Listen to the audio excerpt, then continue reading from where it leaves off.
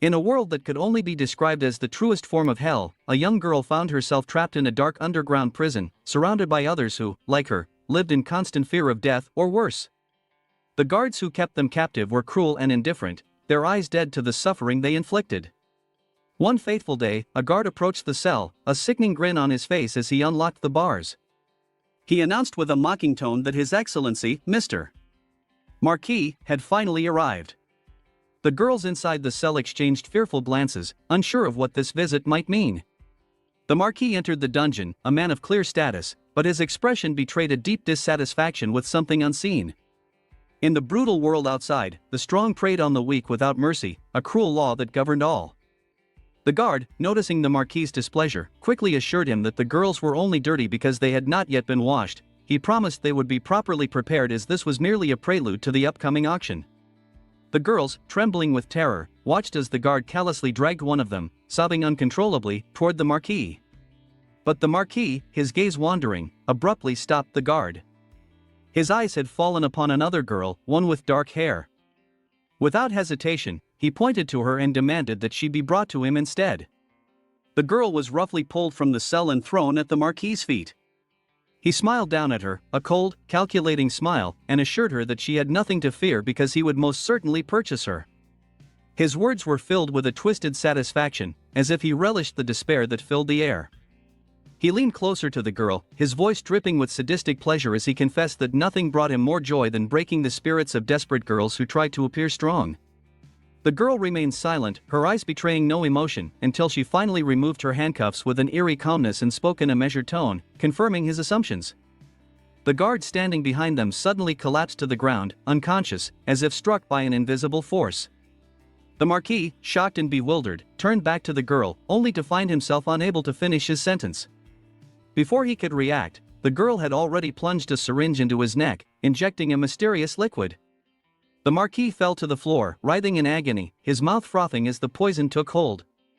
The girl calmly walked to a bucket of water, soaked a rag, and returned to the Marquis. With a chilling smile, she wiped his face and whispered that she was his death. Then, without another word, she threw the keys back into the cell, giving the other girls a chance to escape. Wrapping herself in a cloak to conceal her identity, the girl left the dungeon and ventured into the stormy night. Meanwhile, when the guard awoke, he saw all the girls with weapons in their hands. A scream echoed as our heroine walked into the dark moonlit night. The rain poured down heavily as she made her way to a small shop. Inside, a man behind the counter handed her a reward, a sum of money, for her successful mission. He remarked that the Marquis's death had been ruled a heart attack, with no signs of mutilation or poisoning, just as the contract had specified. He looked at the girl with a mixture of awe and fear, acknowledging that such a task seemed almost effortless for someone of her skill. He referred to her as the goddess of death and handed her a new order, another target to eliminate in a world where power was maintained by devouring the weak. As she prepared to leave, the girl overheard a conversation between two men. One of them, staring at her silhouette, asked if she was truly the legendary assassin he had heard of. The other, skeptical, pointed out her youth. The shopkeeper warned them not to be deceived by appearances, explaining that she was a real monster who had already claimed more than a dozen lives. The bartender, watching from below, spoke grimly of a girl known for her ruthless efficiency, a girl who killed her targets without a hint of remorse. It didn't matter to her whether they were men, women, elderly, or even children, her heart was as cold as the blade she wielded. She moved from one mission to the next, indifferent to the suffering she caused, blind to the lives she shattered. The thunder rumbled overhead, and suddenly, she heard a strange sound nearby, alerting her that something or someone was following her. A small, shivering kitten perched precariously on the edge of a roof, struggling against the biting cold and relentless rain. Without hesitation, she approached it and wrapped her cloak around the tiny creature, shielding it from the downpour. The kitten, feeling warmth and dryness for the first time in hours, gazed up at her with eyes full of gratitude and relief. Yet, as the girl sat on the edge of the rooftop, the weakened structure beneath her began to give way. In an instant, she and the kitten were plunged into the abyss, the world spinning wildly as they fell. When the girl opened her eyes again, she found herself in a strange, white space surrounded by beings that resembled angels. A man of authority sat nearby, his presence imposing. The angels murmured among themselves, condemning her for the hundreds of lives she had taken. They branded her as the worst of the worst, unfit for heaven, and recommended she be cast into hell. As the verdict seemed all but decided, the kitten, who had plummeted to its death alongside her, suddenly spoke up. With a voice full of innocence and sincerity, it pleaded with the angels, explaining that this girl had saved its life. The kitten argued that despite her fearsome reputation, she had a good heart and asked the angels for mercy on her behalf. The girl, upon hearing the kitten's plea, remembered the moment she had saved it. But she quickly dismissed the idea that she was anything but monstrous, insisting that she was a terrible person with a foul temper. The kitten, undeterred, pressed on, asking if she truly wished to be condemned to hell. The girl, avoiding the kitten's gaze, replied with a chilling indifference, stating that she didn't care about her fate. She had always longed for death, but it had eluded her, leaving her trapped in an endless cycle of violence. Amused, the man on the throne laughed, curious as to how someone so hardened could have shown compassion, even if only once. He turned to the angels and suggested they assign her a new task, one that would truly test her character. In his view, she was uniquely suited for it. As he spoke, a magical light began to surround the girl, and a commanding voice echoed through the space, declaring that she must learn the power of love.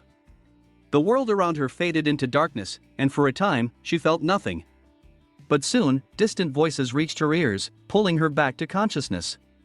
She awoke in a place she didn't recognize, feeling an unfamiliar warmth and comfort. As she opened her eyes, she saw a man, his face filled with joy, calling her its sweet little angel and cradling her in his arms. He wondered aloud if it was time to feed her, and his touch was gentle, filled with a tenderness she had never known. The girl tensed, her mind racing with confusion. Where was she? What had happened? She was soon placed in a crib, and two young boys began to play around her, calling her princess and offering her toys and bottles. They asked her what she wanted, but she remained still, staring at them with an emotionless gaze, unable to comprehend this strange new world. As time passed, she slowly gathered information, realizing that her name was now Patricia von Annika, an ordinary infant barely a year old. The world she had known before had been a hellish nightmare, a place where she had destroyed countless lives. But even in death, she had not found peace. Instead, she had been reborn into what felt like an even stranger and more perplexing existence. One of the men handed her a bottle of milk, urging her to drink while it was still warm. The other insisted that she wasn't hungry and wanted to play, offering her a rattle. Patricia sat motionless, her mind flooded with memories of her past life. She realized that what she had experienced hadn't been a dream, it was all too real. Now, trapped in this new life, she was forced to confront the consequences of her actions and the possibility that her journey was far from over. Her name had once been Thoth, known far and wide as the goddess of death. She was the most feared and legendary assassin, a figure shrouded in mystery and terror. But now, as Patricia von Annika, she found herself in a new life, bewildered by the sudden and inexplicable end of her previous existence. Just as she began to grapple with the strangeness of it all, a pair of warm, strong hands lifted her from the crib. The man holding her was Leonhard Wołanecki, her older brother. He held her close, sensing something was amiss. "What's the matter, little one?" he asked softly, his voice full of concern. Patricia, of course, said nothing. Her silence didn't deter him, though. He kissed her cheek and smiled, telling her how smart and beautiful she was, as always. Despite the indifferent look on her face, Leonhard assured her that she was still as sweet as ever. Soon, another man approached Gilbert, her other older brother. He gently took her from Leonhard's arms, cradling her with care. "It's obvious she just wants to cuddle," Gilbert said, kissing the top of her head. He then asked if she wanted to play, his tone light and affectionate. Despite his words, Patricia remained stoic, her mind still racing with thoughts from her past life. The two brothers continued to dote on her, unaware of the turmoil inside her. As the boys argued playfully about who would take her to visit their father, Patricia began to piece together her new reality. Leonhard and Gilbert were her brothers, and they were clearly eager to spend time with their little sister after a year apart. This was a stark contrast to the life she had known before, where she was an orphan with no family to speak of. The warmth and affection they showed her felt foreign, almost disconcerting. Then, a distant memory echoed in her mind, a voice from that strange, heavenly place telling her that she needed to learn about love. As she pondered this, Patricia realized that perhaps this new life was meant to teach her something she had never known before. But before she could delve deeper into these thoughts, her keen instincts, honed over a lifetime as Thoth, alerted her to a new danger. None of them noticed the figure sneaking onto the veranda, a man armed and intent on harm. He moved silently, carefully opening the veranda door and slipping into the room. Patricia, lost in thought, suddenly remembered the sharp hairpin in Gilbert's uniform. Moving swiftly and silently, she snatched it and spun around, just in time to see the intruder preparing to strike. Without hesitation, she hurled the hairpin with deadly accuracy. The makeshift weapon struck the man in the eye before he could lay a hand on her brothers. The would-be assassin staggered back, clutching his face in agony, trying to stifle his scream to avoid detection. Blood poured from his wound as he stumbled toward the edge of the veranda. Patricia watched in stunned silence as the man lost his balance and tumbled over the side, disappearing into the night. The heavy thud of the man's fall broke the silence in the room, drawing the attention of her brothers. Gilbert was the first to notice something was amiss. He walked over to the window, puzzled. "When did we open this?" "It's supposed to stay closed so Patricia doesn't catch a cold," he murmured, quickly shutting it. As he did, his eyes fell on his uniform, and he realized his brooch was missing. "Where did my brooch go?" His brother turned to him with a look of alarm, questioning whether he had left her near Patricia. Gilbert assured him that he was fully aware of the potential danger and would never do such a thing. Though he admitted the situation was strange, he had only hooked it earlier that morning. Lienhart, cradling his sister, gently laid her back in bed, wondering if she had armed herself for self-defense. The boy nodded in agreement, prompting his brother to suggest they search for her together, as it might indeed be too risky. As Patricia lay quietly in her crib, she watched them move away, smiling to herself as they left. The boys, turning back briefly, smiled at her and said their goodbyes.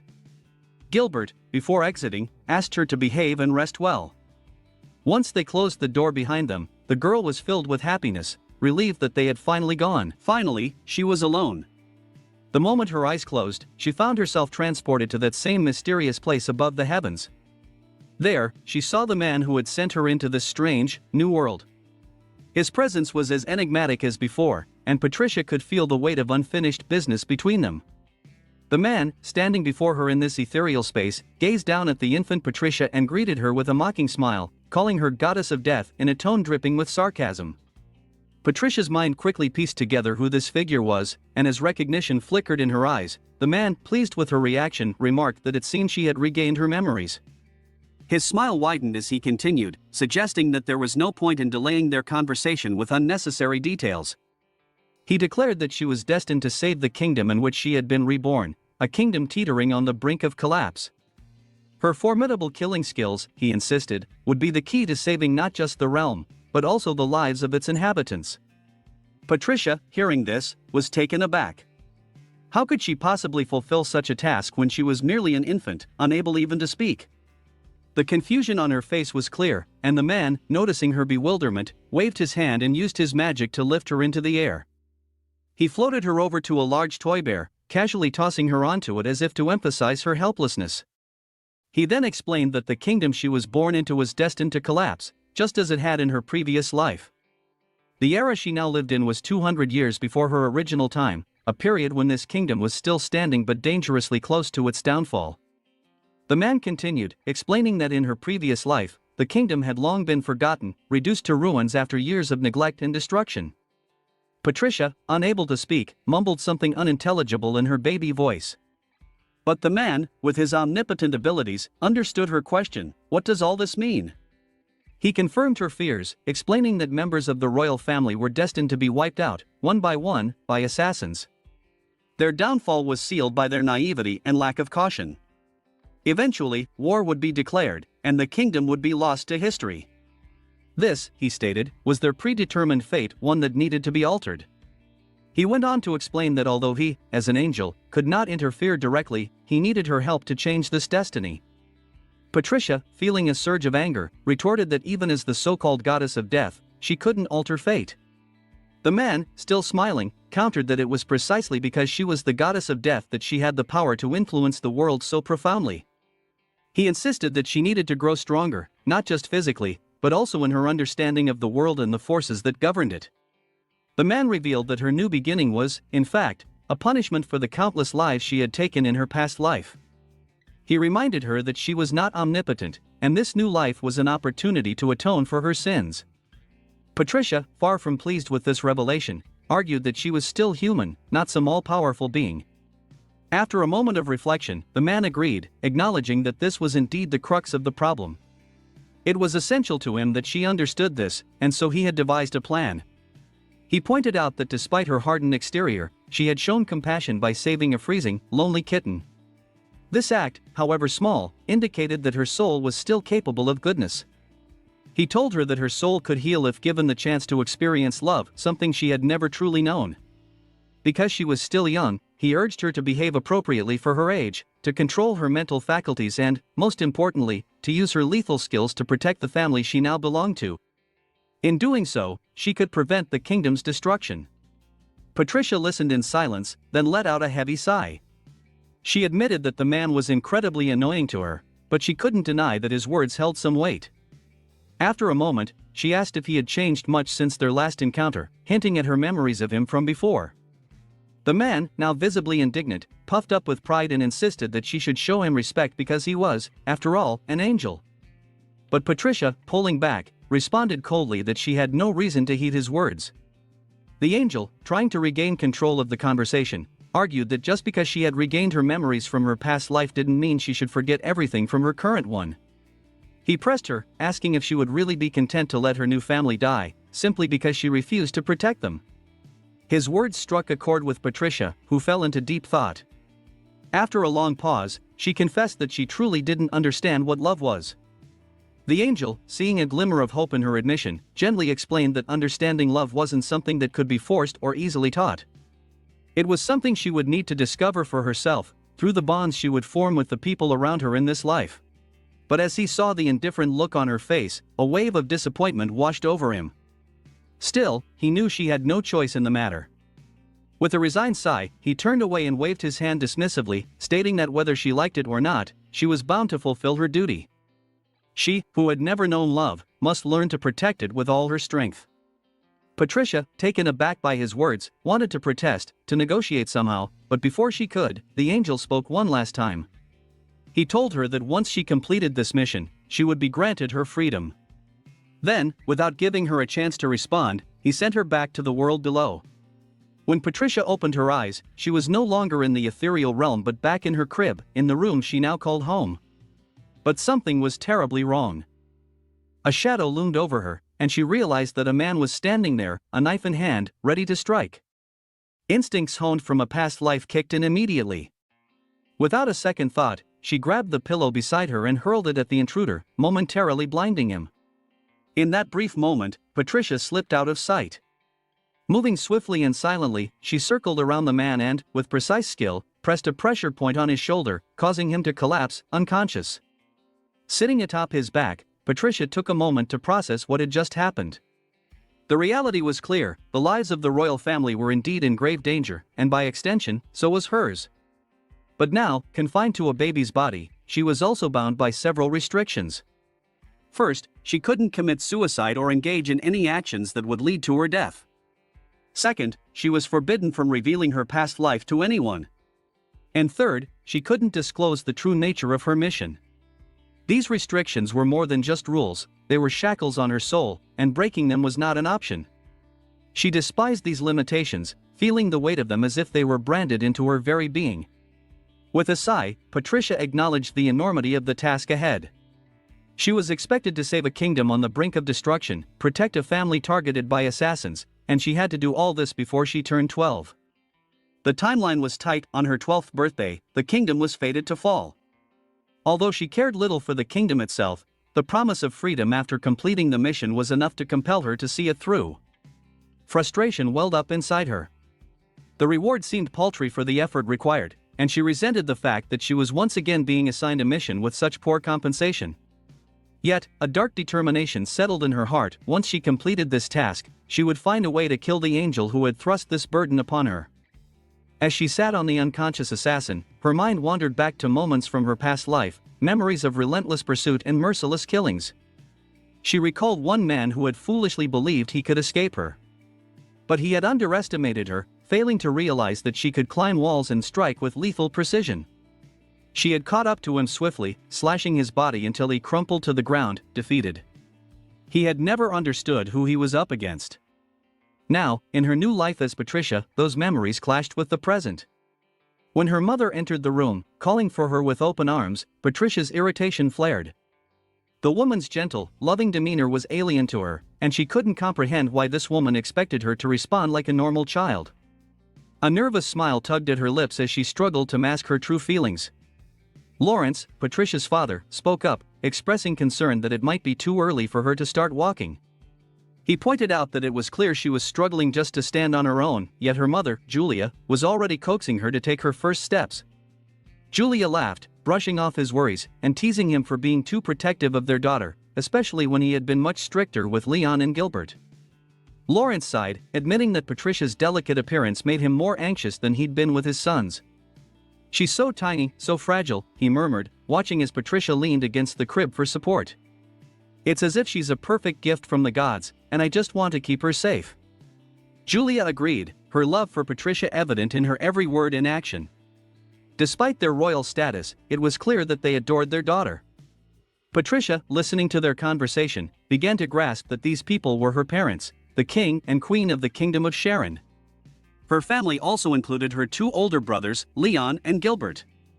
Her mission was to protect these four individuals from harm, a task entirely new and foreign to her, as she had spent her past life taking lives, not saving them. Lawrence suddenly remarked that Patricia seemed to be learning to walk much earlier than her brothers had. Julia smiled, clearly touched that he remembered such details, and as she approached Patricia, she added that their daughter seemed to grow cuter with every attempt to stand, even if it was a struggle. The girl grew increasingly irritated by the endless stream of cutesy remarks and the sight of succulents everywhere, to the point where she even entertained thoughts of lashing out at her parents. Soon after, she found herself sitting on the floor, realizing with some surprise that she could now move with ease. Patricia speculated that the absurd entity she knew as God must have altered her body, giving her unexpected strength. Although it was difficult to gauge just how much she had changed, she was certain that she could walk comfortably and even outpace her parents. This newfound power left her feeling a twinge of regret, as she was forced to maintain the guise of a helpless infant, which limited her autonomy. Just as these thoughts swirled in her mind, her mother approached, scooped her up, and mused aloud whether her daughter was already tired. She then gently kissed Patricia's forehead, apologizing and explaining that it was time for her afternoon nap, a routine that had not been abandoned. As her mother carried her to the bedroom, Patricia lay on the bed, watching as her mother lingered by her side, seemingly lost in thought. Patricia struggled to understand the concept of love her parents professed, finding it elusive and intangible, especially since they rarely shared meals or moments of genuine connection. Time passed in a haze until Patricia, seeking solitude, ventured out onto the veranda. With her memories of a past life fully restored, she came to a startling realization: her room, located in the vast castle, was the easiest to access, making her, a mere infant, the most vulnerable target for an assassin. The river running below her balcony presented a convenient means to dispose of bodies and weapons, a thought that now seemed disturbingly routine. Patricia even speculated that God's protection had shielded her until she regained her memories, which explained the seemingly endless string of would-be murderers she had encountered over the past year. Whenever Patricia eliminated another threat, she would discard the poison she used and reflect on the peculiar burden of being a target. Her parents' overprotectiveness, born from a near-fatal incident, only heightened their concern for her safety.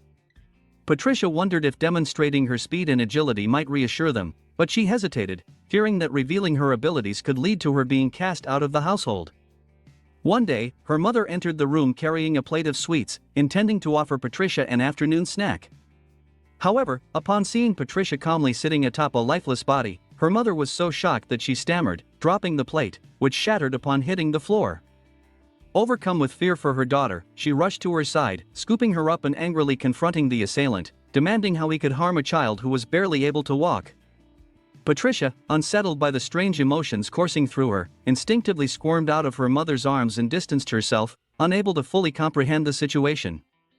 Her mother, Julia, was simultaneously astonished and overjoyed to see Patricia walking on her own. She proudly declared her daughter a genius, marveling at how quickly she had adapted in the years since her rebirth as a princess. Patricia had long been recognized as exceptionally gifted, and a full year had now passed since she was reborn into the life of a princess. Recently, she made an important realization. Julia, her mother, had discovered something troubling and insisted that the balcony in Patricia's room be removed immediately. Julia also suggested that if the balcony couldn't be removed, the doorknob should be replaced with blades, as a real assassin had recently managed to sneak into Patricia's chambers. Surprisingly, Patricia wasn't at all shocked by this. Such incidents had become so frequent that she would be more startled if a day passed without a murder attempt. After hearing Julia's concerns, Patricia's husband advised against taking such drastic measures just yet. Instead, he proposed assigning a nanny to watch over Patricia every minute of her life. He proudly mentioned that their kingdom was renowned for the strength of its warriors and that he would personally select someone from the royal guard for this role. However, Julia strongly opposed the idea, arguing that Patricia despised strangers. The thought of someone being stationed outside her room day and night was something Patricia would never tolerate. Leon, Patricia's brother, whispered that Patricia had taken an instant dislike to the previous nanny when she first met her. His brother agreed, recalling how Patricia had sobbed inconsolably for 24 hours straight because of it. Patricia, who had only recently come to this realization, understood that her family, particularly when it came to her, could be rather clueless. Although her memories of life before regaining her past life memories were somewhat hazy, it was clear that without those memories, she would have grown up to be extremely self-centered.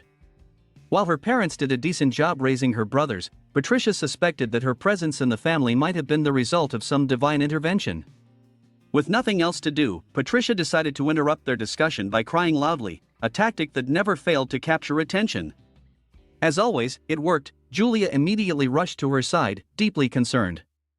The entire family gathered around, anxiously asking why she was crying and what had happened.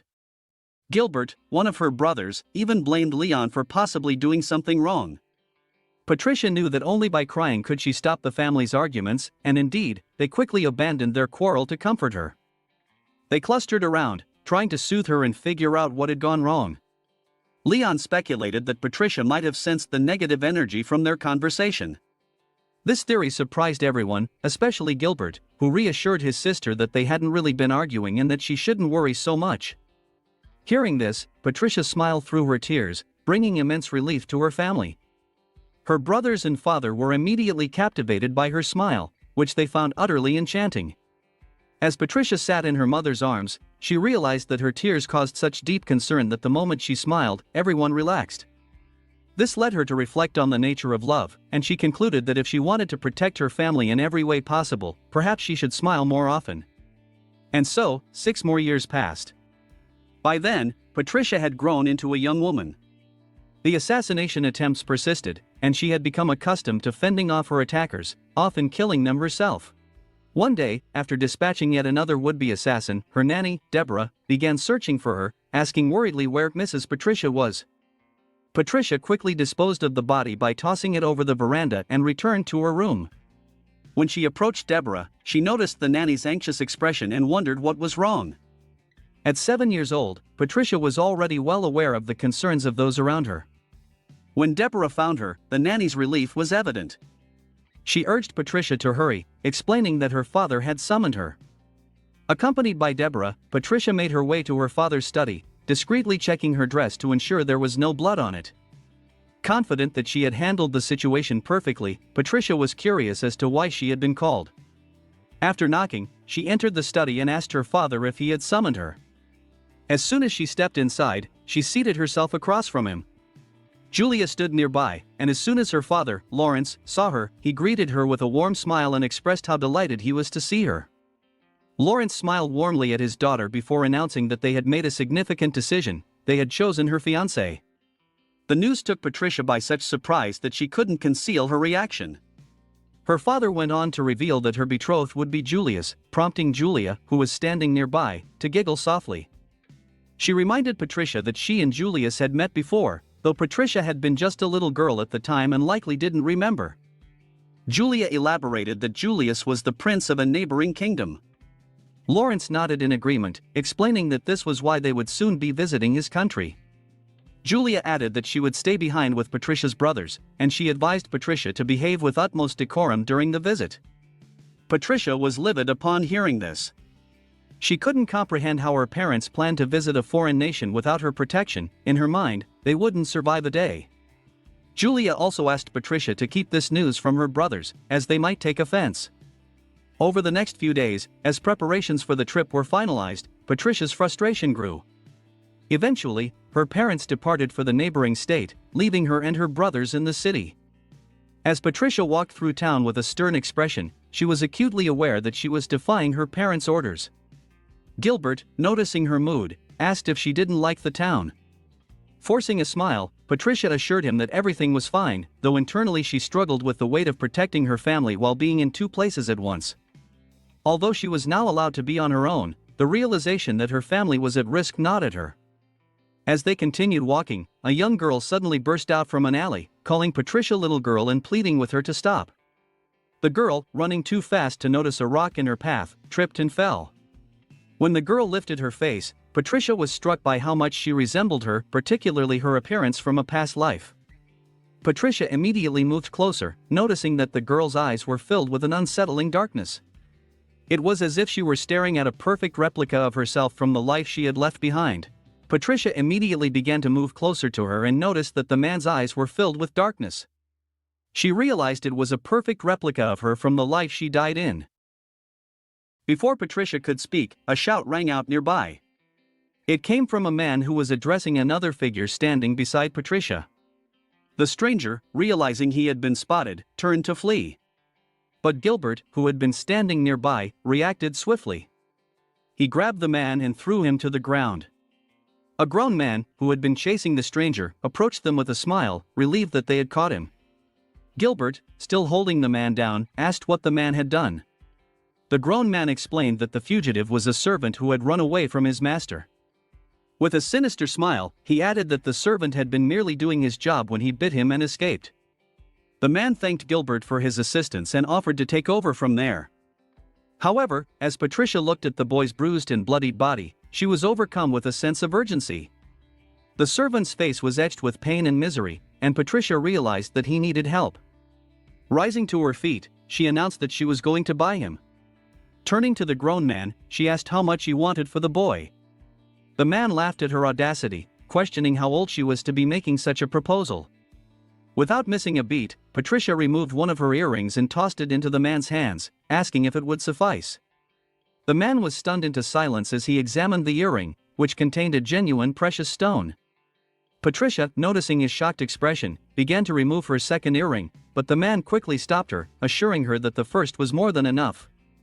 Satisfied, Patricia offered him a contract and then turned to the boy, instructing him to stand. She crouched down and extended her hand to him, telling him that from now on, he would walk by her side. Gilbert took Patricia aside, followed by the servant, and led them into a narrow alley. Once there, Gilbert's brother reprimanded Patricia, reiterating his warning that they should not employ servants of such dubious backgrounds. Surprised, Patricia questioned if it would be acceptable to employ the servant if he did not belong to the questionable category Gilbert was referring to. She speculated whether the servant might cooperate more if he simply spoke with her, but Gilbert, increasingly agitated, insisted that this was out of the question. The servant, visibly upset, gesturing towards the boy, he expressed his confusion over the boy's origins and argued that Patricia already faced dangerous situations far too often. At the very least, they should ensure her safety here. Patricia glared at him angrily, considering all that had transpired when she was merely trying to protect their family. However, her attention soon shifted to the boy sitting on some nearby boxes, and she wondered if he was thinking of escaping. The boy remained silent but nodded in agreement. Patricia approached him and said that she did not forbid him from leaving, but suggested he eat something first. She also offered to treat the wounds on his back to aid in their healing. After a moment's silence, the boy asked her how much her earrings had cost. Patricia, smiling, pointed to one of them and told him that from now on, his future was in his own hands. Their conversation was abruptly interrupted when a group of hooligans appeared. One of them, smiling maliciously, noted that Patricia and her companions did not appear poor and demanded that they hand over everything they had. The merchant who had given them the boy grinned evilly, thinking that Patricia should not be offended by what was happening. He believed it was her own fault for venturing unguarded into such a dangerous area. In this world, the strong preyed upon the weak. As he reveled in his thoughts, he failed to notice that the boy had managed to defeat all the hooligans in a single strike. Hearing strange noises, he quickly turned to see what was happening. He sought his servant, the boy, who immediately flew into a rage upon spotting him. The servant ran toward the merchant and struck him forcefully, anger boiling over from being bullied for so long. Patricia and her brother stood back, watching in astonishment. The boy then approached Patricia and asked if he should retrieve her earring from the merchant. Smiling, Patricia assured him that there was no need, she had already received what she wanted. The boy then placed his hands on her shoulders and moved closer, sniffing her hair intently. After a few moments, he pulled back and commented that it smelled quite nice. Taking her hands in his, he declared that he would serve her from that moment on, valuing his service as equivalent to the price of her earring. Patricia, still smiling, said she had no objections and mused that the boy seemed remarkably similar to her in some ways. A plan began to form in Patricia's mind. She realized that with some training, this boy could become quite useful, making the burdens she carried much lighter. When they arrived, Leon, seeing the dirty, unfamiliar boy, asked Patricia in a shaky voice who he was. Patricia, wiping the boy's dirty face, casually replied that she had acquired him during her morning walk around town. She added, smiling, that her brother Jill had objected to her having a servant like him, so she could consider him more like a pet. Leon was stunned, unable to comprehend how a young boy could be considered a pet or why they had brought him to the estate. He realized that their parents would likely be displeased with the new addition. Ignoring Leon's concerns, Patricia took the boy by the hand and said he needed to be cleaned up and fed. As they moved away, Gilbert turned to Leon and mentioned that they had encountered trouble right after acquiring the boy. Leon, more bewildered than ever, asked what kind of trouble Gilbert was referring to. Gilbert explained that Patricia had had to give up her precious earring, but fortunately, the boy had managed to handle all the hooligans on his own. To sum up, Gilbert suggested that the boy might prove useful to them. If they could cultivate loyalty in him, he might even protect their sister. Leon quickly understood that this was the reason Gilbert had allowed a stranger to get close to Patricia, a realization he had not immediately grasped. After some reflection, Gilbert expressed his concern that their father might be planning something, perhaps intending to marry Patricia off to someone far away. If that were to happen, they wouldn't be able to protect her. Meanwhile, Patricia had already returned to her room with her new companion and had removed his cloak. She looked him over with a mixture of surprise and curiosity, noticing his ears and tail, and asked if he was a half-human man. In fact, half-human men, or beastmen, as they were often called, were frequently targeted by slave traders due to their extraordinary strength and speed. The boy assumed she already knew about his nature and that was why she had referred to him as a pet. However, Patricia clarified that she was unaware of his background, she had only called him a pet to persuade her brother to let her keep him. Deciding to move on from the topic, she suggested that the most important thing right now was for him to take a bath, and so they headed to the bathroom. Patricia drew hot water and helped him wash his hair. As she did, she realized she had never learned his name. The boy responded that he didn't have one, he had always been referred to as Hey You, One, or even worse names. Surprised by this, Patricia said she would need to call him something for convenience. The boy replied that he wouldn't mind if she chose a name for him, acknowledging her as his mistress. Patricia hesitated for a moment, unsure of what to call him. The boy, feeling awkward and confused by her kindness, thought she was quite unusual. He didn't understand her intentions, she was washing him herself without any concern for her clothes and seemed unbothered by his appearance or actions. While they had been traveling by carriage earlier, he hadn't been able to get a good look at her house, but now he could see that it was very large, much more than he had expected from a wealthy girl. He had even overheard a maid call her a princess, which he found hard to believe. As Patricia continued to wash his hair, she contemplated what name to give him.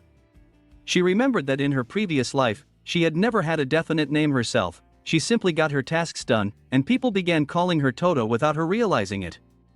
As she rinsed the foam out of his hair, she asked if he believed that the meaning of a name was important. The boy looked at her uncertainly, not quite understanding what she meant. Patricia then placed a towel over his head and announced that she would call him Toto from now on. The boy smiled and agreed, saying he would respond to that name and thanked her for it. A few days after Toto's arrival at the royal palace, Patricia began to actively engage in his education. They were in a special room when Patricia, frustrated, asked him if he had any desire to learn, as he wasn't paying attention at all. Toto sighed heavily and confessed that he had no interest in studying, which left Patricia feeling a bit hurt. The boy had lost track of time since moving into the palace, having been confined to Patricia's room the entire time. She had told him that if her father discovered his presence, he might have a fit, so he was not allowed to leave her quarters. Although his life here wasn't drastically different from his previous master, Toto was grateful that he wasn't being beaten or chained. He figured that Patricia must have a peculiar hobby and believed she had bought him out of pity. Sighing, Patricia noted that he still couldn't concentrate and suggested they take a break for tea. As she got up to ask the maid for some, Toto suggested that he could be more useful as a bodyguard. Looking directly into her eyes, Toto stated that he didn't want to sit around with books and memorize things, he wanted to be on the battlefield, fighting. Patricia, on her way out the door, responded that it was too early for him to start practical training and advised him to be patient. Toto was deeply hurt by this, feeling that she didn't take him seriously. He thought she had taken him on as a mere plaything. He didn't understand what she meant by wounds and couldn't fathom how a seemingly delicate girl could know anything about martial arts training. Fighting was all he knew, and his mind wasn't suited for anything else. Toto suddenly heard a man's voice addressing Princess Patricia, and an intense fear gripped him. In a panic, he darted around the chair, just as a menacing figure closed in on him. The man, noticing the unfamiliar boy, turned with a startled expression and asked, "Are you truly half-humans?" His astonishment only grew when he realized the princess had a servant. The man instantly understood why his previous attempts had failed and, in frustration, called the boy an idiot. However, before he could finish his insult, Toto swiftly struck him in the stomach. Yet the man quickly retaliated, grabbing Toto by the throat and lifting him off the ground, taunting him with claims of his supposed weakness. Toto, now trapped and overwhelmed, felt despair washing over him. Escape seemed impossible, but just then, Patricia appeared behind the man, her voice cutting through the tension. "If anyone is unlucky, it's you," she declared, landing a precise blow to his throat. The man crumpled to the ground, unconscious. With a chilling smile, Patricia remarked that he likely wouldn't be able to hear her anymore, perhaps ever again. Toto stared at her in disbelief, struggling to comprehend how this girl had incapacitated the bully with a single punch. Patricia then turned to Toto, calmly instructing her to clean up the mess, explaining that some pests had made their way in. Toto, taken aback, stared at her, unable to comprehend who this mysterious girl was, especially since she had just knocked out a bully with a single punch. Then, Patricia turned to her nanny and casually mentioned that there were pests to deal with, instructing her to clean up the mess. Deborah, upon hearing this, immediately responded that the situation needed to be discreet, and thus, she had to get started right away. The girl, still smiling, assured Deborah that she was confident in her ability to handle it, and the nanny began tying up the unconscious man. Toto continued to observe Patricia, still puzzled by her identity. Patricia then turned to him, asking if he could now realistically assess his abilities. Toto, suspicious, inquired who she really was. After all, she was known as a princess, yet she had just displayed remarkable combat skills. With a bemused smile, the girl replied, "Have I not introduced myself yet?" Without waiting for his response, she revealed her name and added that she was the daughter of King Sharon Lawrence, making her a princess of the realm. Toto was stunned by this revelation. By this point, the girl had already identified several loopholes in the restrictions placed on Patricia. Although there were many things Patricia was forbidden to disclose, that didn't stop her from demonstrating her abilities. For instance, she had defeated a skilled assassin and had even turned her into a maid. Reaching out, Patricia addressed Toto, expressing her need for him. The young man, still lying on the floor, asked what she meant by that. Patricia explained that the lives of the royal family were constantly in danger, and she believed he had the potential to become much stronger over time. She genuinely wanted him to realize his potential and protect her family. Toto thought to himself that this girl was anything but ordinary, yet he found himself captivated by her radiant presence. Besides, it seemed only natural to want to protect the princess and her family, who were targeted by dangerous assassins. Later, as Toto walked through the corridors, he heard a voice calling out to him. It was Julia, and she seemed to be looking for him. Acting quickly, he hid, alarmed by the dress she was holding. At that moment, Leon approached him, greeted him with a smile, and mentioned that his mother was searching for him. Toto sighed, clearly displeased by the encounter. Toto bowed and replied that it was his mistress, Patricia. Gilbert's anger flared, infuriated by the fact that even his mother had taken Toto's side.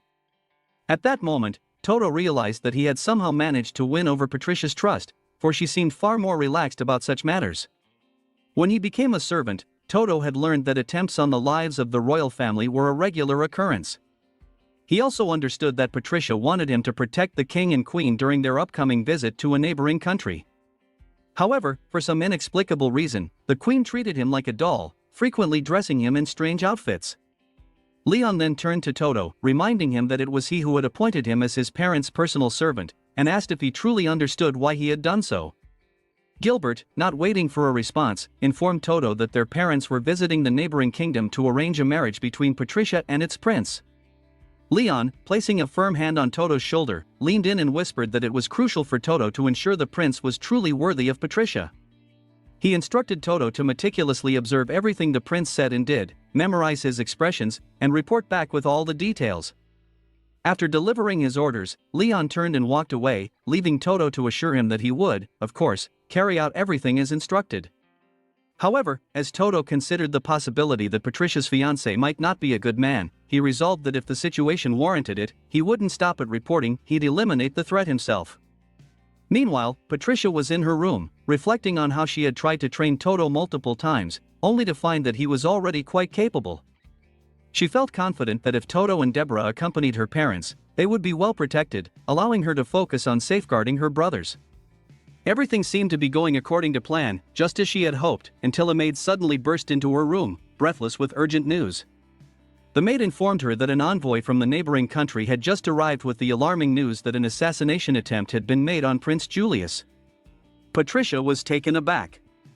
The thought of an attempt on her fiancé's life had never crossed her mind, and it suddenly dawned on her that he might now be considered part of her family, a responsibility she hadn't anticipated.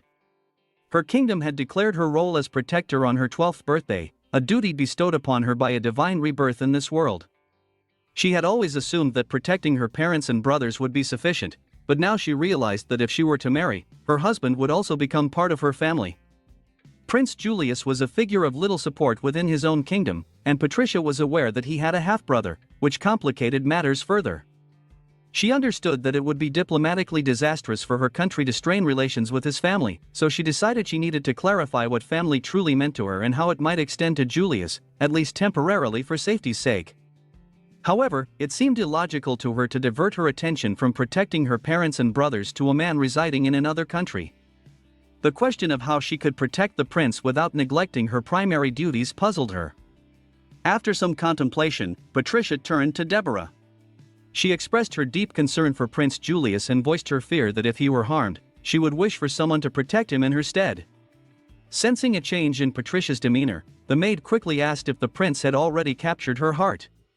At that very moment, Toto knocked on the door and stopped mid-sentence, stunned by the conversation he had just overheard. Patricia, noticing his reaction, laughed and reassured him, saying it wasn't what it seemed. She hadn't even seen what Prince Julius looked like. Nevertheless, since he was her potential fiancé, it was only natural for her to be concerned. Gathering himself, Toto finally entered the room, apologizing for the intrusion. The maid, delighted at the idea of the princess having fallen in love, immediately turned her attention to him. Deborah, however, was furious and chastised Toto for barging into a lady's room so inappropriately. Indignant, Toto retorted that he had knocked, but they hadn't heard him. The maid, still holding on to her romantic notions, grabbed him by his clothes and started pulling him toward the exit, admonishing that knocking didn't grant permission to enter. Toto sighed heavily and pointed out that she herself had entered silently before and hadn't faced any consequences. The woman, outraged by his audacity, was about to scold him again when Patricia intervened. She waved off the commotion, stating that it didn't matter much after all, Toto was just her pet, and it was rather absurd to expect a pet to act as a snitch. As the maid finally released him, Patricia instructed her to leave and added a request: if there was any new information about Prince Julius, she should be informed immediately. Deborah bowed and promised to relay any updates at once before exiting the room. Once they were alone, Patricia stepped closer to Toto, taking his hand, and asked what was bothering him. She had noticed that he seemed uncomfortable with being treated as his mother's doll. Toto, clearly nervous, struggled to find the right words, but eventually asked if Patricia had ever personally met the prince from the neighboring country. Patricia, surprised by the question, replied that she had not and was curious as to why he was asking. The boy explained that he had overheard the maid's earlier conversation, and it had unsettled him. Patricia, sensing his discomfort, told Toto that if addressing her formally made him uneasy, he didn't need to be so polite. But Toto, looking away, thought to himself that it wasn't the formality that bothered him, it was something else entirely. She then clarified that what he had overheard was indeed about an assassination attempt on Prince Julius, which had been the topic of her conversation with the maid. When Toto heard this, he looked at her in shock and asked if it was really true. Patricia confirmed, adding that while she didn't know the details of what had happened to Julius, she was genuinely worried about him since he was her fiancé. Toto, upon hearing this, felt a surge of conflicting emotions. Patricia found herself wondering who might be behind the assassination attempt and fervently hoped it wasn't connected to her brother. As she moved to the window, she remarked that she was certain their brother was on the rise in his homeland, which might explain why someone wanted him out of the picture before he could meet her parents and make their engagement official. Toto, still processing the situation, asked if it was true that her position would be compromised if the prince died. Patricia responded that she didn't know and wasn't entirely sure what her father's plans were. However, she turned to Toto and stated resolutely that if Julius were to become her fiancé, she couldn't allow him to die. Moved by her determination, Toto stepped closer and vowed that he would protect her. Just then, another maid rushed into the room, breathless with urgency. She announced that there was a new development. Prince Julius had just arrived at the palace. Patricia was taken aback. She hadn't expected him to show up at the castle, especially since it was her family who was supposed to be traveling to his kingdom. Confused, she approached the maid and asked what this unexpected visit meant, as she had received no prior warning. Deborah, her voice trembling, confirmed that the prince had indeed arrived without any notice, catching even her parents and the ambassador by surprise. This unexpected move by the prince baffled everyone, as it was highly unusual for someone of his status to act so unpredictably. Patricia began to consider the possibility that Julius might have a significant reason for his sudden appearance or that he was trying to send a message with his unannounced visit. She immediately became curious about the true nature of Prince Julius, wondering what kind of person he really was. Toto, sensing the tension, offered to investigate the situation, but Patricia quickly dismissed the idea. Instead, she turned to the maid and requested that all necessary preparations be made. With a smile, she declared that she was about to meet her future fiancé and intended to make a strong impression. Meanwhile, in the royal castle of Shin, in the grand throne room, King Lawrence sat on his throne, welcoming an unexpected guest. The man apologized for the delay, explaining that urgent matters had detained him, before inquiring why the prince had chosen to visit in person. Before the throne stood none other than Prince Julius, impeccably dressed, with his blonde hair and golden eyes gleaming like the sun. The young prince bowed respectfully and apologized for arriving unannounced, but with a smile, he explained that he had come to discuss a treacherous assassination attempt he had recently survived. King Lawrence was startled by the news and expressed his concern, having heard from the ambassador that the prince's life had indeed been in grave danger. Julius confirmed the assassination attempt but reassured the king that, as he could see, he was in good health. With a calm smile, he added that upon hearing that the ambassador had traveled to their country, he couldn't bear to let them worry about his condition, so he hastened to present himself in person. King Lawrence, slightly surprised by the prince's proactive behavior, nodded in understanding.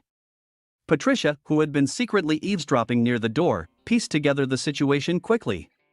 She realized that the ambassador was likely in cahoots with the assailants, and the men behind the assassination attempt were trying to sabotage their engagement.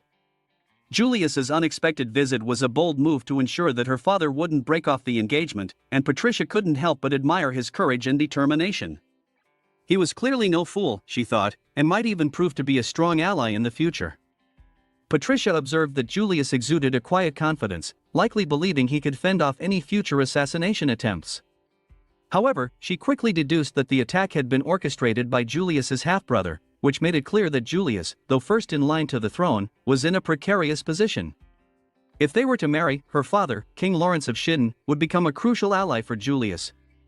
Should Julius ascend to the throne, the political influence wielded by her father would grow substantially. This moment felt like a critical juncture in history, and Patricia was intensely curious about what King Lawrence would decide. After a pause, Lawrence smiled warmly, expressing his relief that Julius was safe. He acknowledged that the prince must be exhausted from his journey and promised to have suitable quarters prepared for him. Julius, in turn, expressed his deep gratitude to King Lawrence. However, Lawrence then mentioned that he would like to introduce Julius to his daughter, Patricia, whom he described as very charming, hoping they would get along well. He also suggested that Julius visit the ambassador, who was still at the castle and had been deeply concerned about the prince's well-being. Julius, catching the subtle tension in the king's words, grew wary but politely agreed to express his thanks. Shortly after, Patricia knocked on the door and entered the room, her beauty captivating everyone present. She turned to her father, who immediately embraced her warmly, remarking that he was surprised by how quickly she had arrived. Patricia explained that she had heard about the guests and was curious, so she hurried over. Lawrence then introduced the young man standing nearby as Prince Julius from the neighboring country and asked Patricia to introduce herself. Patricia stepped forward gracefully, curtsying as she introduced herself to His Highness. Julius, in response, took her hand, kissed it, and introduced himself, expressing his pleasure at meeting her. Yet, as Patricia looked at Julius, her expression betrayed anger and suspicion. Julius immediately noticed her troubled demeanor and was puzzled by her reaction. Patricia, still visibly unsettled, turned to her father and asked if it was true that Julius was her fiancé. Lawrence, noticing her distress, grew concerned and asked if something was wrong. Patricia, releasing Julius's hand, hesitated but then mentioned that she had a feeling the prince might be injured and suggested they get a doctor. Lawrence, now deeply interested, asked Julius if this was indeed the case.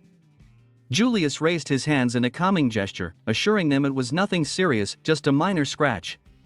Patricia, with a smile, turned back to her father and asked if she could personally take care of Julius. Lawrence, smiling at her compassion, agreed and praised her kindness. He then instructed the maid who had accompanied Patricia to assist them. Patricia suggested they go to the inner palace, where the most beautiful flowers grew, allowing them to not only receive treatment but also enjoy the serene environment. Lawrence affectionately patted her head, granting them permission to go. Patricia expressed her gratitude and inwardly noted how helpful her father had been. The inner palace, which was essentially her private garden, would provide the perfect setting for her to learn more about Julius. She found him suspicious and was eager to gather as much information as possible. Grateful for the opportunity, she felt a sense of determination. This was an important chance to uncover the truth about her enigmatic fiancé. Already in the garden, Patricia, with a smile, inquired if the rumors about Julius's near assassination were true. Slightly apprehensive, Julius responded by asking who had told her such a thing. Patricia replied that everyone was talking about it, particularly how Prince Julius of the neighboring country was in constant danger, with today being no exception, as he had reportedly been injured. Laughing nervously, Julius downplayed the situation, calling the injuries mere scratches. He mentioned that the princess's maid had already attended to him and expressed his gratitude. Patricia, however, remained unconvinced, recalling what the maid had told her about the numerous bruises he bore. Without warning, Patricia asked if His Highness intended to marry her, catching him off guard. She pointed out that, as the heir to the throne, someone was clearly trying to eliminate him for that very reason. She added that her country's support was evident, but if he had any doubts about the drink she had served, it might be wise for him to abandon his claim to the throne. Julius, trying to maintain his composure, acknowledged her words, admitting he had expected her to say something, but not exactly that. Suddenly, he burst into laughter, stating she was wrong about two things. First, she had mentioned this was their first meeting, yet they had actually met as infants. Second, his wariness wasn't due to mistrust, he simply couldn't stand the heat. Confused, Patricia watched as Julius drank his tea, commenting on her brazen manner of speaking. After finishing his drink, he remarked that she resembled an old woman from a distant star, a comment that left Patricia both shocked and infuriated. When she angrily reminded him that she was only 7 years old, Julius retorted that, in that case, she was merely a child with overgrown thoughts. Enraged, she called him a damned Ferrari, but before she could continue, he interrupted, acknowledging that indeed, there were forces that considered him a nuisance and sought to eliminate him. Julius explained that his father, the king, gave him special treatment as the only son of the legitimate queen, but did not value him enough. Should he die, it would complicate matters, including his engagement to Patricia. He revealed that when they were babies, they had spoken of this engagement in passing, but he had insisted on making it official, leaving Patricia stunned to realize that it was Julius himself who had solidified their engagement. Standing and kneeling before her, Julius implored her to marry him, vowing to become king and make her his queen. Patricia blushed, turning away as the reality of the situation dawned on her. She glanced at Deborah, who gave her an encouraging thumbs up, but Patricia, still angry, thought perhaps she should leave this decision to Deborah. Julius, noticing her distraction, asked if she was listening. Patricia responded that she understood but urged him to be realistic. She questioned whether he had any allies within his country's forces who could protect him. Julius became pensive, and after a moment of silence, Patricia produced a set of keys. She offered to protect him, explaining that the palace was capable of isolating and safeguarding people. Even the windows were exceptionally strong, and the doors could only be opened with the correct key, allowing him to stay hidden until the day of his coronation. Julius remarked that her proposal sounded more like house arrest, but Patricia gently lifted his chin with one finger. "If you manage to stay alive, I'll marry you," she declared. However, Julius suddenly burst into laughter, leaving Patricia perplexed. Before she could ask what was so amusing, Julius stepped forward and seized a handful of her hair. Deborah, who had been quietly observing, gasped in shock at his boldness, as did Toto, who had just arrived and instinctively reached for his sword. With a chilling expression, Julius traced Patricia's face with his hand, remarking, "You are quite fascinating." He released her abruptly, stating that he would hold her to her word.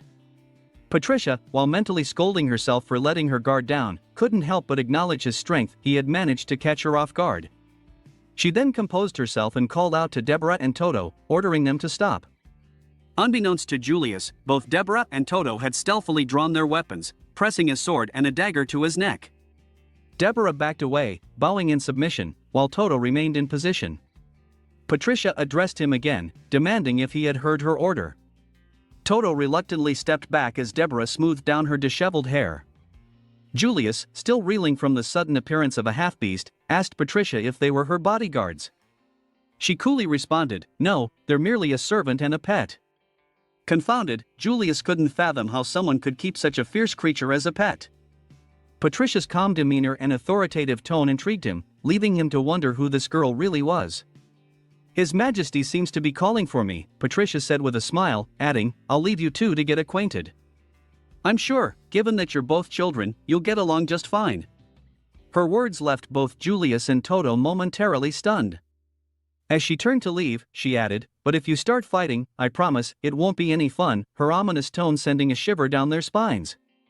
Entering the palace, Patricia instructed Deborah to be vigilant of the palace guards, hinting that there could be traitors among them. Deborah nodded in understanding, agreeing to investigate on her behalf. Patricia, however, couldn't shake off her irritation. Her father summoning her so early was unusual. As she approached her father's chambers, she heard a loud outburst from within, a voice protesting the disrespect of an unexpected visit. Recognizing her brother's voices, Patricia knocked on the door, announcing her arrival. When there was no response, she decided to push the door open and step inside. Her brothers were shouting at their father, enraged that Prince Julius had been attacked by bandits within his own palace. They demanded to know how their father could consider leaving Patricia in the care of such a weak man. Upon seeing Patricia enter the room, the king immediately beckoned her closer. As she approached, he asked if she had spoken with His Highness Julius. Patricia calmly replied that she had, mentioning that she had left Toto with him to continue their conversation. The king, turning to her two brothers, informed Patricia that they had been discussing Julius and reminded her of their previous conversations about his desire for Julius to be her fiancé. He then asked if Julius had mentioned anything to her.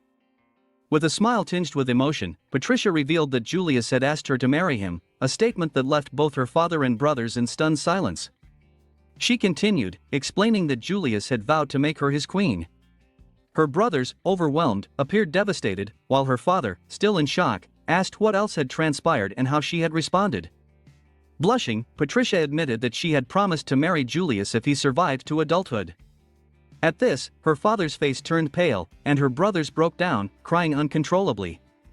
They tried to speak, but their words were drowned out by their desperate sobs and cries of protest. Meanwhile, in the garden, Prince Julius and Toto were locked in a fierce battle. Just a few minutes earlier, Toto had been stopped by a maid who informed him that the king had requested Patricia's presence in the inner palace.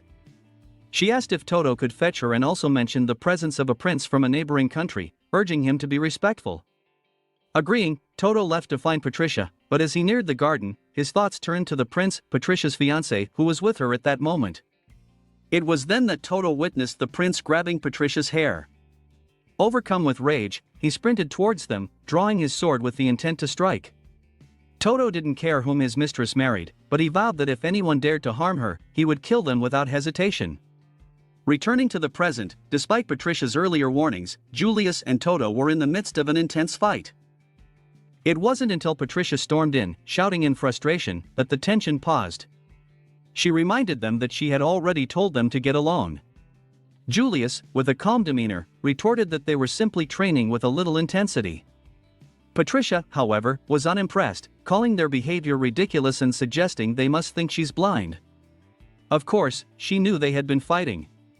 Toto, trying to downplay the situation, casually mentioned that even friends argue sometimes.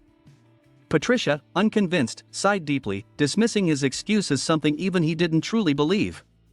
Her mind wandered briefly, recalling the assassin that she and Deborah had dealt with earlier. Relief washed over her upon learning that the killer hadn't been one of Julia's targets, as she'd initially feared. Apparently, the assassin had slipped in before their security protocols took effect. Realizing the situation had distracted her, Patricia made a mental note to have Deborah's team clean up the building. While she was lost in thought, Julius noticed something unusual. He called her over, drawing attention to her hand, which was smeared with blood.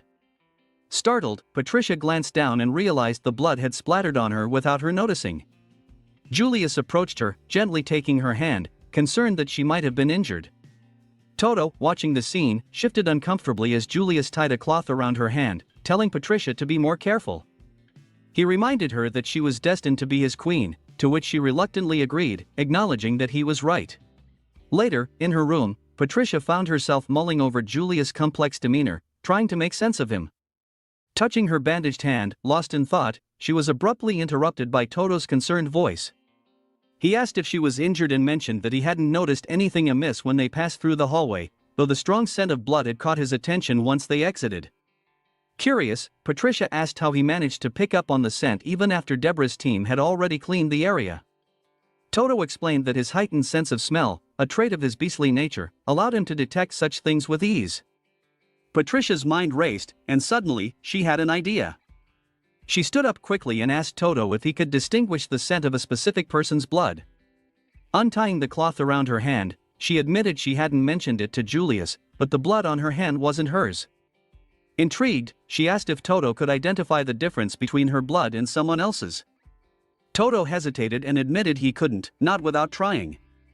Patricia acknowledged his response, then, to his utter shock, drew a dagger and sliced her own hand without a second thought. Stunned, Toto trembled, struggling to find his words, while Patricia, smiling, reassured him that it was merely a scratch.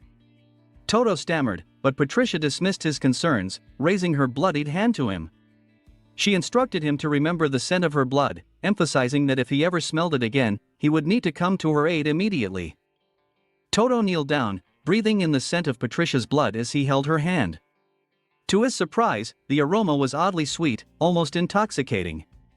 He lifted his gaze to meet hers, his voice low and obedient as he pledged, "As you wish, my princess." A few days passed since this encounter, and now Julius resided at the royal estate of the Cynon. On this significant day, both Patricia and Julius were adorned in their wedding attire as the king presided over the ceremony, marking the formal union between the Cynon nation and the kingdom of men. The king declared that he recognized the commitment of these two, and just as the king of Harmonies had approved, so too did he, as the king of Cynon. The monarch asked Patricia and Julius to extend their hands, binding them with a ceremonial ribbon. With this act, they were officially promised to one another, bound not just as future spouses but also as the guardians of their nation's futures. The king reminded them that the weight of both kingdoms rested on their shoulders, and that the vows spoken Totoe could never be undone. The ceremony proceeded without a hitch, concluding smoothly as planned. But as it drew to a close, Toto's sharp eyes detected a suspicious movement in the distance. Whispering to him, Patricia reassured him with a calm voice, telling him not to worry. Toto, ever loyal, nodded in understanding, though his instincts remained on high alert. Outside, a hooded figure slipped away from the window, quickly mounting a horse and riding off with urgency. It was clear to the figure that the situation was becoming more complicated, and they needed to relay the news. As Toto glanced warily toward the exit, Patricia once again told him there was no need to concern himself. She then turned to Julius and asked if he agreed. Julius, calm and composed, nodded, explaining that the hooded figure was none other than a spy sent by his brother. "We already know who he is," Julius said with a confident smirk, "which means we can predict his next move. He added, almost offhandedly, that Patricia's father was still intimidating, noting how he nearly tore off his future son-in-law's hand during their last encounter. Patricia, with a wry smile, remarked that it was likely some sort of overzealous blessing from her father. Their conversation was interrupted by a knock on the door. Deborah entered, announcing that the promised individuals had arrived. As two figures entered and knelt before Patricia and Julius, Patricia introduced them as Cat and Fox. She explained that Raposo Fox had served as a bodyguard in the past, and she was confident Julius would remember him. Julius, puzzled by the animal-inspired names, nodded in recognition of Raposo but was left questioning why a maid and a servant had been presented so formally. Patricia explained her plan. "I'm entrusting them to you," she said with conviction. "You can rely on them completely. They are loyal to me, and more importantly, they are highly trusted by Deborah." She then revealed that Cat and Fox were not mere servants, they were special operatives within her inner circle. Patricia had long wished to have them close by, but she couldn't bring them in too quickly without raising suspicion. Now, under the guise of household workers, she could integrate them into their team without drawing too much attention. Despite her confidence, she paused and admitted, "But, Julius, I do want your opinion on this." Julius, lost in thought, absent-mindedly touched the wrist where the bruise from his earlier encounter with Patricia's father still lingered, deep in contemplation of her words. While thinking about the need for protection, Julius expresses his gratitude to Patricia and agrees to accept Cat and Fox into his service. Smiling, he addresses her as his dear bride, extending his hand to her. He then mentions that, for now, he must return to the land of men as there are still unresolved matters that require his attention. After all, duty calls. Patricia, returning his smile, assures him that they will see each other soon, and the two exchange a firm handshake before parting ways. Meanwhile, in the neighboring country of men, rain poured heavily over the palace of the first prince. Inside, Alfonso's von Laser, Julius' half-brother, slammed his hand on the table in frustration, demanding to know if Julius' engagement had been finalized. His informant confirmed that the king of Sinan had personally conducted the ceremony, and this news enraged Alfonso's. Seething, he asked what on earth his spies had been doing, questioning why they had failed to prevent the engagement. The informant, looking tense, explained that all of the agents placed under his command had been killed, completely wiped out. Stunned, Alfonso asked in disbelief, "All of them?" The informant confirmed this, adding that Julius' pursuers had been eliminated before they even set foot in Sinan territory. "It's as if a monster resides in the royal castle of Sinan," the informant whispered.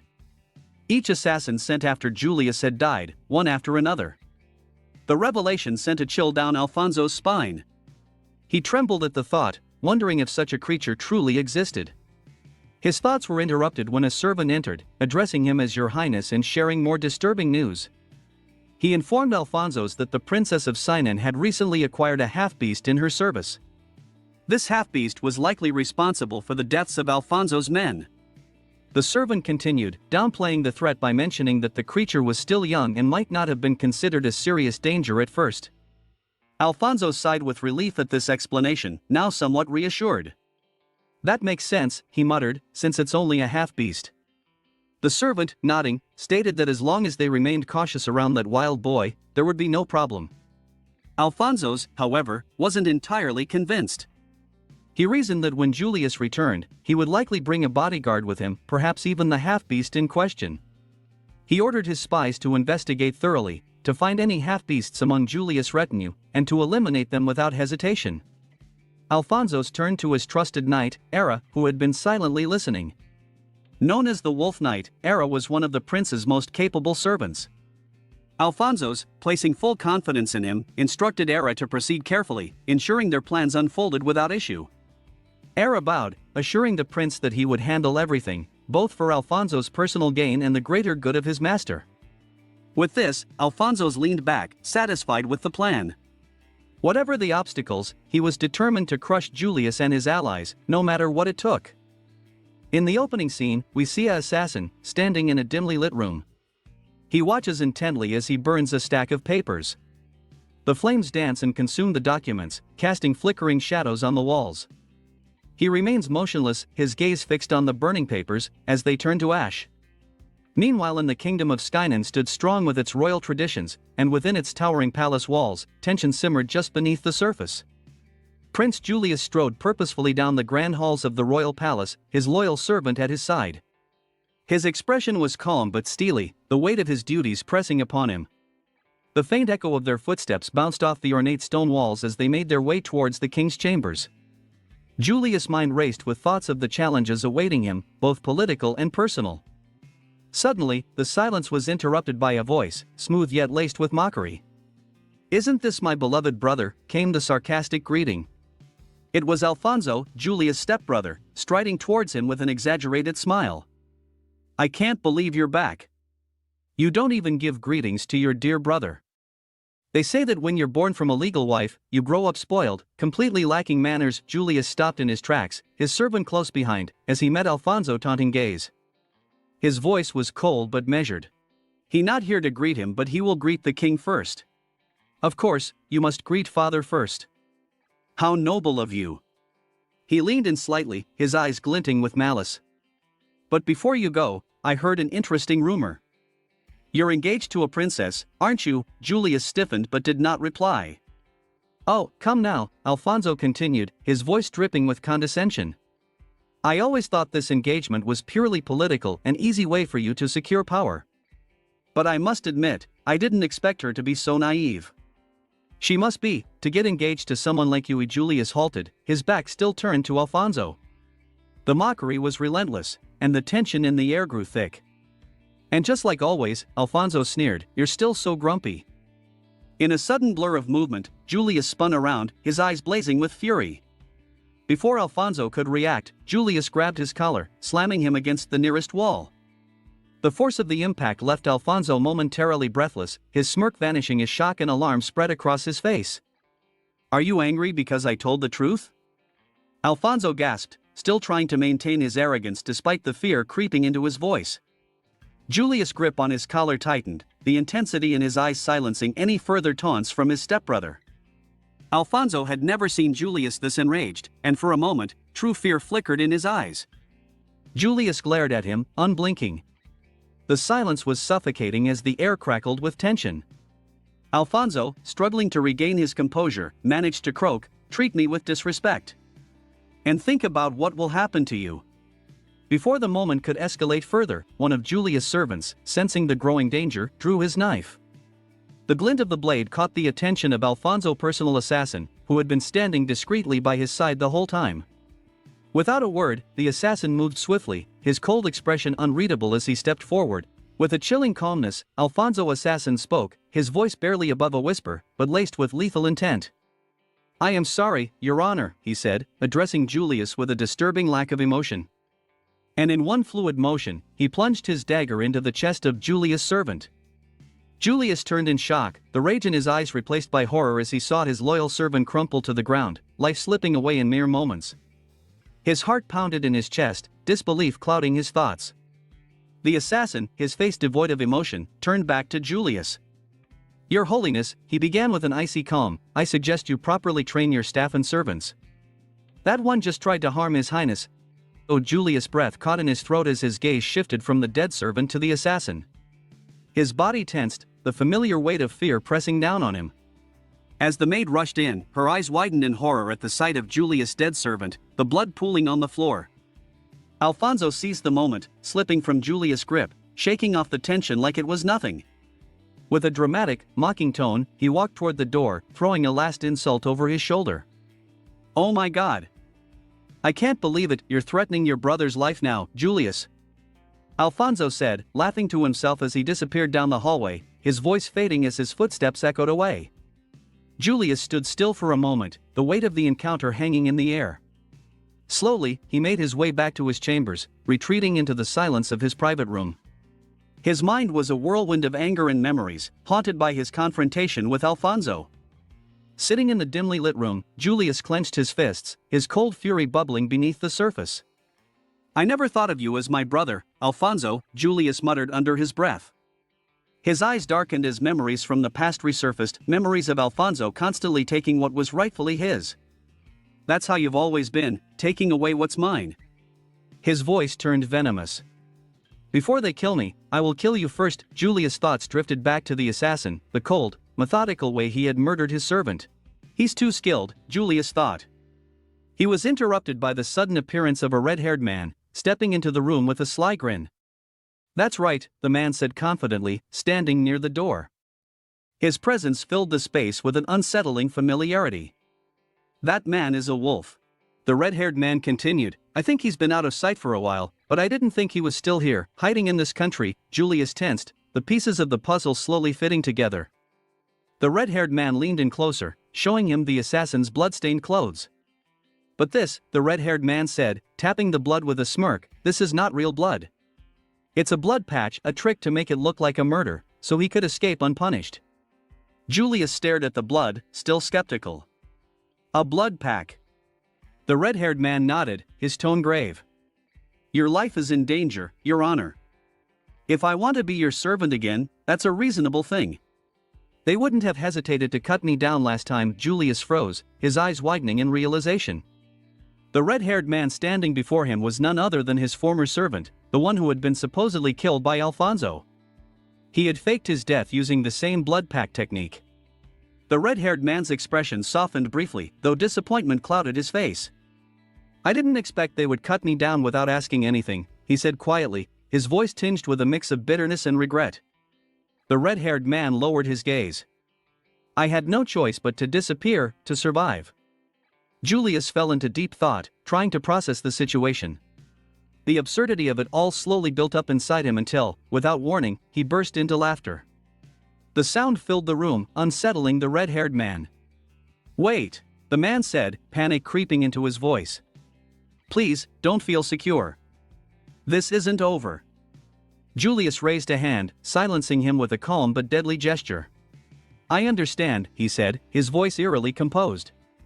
"It's not like you think I understand everything now." His lips curled into a dangerous smile. "There won't be a next time, will there? I've been too careful. Too cautious, for far too long." Julius stood. He felt a cold resolve settle over him as he stared out, the lights of the distant city flickering beneath him. "I will survive," he said softly, his reflection in the glass mirroring his determined expression. His voice grew stronger as he continued. "I will stand with you, at the top of this country." He smiled faintly, as if already envisioning the future, with Patricia by his side. As the red-haired man stood there, listening to Julius' determined words, something in him shifted. His eyes, normally calm and composed, suddenly glowed red, a sign of the deep connection he had to something far more dangerous than what appeared on the surface. Meanwhile, in another part of the palace, the sound of combat echoed down the halls. Patricia, skilled and precise, had just knocked out a group of assassins with ease. Her movements were fluid, her mind clear. As the last assassin fell to the floor, Deborah, who had been observing from the shadows, approached her cautiously. "I am sorry," Deborah said, bowing slightly. Patricia, her eyes sharp and unbothered, shook her head. "No need to apologize. As it seems, Toto is starting to enjoy himself. The mood is shifting." She looked around at the unconscious bodies scattered on the floor. "Besides, you did well, Toto. Now everything is in place." She wiped the blood from her blade, her expression unchanging as she gazed into the distance. "Let's meet fate." The scene shifts 3 years after the engagement ceremony. The once young Patricia, now just 10 years old, stood tall over a pile of bodies, her hands steady as she finished off the last of the attackers. The cries of their last breaths filled the air before the silence took over. One man groaned before his life faded completely. Patricia, covered in blood but unshaken, called out, "Toto." Toto, who was busy cleaning the mess left behind by their violent battle, straightened up at her command. "Yes, Patricia," he replied without hesitation, his movements swift as he disposed of the bodies with practiced efficiency. "Clean this up too," she commanded, her tone bored, as if death and bloodshed were an everyday task. Toto nodded, gathering the bodies with ease. "Recently, the number of troublesome people has been increasing," Patricia remarked, her eyes narrowing as she gazed at the mess before her. 9 years have passed since I was given the mission to protect this family, but if only things had gone according to plan from the beginning. I wonder, who would have died first?" She paused, her mind drifting back to darker memories. "Since that time, since the gods appeared, their attacks were quiet for a time, but lately, their numbers have increased." Patricia stood silently, looking at an old family photo that lay on a nearby table. Her gaze softened, her thoughts shifting to her brothers. Why is it, she murmured to herself, that the target is always my brother? She sighed, her mind heavy with the burden of her duty. Well, they are targeting me too, she added coldly. Leonard and Gilbert, my second brother, Gilbert, is second in line to the throne. But it doesn't seem like he's aiming for it. My eldest brother, Leonard, is considered the next king. Her voice softened, a rare hint of emotion creeping into her words. Her mother was her father's only wife. It seems that my brothers have a good relationship. But according to her, they want to kill us before I can marry and have children. As Patricia's thoughts swirled, a bitterness crept into her mind. However, they are such optimistic people, and that bothers me. She grimaced at the memory of her brothers brushing aside her warnings, always with the same dismissive reply. If I warn them, they always say, "You worry too much." Well, that's exactly what will get them killed. She bit her lip. I want to know if something has changed. With her mind made up, Patricia called out, "Toto." He appeared instantly by her side. I want to know, has anything changed? Toto blinked, trying to gauge her intent before she continued. Let's go for a walk. I want to see for myself. The two of them walked silently through the palace until they spotted Gilbert, Patricia's second brother, standing in the hallway, deep in conversation with someone. As Patricia approached with a rare, gentle smile, Gilbert's face brightened at the sight of her. Patricia, he called out, happiness evident in his voice. He walked toward her, arms outstretched. Patricia, taken aback by his enthusiasm, quickly apologized. Sorry, is it brother working? Gilbert smiled, shaking his head. No, I just finished. Before Patricia could react, Gilbert gently pulled her into his arms. Is something the matter, Patricia? Are you sad? His voice was filled with concern as he embraced her protectively. Patricia hesitated, the warmth of his touch unfamiliar. I was just strolling. Please put me down. She squirmed, her voice protesting but laced with affection. Gilbert chuckled softly, his eyes full of fondness. As usual, you're so light, my little sister. Patricia, embarrassed and uncomfortable, called out with a bit more urgency. Gilbert, still laughing, says you haven't changed, Toto, he remarked, glancing at Toto, who had been silently watching the exchange with an annoyed expression. Toto sighed. We just met this morning. His irritation was barely concealed. Gilbert shook his head with a knowing smile. But that's not what I mean. This person's love for his little sister has no limits. Patricia's thoughts grew darker as she stood there, silently observing her brother. Because of that, sometimes this could help, but it's not surprising that people in power want to kill him. Her inner voice grew colder. They're both stupid, my brothers. Their affection blinds them, and no matter how much I prove my capability, they won't believe me. She glanced at Gilbert, wondering if he could ever truly understand the danger they were in. Or worse, maybe they'll try to keep me away from it all, to protect me, even if it means ignoring what needs to be done. Patricia clenched her fists, determined not to be cast aside. Otherwise, they'll stop me from doing something dangerous. But Patricia's mind wasn't just on her brothers. There were other dangers lurking, hidden, waiting. I will increase patrols like this, for now, temporarily, she thought, her gaze shifting towards the trees outside. A sudden gleam caught her eye, something shining between the branches. She wondered, narrowing her eyes. It wasn't long before she realized what it was: a rifle. Rifles from this era tend to fire accidentally and have low accuracy, Patricia mused, her sharp intellect immediately analyzing the situation. It still needs time before they can mass-produce them. But, I don't have time to think about that now. Her eyes focused intently on the barrel of the rifle. I must do something before they start shooting. Suddenly, Leonard arrived, joining them just as Gilbert was still holding Patricia. He glanced at his younger brother and sister, but his attention was drawn elsewhere. Leonard asked, his gaze following Patricia's. His expression darkened as he noticed something off in her hands. Patricia, still trying to gauge the distance and timing of the shot. It's too far. I can't see clearly, she thought.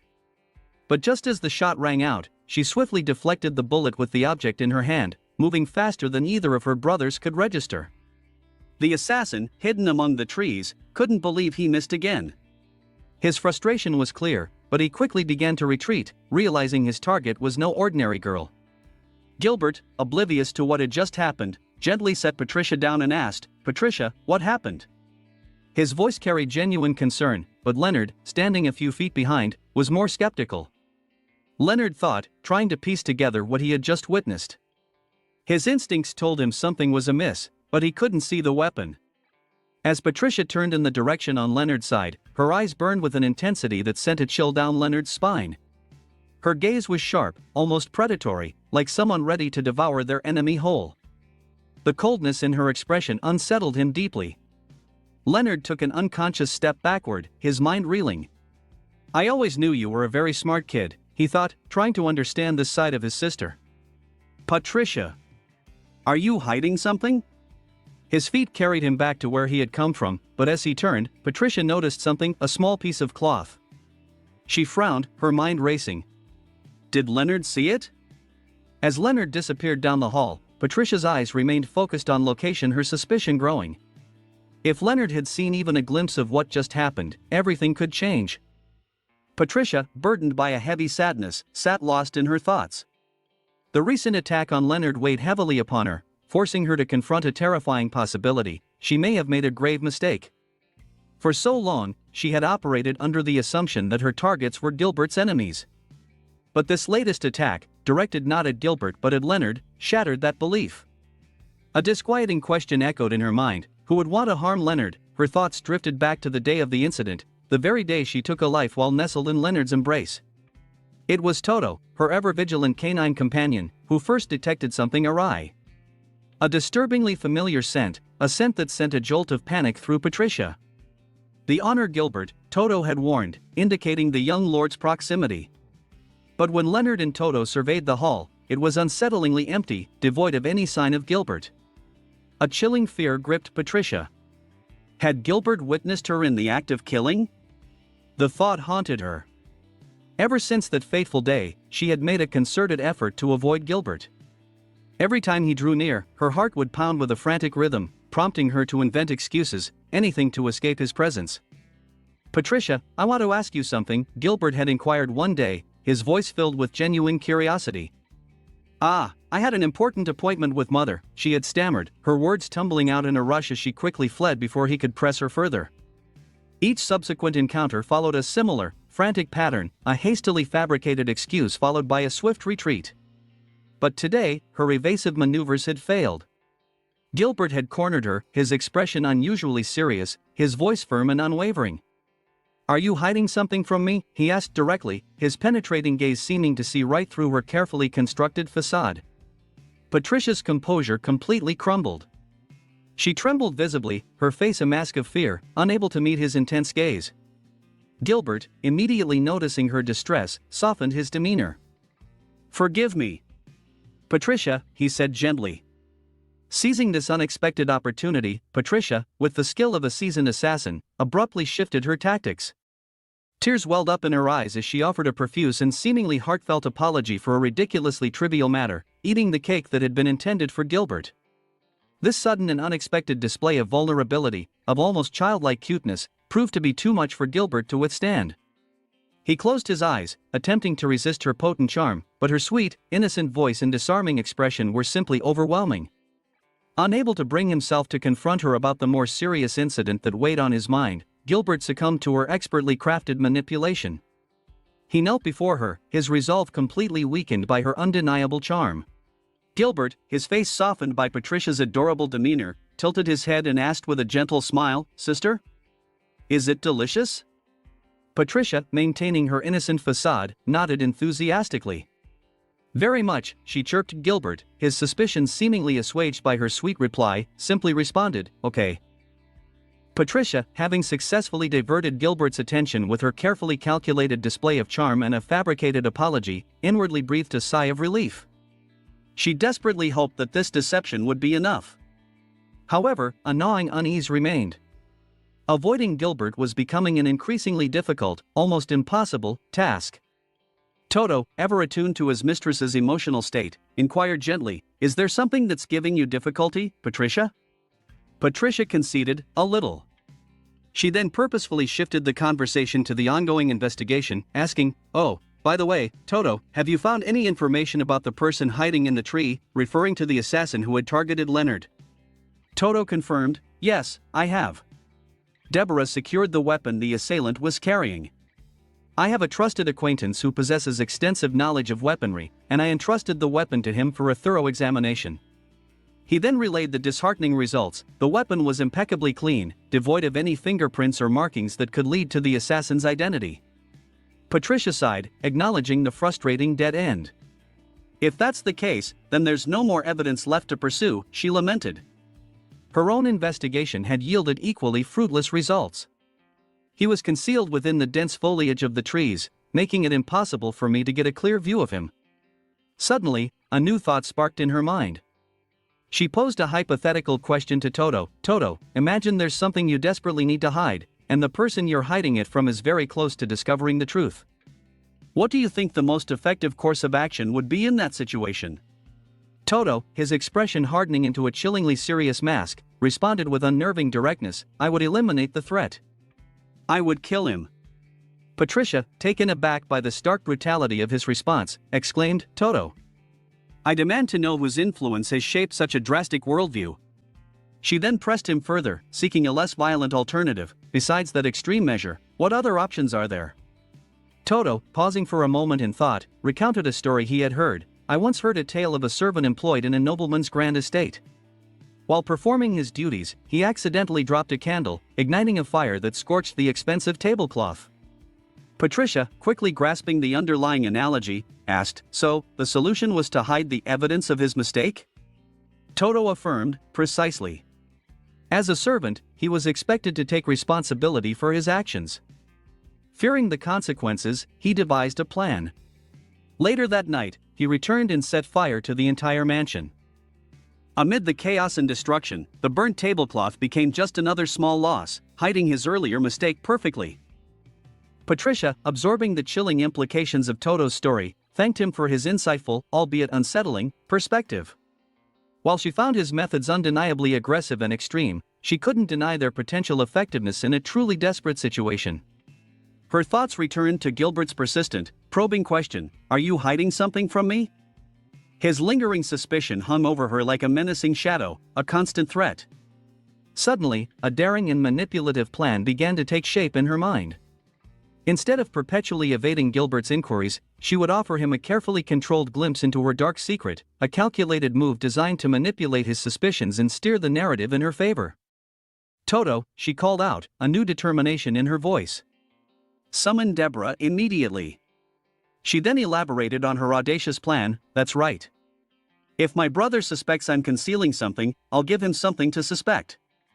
I'll offer him a carefully crafted illusion, a tantalizing glimpse into a fabricated secret."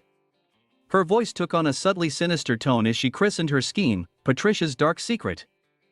Gilbert, gripping Patricia's letter, read the final lines, "Today, I will wait for you in the yard at sunset." Her name, penned with a flourish, served as a silent beckoning. Confusion clouded his thoughts. He paused, his brow furrowed in thought. Why would Patricia ask him to meet her in the yard, of all places? A sense of unease settled upon him. The yard held a particular significance. It was, as he understood it, the location where Patricia often practiced her swordsmanship and other skills befitting a noblewoman.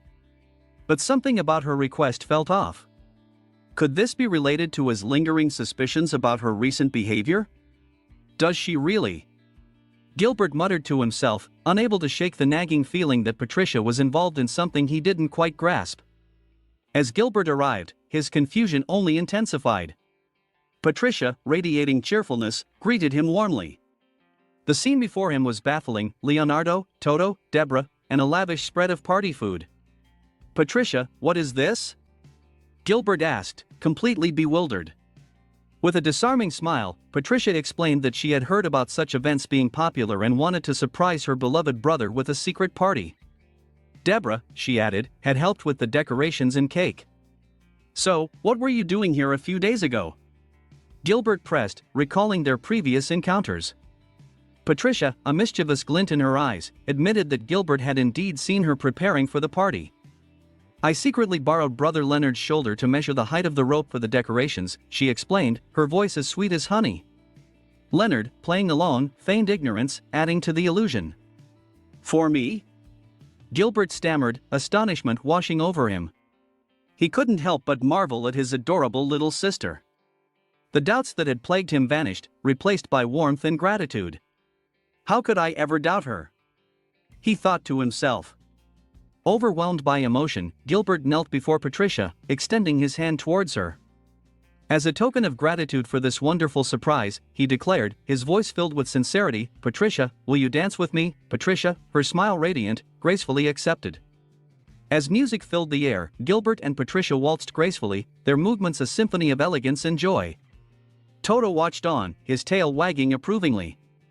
Was it difficult to prepare all of this? Gilbert asked, his eyes twinkling with admiration.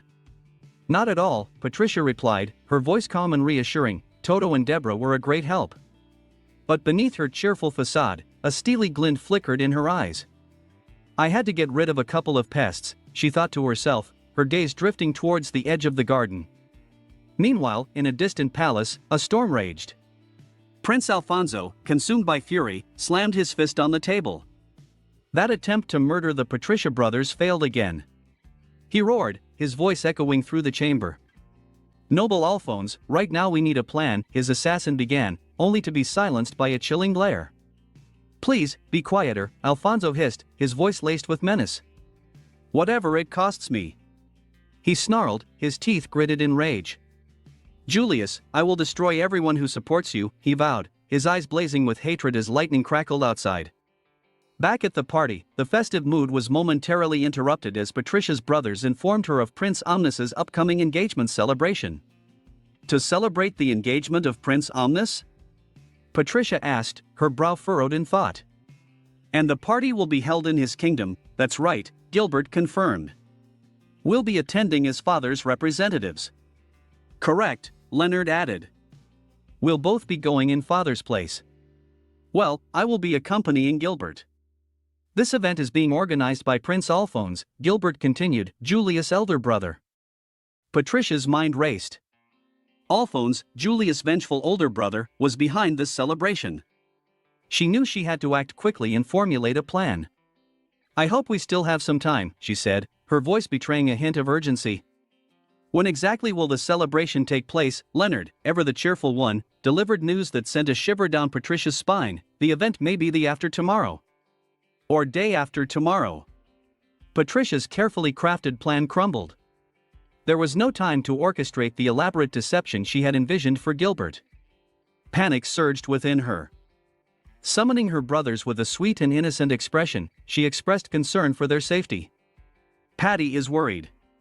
Please take Toto with you, she pleaded. Both Leonard and Gilbert were touched by her concern. Thank you for caring, they said in unison. However, Leonard explained that the servant list had already been approved, making it impossible to add Toto at the last minute. Gilbert, observing Patricia's distress, remarked, it appears that Patty is a person who worries easily. Patricia seethed with frustration. Idiots. She thought, you're not worried about yourselves, she knew the danger they were facing. Murders were on the rise, and their invitation to the palace, practically on the border, was a foolish risk. I had a bad feeling about this, she thought, they both made a mistake accepting this invitation. The thought of her brothers venturing into enemy territory without protection filled her with dread. Her intuition screamed that something terrible would happen if they went alone.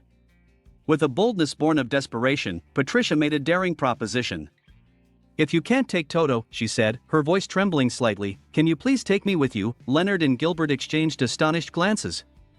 Before they could object, Patricia continued, a shy expression gracing her face. Omnis is the homeland of Prince Julius, right? She asked, her voice soft and dreamy. I want to see the country where I'll be living after I marry Julius. The thought of Patricia living with Julius struck a chord within her brothers. Leonard's heart sank, while Gilbert's face fell. Leonard, regaining his composure, agreed with a forced smile. Well, that's true. He understands how Patricia feels. He will ask father. Patricia, her face beaming with gratitude, thanked her brother. Now I can protect you both, she thought triumphantly. Let Toto and Deborah do their best to protect mother and father. Her thoughts then drifted to Julius. Even though it's been 3 years, I hope you're okay. 2 days later, Patricia found herself traveling in a grand carriage towards Omnis. I want to see if this country is as prosperous as mine, she mused, her eyes sparkling with curiosity. However, their journey took an unexpected turn.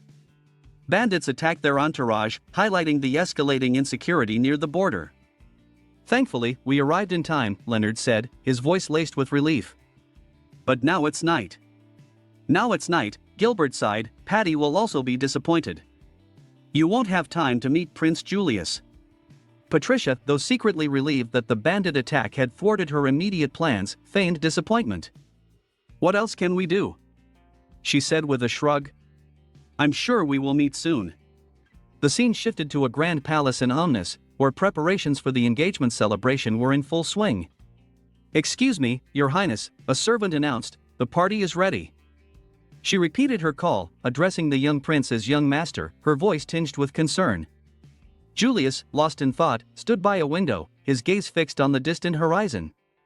A soft smile touched his lips as he turned to face the servant, his demeanor composed and regal. At that moment, at the grand party, Prince Alphonse burst into the grand hall, his face alight with a mixture of excitement and malice. Welcome to all present.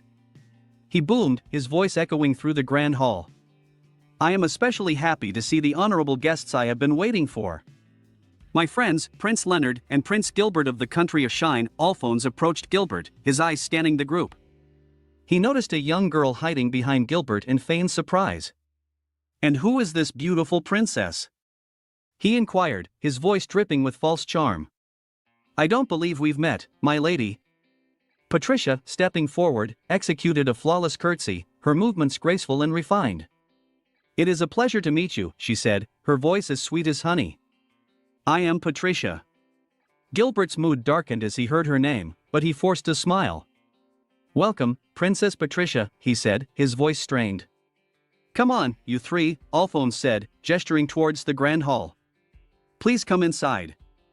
Patricia, her assassin's instincts on high alert, sensed the malicious intent lurking beneath Alphonse's charming facade. This man has evil intentions against us, she thought, her heart pounding in her chest. As they walked towards the hall, Alphonse paused, a sinister smile spreading across his face. Oh, by the way, he said casually, I heard that you were attacked by bandits on your way here. How unfortunate. Leonard chuckled, waving his hand dismissively. Ah, that's just a little joke. We were a little delayed because our horses were stopped.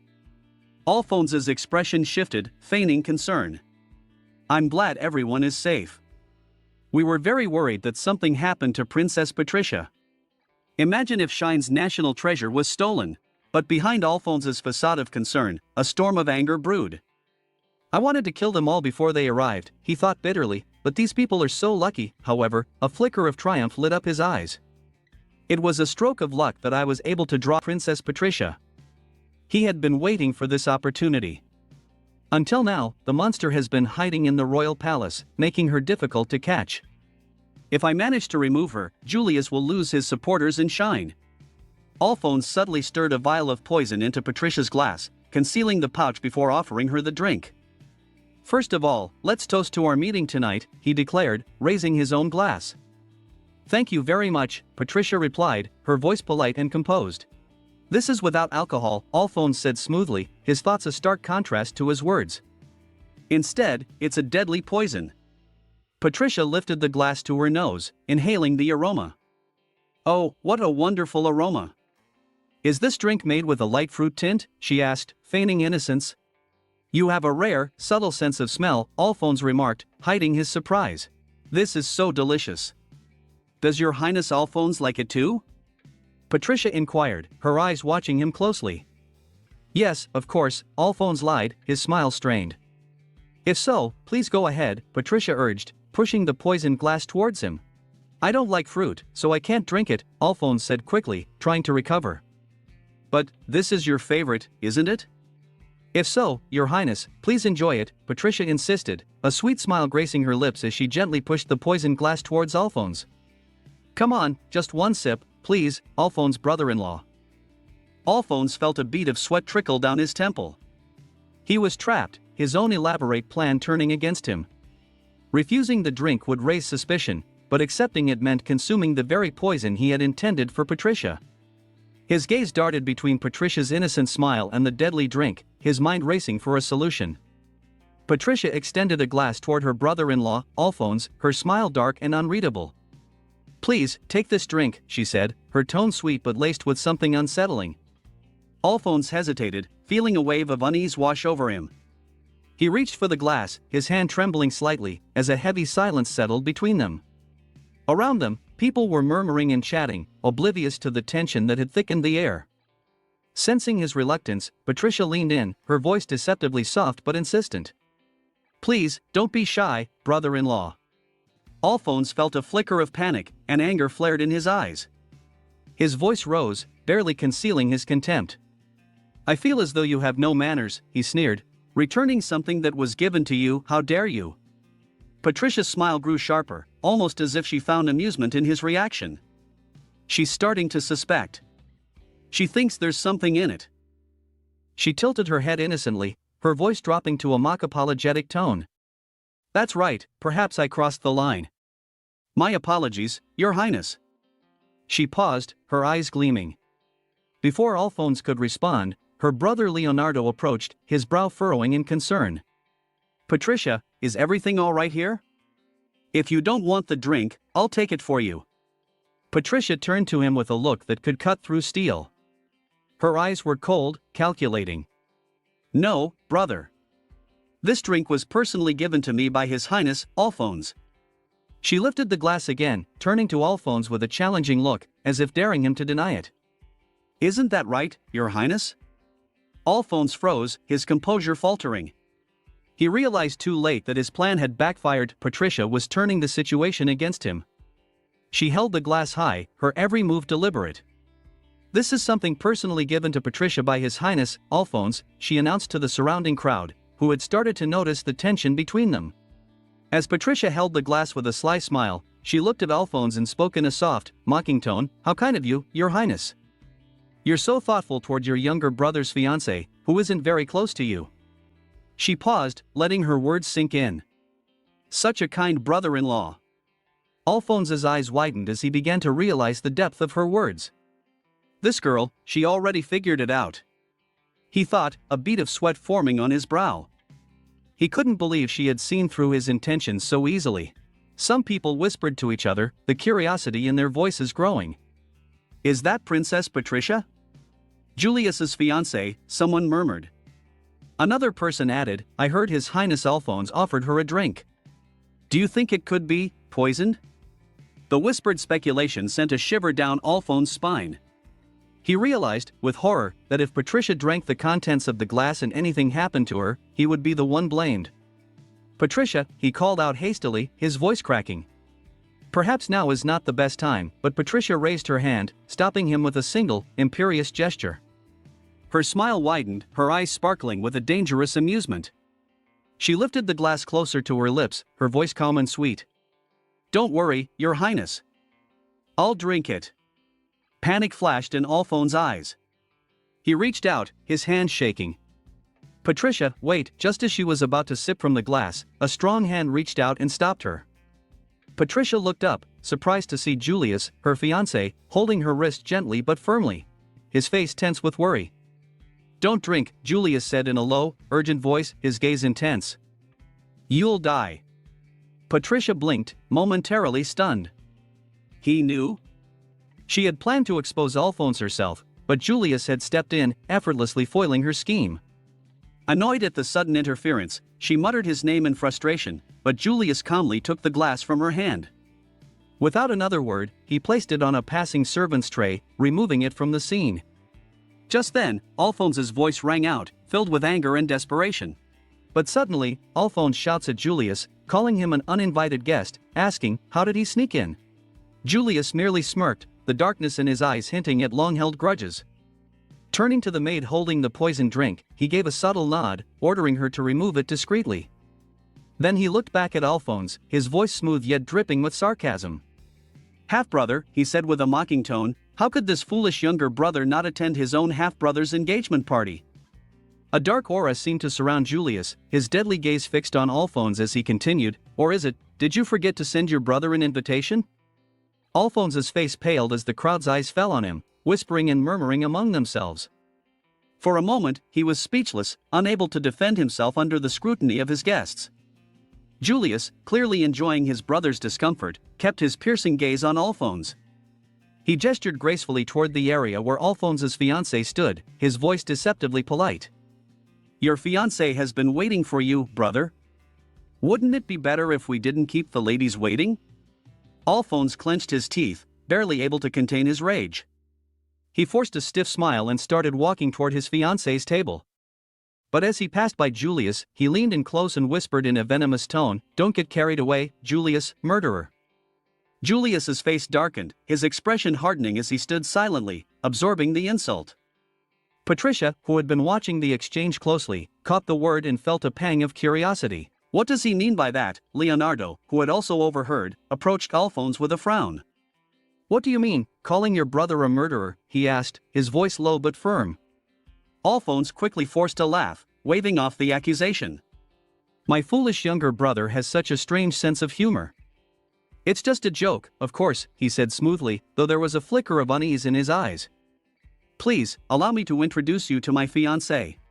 Leonardo gave him a suspicious look but nodded, agreeing to meet Alphonse's fiancée.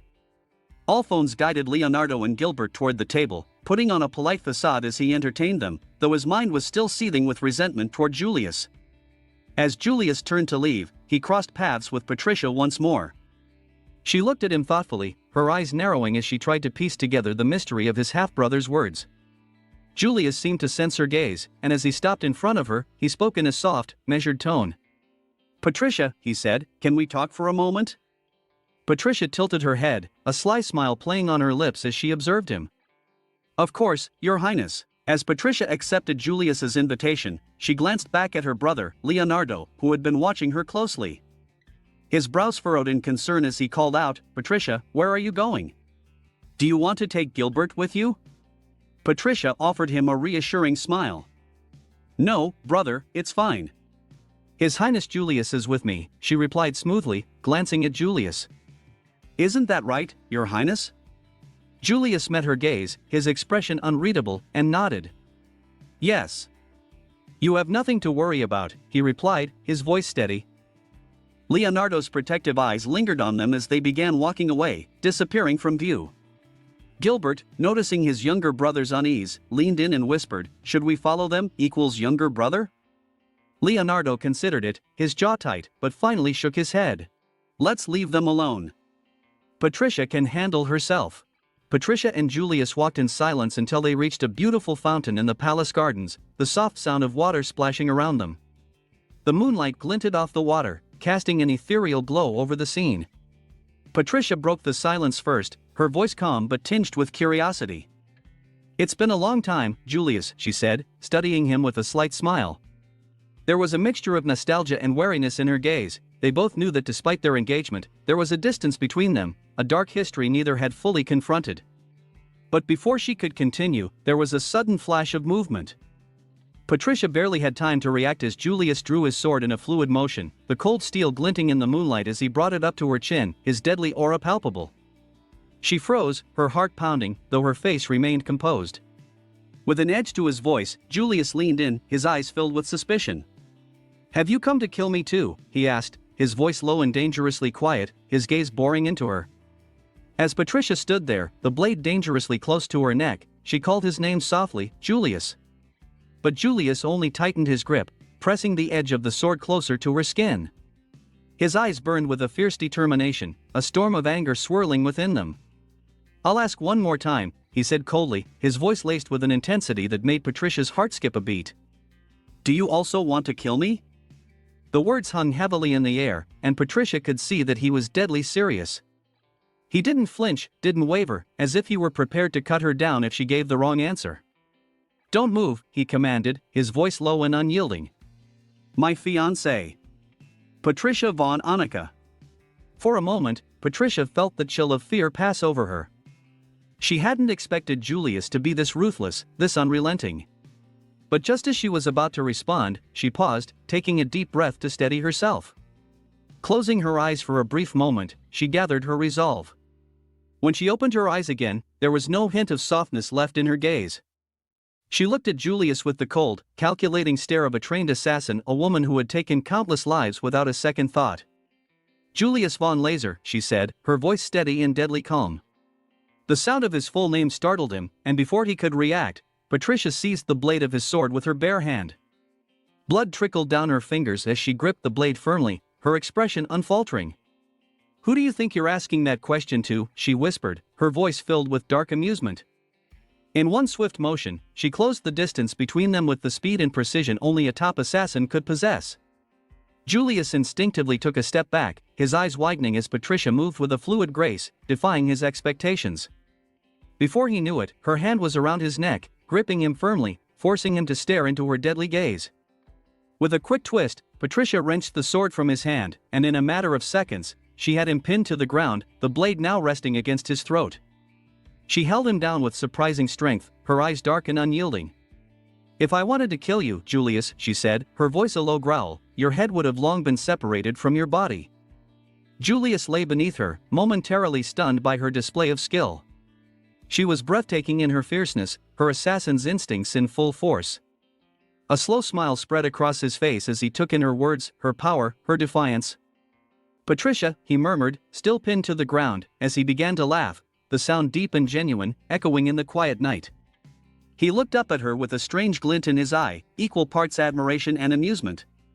"That's why you're the only one I can trust," he said, his laughter settling into a quiet chuckle. "The only person." His hand slowly rose, reaching up to her face. "You're full of secrets, Patricia. My one and only, beautiful fiancée." Patricia released him, getting up with a look of irritation on her face. She brushed herself off, looking down at him with a mix of exasperation and disbelief. "Julius, are you on drugs?" she asked, genuinely annoyed by his sudden shift in demeanor, her patience wearing thin. Julius, still grinning, got to his feet and dusted himself off, his expression softening. "We've started dating again seriously, building a good relationship, haven't we?" he said, still catching his breath from his laughter. Patricia sighed, rolling her eyes. "Is that what you call this? A good relationship?" She shook her head, exasperated. "One moment, you're ready to kill me, and the next, you're acting like a love-struck fool." But Julius only smiled, his gaze softening. "I missed you," he said simply, his voice warm, the anger from earlier fading from his face. Patricia took a deep breath, forcing herself to calm down, her annoyance melting away as she took in his earnest expression. "Fine," she muttered, half to herself, "but if you ever point a sword at me like that again, I won't hesitate to return the favor." As Julius carefully wrapped a bandage around Patricia's wounded hand, she looked at him, a hint of irritation in her eyes. "This isn't how you welcome someone, Julius." Julius finished tying the bandage and looked up, his expression softening. "I was testing you," he admitted. Patricia raised an eyebrow, clearly unimpressed. After a moment, she asked, "Come to think of it, did you know there was something in the glass that your half-brother gave me?" Julius shook his head. "No, I didn't know for certain," he replied. "But I can guess what my half-brother might have been thinking." He paused, studying her carefully. "You seemed awfully sure that there was poison in it." Patricia's face remained calm, almost indifferent. "Of course I was sure," she replied without missing a beat. Julius, however, gave her a pointed look. "But you still tried to drink it, didn't you?" His words made Patricia pause, caught off guard. She couldn't tell him the truth, that her body was used to most poisons after years of assassin training. Instead, she quickly formulated an excuse. "I thought I'd just pretend to drink it and make him nervous," she said smoothly. "It was a way to protect my brothers. After all that attention, Alphonse won't dare to touch them or me again. If anything happens to us, he'll be the first suspect. He won't take that risk." Julius nodded thoughtfully.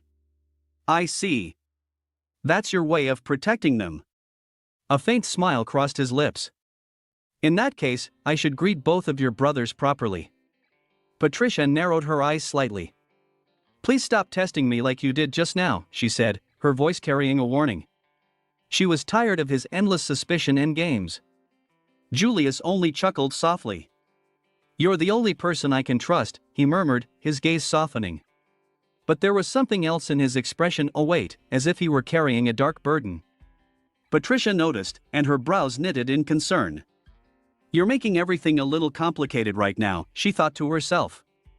She hesitated, then asked, "Did something happen after you parted from me?" Before Julius could answer, a sudden movement caught his eye. His expression changed instantly, his eyes widening in alarm. "Patricia, watch out!" Before she could react, a gloved hand clamped over Patricia's face, pressing a cloth laced with a strong sleeping agent against her nose. She struggled for a brief moment, but the effects of the drug were swift, and her body began to lose strength. Her vision blurred, and she saw was Julius, panicking, shouting her name. Julius tried to reach her, but he was quickly ambushed by other assassin. As he was slammed into the ground, after assassin twisting his arm behind his back and pinning him with brutal force. As Patricia was falling into a deep sleep due to the handkerchief used on her, Julius, on the ground, tried to wake her up. One of the assassin turned to his partner. "What about the prince? Should we take him as well?" he asked in a gruff voice. The second assassin hesitated, not immediately responding. As Patricia lay semi-conscious, she began picking up fragments of conversation between her captors. One of them spoke in a strange language, urging the others to make sure to share, like, and comment this video when we're done. The northern dialect, Patricia realized, her mind struggling to stay sharp through the haze of the sleeping agent. The words echoed oddly in her ears, but she caught the tone. These were mountain tribe soldiers, unmistakable with their strong builds and unique musculature. But why were they speaking like this, as if they were broadcasting her abduction? Her assassin's instincts kicked in, and the pieces started to come together. He's a soldier, but he's not from this country. And he's not targeting Julius. A dark realization formed in her mind. I am the target. Her gaze shifted subtly toward the ballroom. There were no signs of disturbance there, the party continued as if nothing had happened. Deborah's men have already infiltrated the hall, she reassured herself. At least my brothers will be safe. As Patricia's senses dulled from the sedative, she realized her best option was to let herself be taken, at least for now. If they want me, then I'll let them have me, and I'll see exactly who's pulling the strings. In her hazy state, she muttered to herself, to eradicate weeds, you have to attack the roots. She understood that these men were just pawns, carrying out orders from someone higher up. Whoever orchestrated this kidnapping clearly underestimated her. She would play along, gather information, and, when the time was right, strike back. Nearby, Julius continued to shout, struggling against his captors. With one last glance toward him, she murmured under her breath, for now, let's just assume I've been kidnapped. In the next scene, a young woman is thrown harshly onto the ground. She gasps, struggling to get up, and cries out, "Stop! Please, stop!" Her voice is filled with desperation as she looks up, recognizing her attacker. "Patricia," she whispers, fear evident in her eyes as she meets the gaze of the deadly assassin standing over her, weapon in hand. Patricia's face is cold, unreadable, as she raises her knife, prepared to strike. In her final moments, the young woman stammers, "You, of all people," but before she could finish, the memory faded, and Patricia jolted awake, her senses dulled by the lingering effects of the sleeping drugs that had been used on her. She felt disoriented, her vision blurry as she looked around. Outside, through a small window, "Why am I here?" she thought, struggling to piece her memories together. She remembered the attack, the sudden ambush and the swift kidnapping. She and Julius had been overpowered, drugged, and thrown into this carriage together. Patricia leaned close to Julius, her voice low and urgent. "These people are likely assassins from another country, Julius. They won't keep us alive for long." She glanced around, assessing their situation. "We'll pretend to be caught for now, and then escape when we see an opening." Her eyes moved to Julius, who was still slumped against the side chair, his eyes closed. She shook his shoulder gently, whispering, "Julius, wake up." When he didn't respond, she called again, her voice a bit louder this time. Julius blinked, his expression shifting from confusion to irritation as he fully registered the situation. "You said you'd escape, Patricia," he muttered, his voice laced with frustration. "But it looks like you've been sleeping soundly all this time." Patricia gave him a sharp look. "I was exhausted, all right? I couldn't hold on any longer," she replied defensively, her tone softened by a hint of embarrassment. Despite her tough exterior, the kidnapping had drained her, and the drugs had done the rest. Julius sighed, taking a quick glance around the room interior. These people locked us in here and are talking about summoning their master.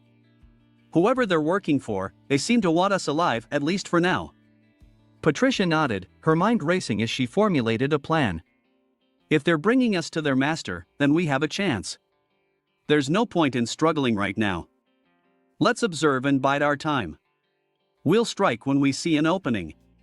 As Patricia sat in the dim room, she found her mind drifting back to the strange dream she'd had just before waking up. When I think about it, it felt like I was dreaming about something unsettling.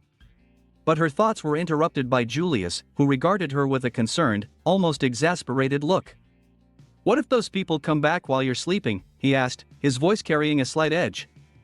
"I can't protect you if you're out cold like that." Patricia shot him a look of confidence, though there was a hint of annoyance in her expression. "I can protect myself, okay?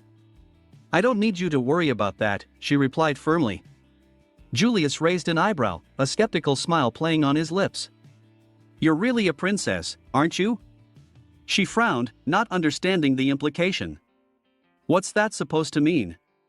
He sighed, his tone shifting to something more serious. "I mean it genuinely. You're a princess loved by your parents, your brothers, and your servants.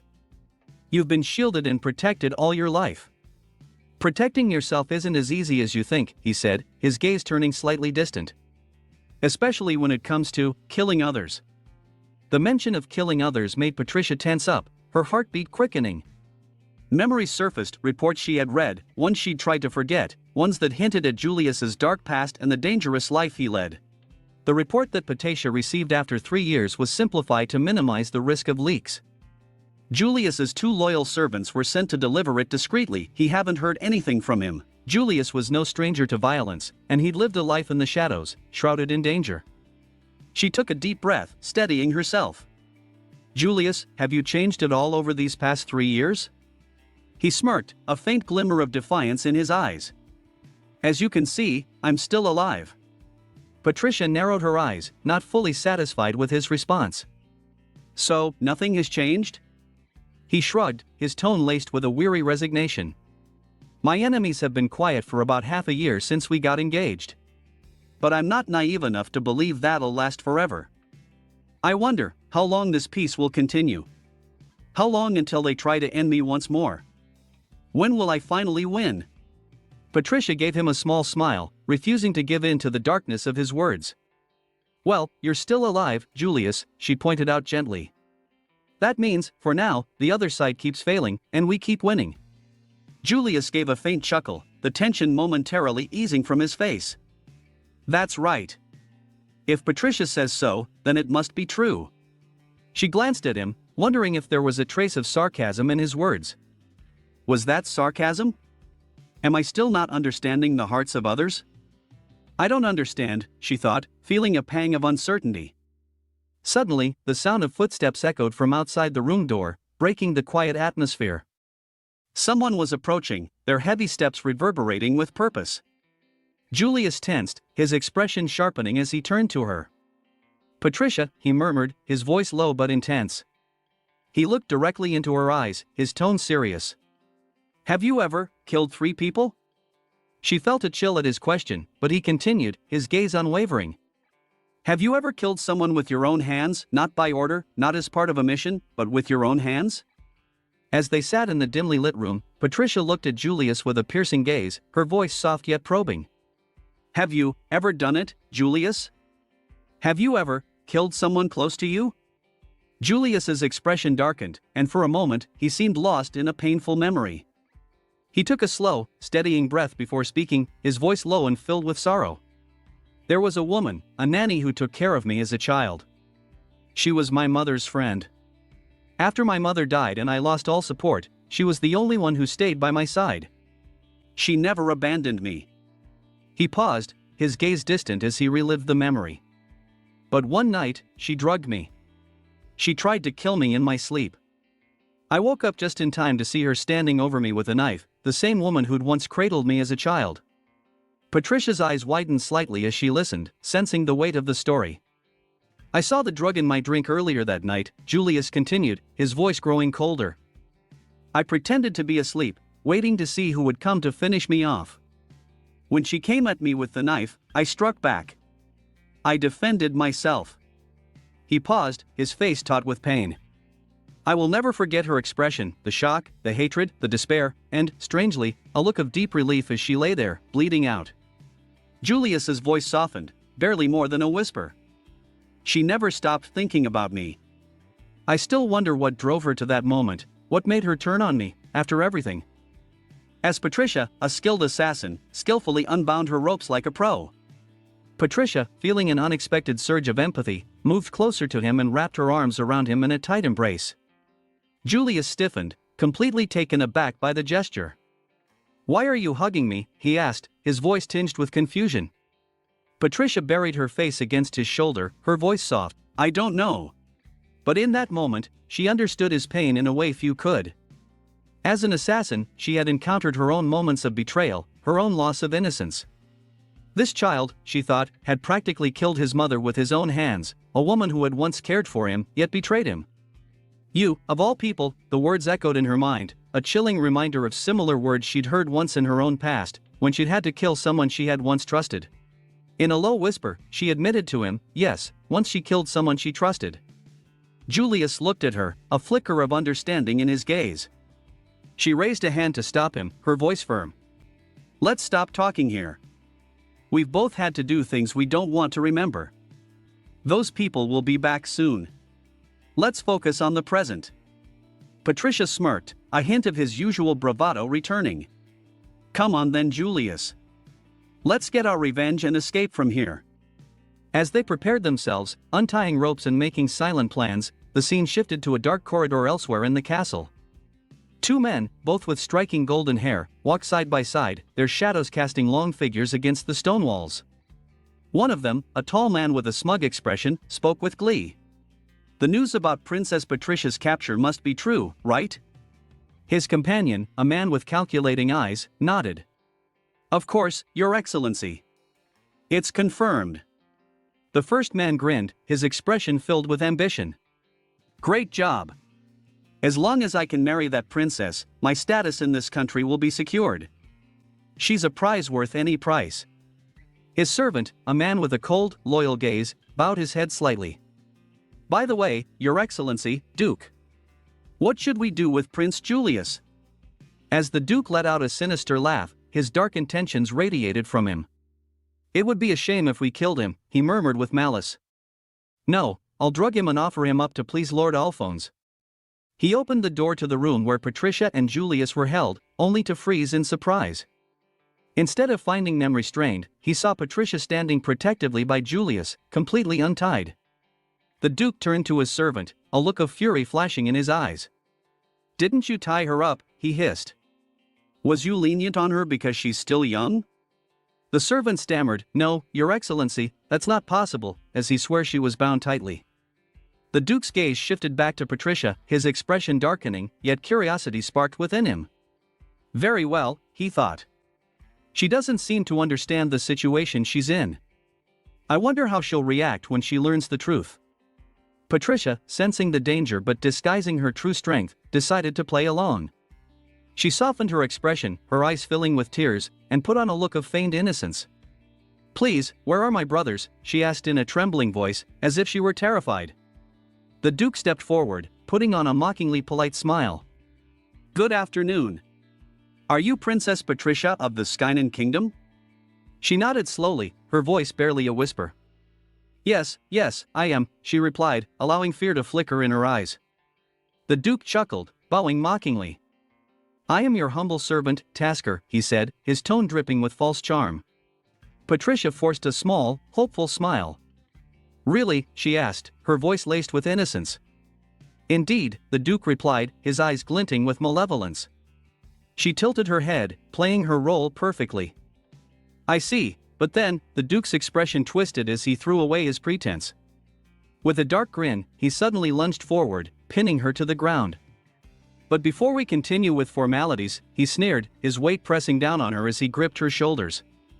Let's create an event based on the truth. Patricia's face twisted in disgust as she struggled under him, her voice dripping with contempt. "You, disgusting old man," she spat. Ignoring her, the Duke continued, his vile intentions spilling out as he laughed. As the evil Duke explained his plan, he said, "If you do it, I'll give you a memory erasing pill. Once I'm done with you, you'll be nothing more than a tainted princess kidnapped by villains. I'll come to the rescue as the noble Duke, marrying the damaged goods out of my supposed kindness." He grinned, slowly loosening his clothes as he leaned over her. "You'll have no wealth, no prince, and your only value will be as an offering. I'll take it all, princess. Don't you understand?" But instead of cowering, Patricia's expression turned deadly, her eyes narrowing into a cold glare. "I doubt that's enough to make them stop loving me," she said, her voice low and filled with menace. The Duke faltered, taken aback by the sudden shift in her demeanor. What are you?" Before he could finish his sentence, Patricia's hand moved like lightning. She swiftly pulled a thin needle from her sleeve and jabbed it into his neck with precision. The Duke's vision began to blur, his body growing weak as he felt the effects of the poison spreading through his veins. His eyes widened in horror as he saw Patricia standing before him, no longer the innocent princess he had imagined, but a deadly assassin with a cold, murderous gaze. She straightened, her posture poised and dangerous, like a predator closing in on her prey. "You thought you could toy with me," she murmured, her voice dripping with contempt. "You really should have done your homework, Duke. I am not some helpless damsel to be manipulated." The Duke's servant, who had been approaching, suddenly saw the Duke collapsing to the ground, clutching his neck. "Your Excellency, Duke," the servant shouted, rushing forward. But he didn't get far before Julius, now free from his ropes and armed with a knife, moved swiftly to confront him. The servant's eyes widened in shock as he stammered, "This child." But before he could react further, Patricia appeared beside him, her movements quick and precise. With a practiced hand, she inserted a needle into the weak point in the servant's neck. The servant fell to the ground, immobilized, his body slack and unresponsive. Julius glanced at her, a flicker of admiration and surprise in his gaze. "Are they dead?" Patricia shook her head. "No, I only used sedatives. It's just self-defense," she explained calmly, though her eyes held a hint of something darker. "But, at this rate, even if I don't kill him, my father will. Or perhaps one of my brothers." She withdrew the needle from the Duke's neck, careful to leave no trace of her actions, her movements efficient and cold.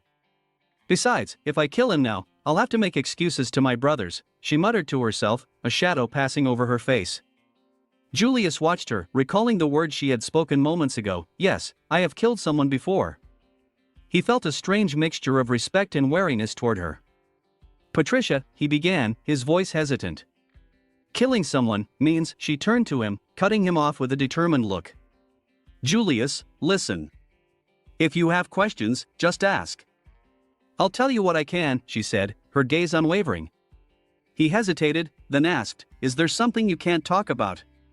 "Yes," she replied simply, her expression softening slightly. "But I want you to know this: I will protect you and trust you, Julius. I swear, I will never harm you." Her words were resolute, carrying a promise that seemed to run deeper than he could fully understand. Julius looked at her, momentarily speechless. A faint blush crept over his cheeks as he realized the weight of her words. "I see," he murmured, his voice soft. With newfound conviction, he took her hand in his grip gentle yet firm. "All right. I won't ask anything more. I trust you, Patricia." He brought her hand to his lips, pressing a chaste kiss to her knuckles in a gesture that was both reverent and affectionate. "I told you before, you're the only one I can trust." Patricia felt a strange sensation in her chest at his words. She was used to cold calculations, strategies, and survival, but this warmth was something foreign to her. "So, tell me any time," he said, his gaze intense and sincere. "All of Patricia's secrets." Strange, she thought to herself, not understanding the feeling swelling inside her. But just then, another guard entered the room, catching sight of them. "The princess and the prince," he started, his voice sharp with alarm. But before he could reach for his weapon, Patricia moved with deadly efficiency, throwing a needle that struck his neck precisely. He crumpled to the floor, joining the others in a sedative-induced stupor. Julius stared at her, utterly stunned by her calm, lethal precision. She had the presence and skill of a seasoned assassin, far beyond what he had ever imagined. He swallowed, then hesitated before asking, Patricia. Patricia turned to him, an eyebrow raised in question. May I ask you something? He began cautiously. His voice wavered, betraying a mix of awe and uncertainty. Are you really 10 years old? As we see Patricia holding the assassin as his soul slowly drifts away. The scene shifts to the dense, moonlit jungle, where Patricia and Julius were trudging through trees. The towering trees swayed gently in the cool breeze, their branches blocking most of the silver light from the crescent moon above. The sound of rustling leaves and distant chirping insects filled the air, but the weight of silence between the two escapees was deafening. It had been less than an hour since their harrowing escape from the kidnappers. The chilling forest was illuminated by the flickering glow of torches as Deborah and her knights approached, their shadows stretching across the dense trees. Deborah, who had found Patricia and Julius wandering in the cold after escaping the kidnapping, removed her thick cloak and draped it over Patricia's shoulders. The air was icy, and Patricia's pale fingers trembled as she clutched the cloak closer for warmth. Thank you, Patricia said softly, her voice steady despite the ordeal.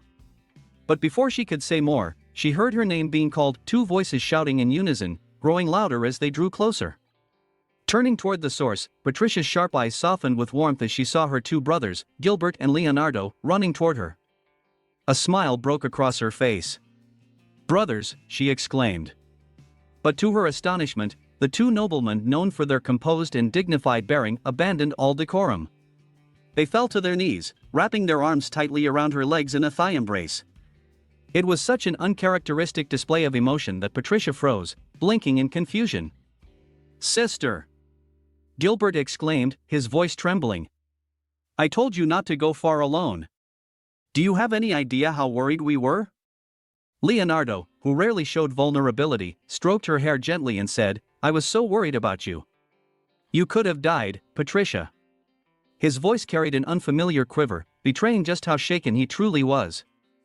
Patricia, unsure how to handle this unusual display, let out a light laugh to ease the tension. You're both such worrywarts, she teased gently. I won't die so easily. But I must admit, it's comforting to see how much you care. Though she tried to reassure them, her words seemed to do little to ease their anxieties. Patricia stood tall, her confidence radiating despite the circumstances. Let me reassure you, she declared, her voice steady and filled with certainty. I'm fine, brothers. You don't have to worry about me so much. Both Gilbert and Leonardo looked at her with a mix of disbelief and admiration at her composure. But as if to push her point further, Patricia added with a playful smile, I even thought this might happen. That's why I asked Deborah to give me a weapon for self-defense. Leonardo's brow furrowed, his sharp eyes narrowing as he processed her words. Is that, for self-defense? He asked, his voice low. Patricia nodded confidently, raising her hand to show off a makeshift weapon. Exactly, she said, gesturing animatedly as she recounted the events. That's how we beat the kidnappers. Patty is really strong, you know. Her cheerful demeanor lit up the cold night, but Leonardo's sharp gaze caught something she hadn't intended to reveal. His eyes zeroed in on her hand, bandaged and faintly stained with red. Blood. Leonardo's expression darkened instantly, the concern in his eyes quickly replaced by anger.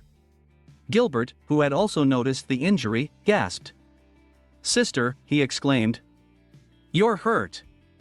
Patricia, however, waved it off with a bright smile, completely unfazed. It's nothing, she said lightly. It's like, kidnap me as much as you want. Her voice was playful, teasing, as if this entire ordeal was just another adventure for her, as she suggested to her brothers, go back to the party without worrying about her. But before she could continue, the sharp crack of Leonardo's hand across her face silenced her instantly. The slap echoed in the cold night air, leaving everyone frozen in shock. Patricia's head turned sharply from the impact, her cheek stinging as a bright red mark began to form. She stared at Leonardo in disbelief. Gilbert shouted, horrified, his voice shaking with fear. What are you doing? Patricia looked at Leonardo, her astonishment clear in her wide eyes. This was her composed, collected brother, the one who never lost his temper. Yet here he stood, his expression dark with anger, his jaw clenched tightly as he glared at her. Leonardo's voice was cold and firm, filled with barely contained fury. Don't say things like that, he growled, his words cutting through the silence like a blade. Even if you're joking, don't you dare make light of your own life like that. Don't joke about something like that ever again. Patricia's expression softened as she began to understand the depth of their fear. Her brothers weren't angry because of her words alone, they were terrified of losing her. They had seen how close she came to danger, and the thought of losing their sister, someone they cherished deeply, had pushed them to their breaking points. As Patricia gently touched the spot on her cheek where Leonardo had slapped her, she felt his hand gently cover hers. His touch was soft, filled with regret, and his voice trembled as he spoke. "I can't express how worried I was when I heard you were kidnapped." His deep voice carried the weight of his emotions, and before Patricia could respond, he pulled her into a warm embrace. They couldn't leave their younger sister, Leonardo murmured as he held her tightly, who was just kidnapped and rescued. "There's no way I would return to that party. Not after something like this." Patricia, for all her strength and poise as a deadly assassin, found herself speechless. The weight of Leonardo's affection and genuine concern was overwhelming, unfamiliar, but not unwelcome. Gilbert, standing beside them, reached out to gently pat Patricia's head, his movements tender. "That's right, Patty," he said, his voice laced with guilt and affection. "This is our fault. We let them kidnap you.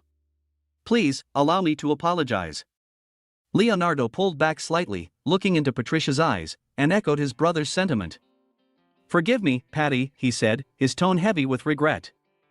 "I was wrong to take my eyes off you when you're still so young. I should have protected you better." For a moment, Patricia couldn't respond, while Gilbert also hugged Patricia in a warm embrace. As an assassin trained to survive on her own, she was used to relying solely on herself, rarely experiencing such warmth and love.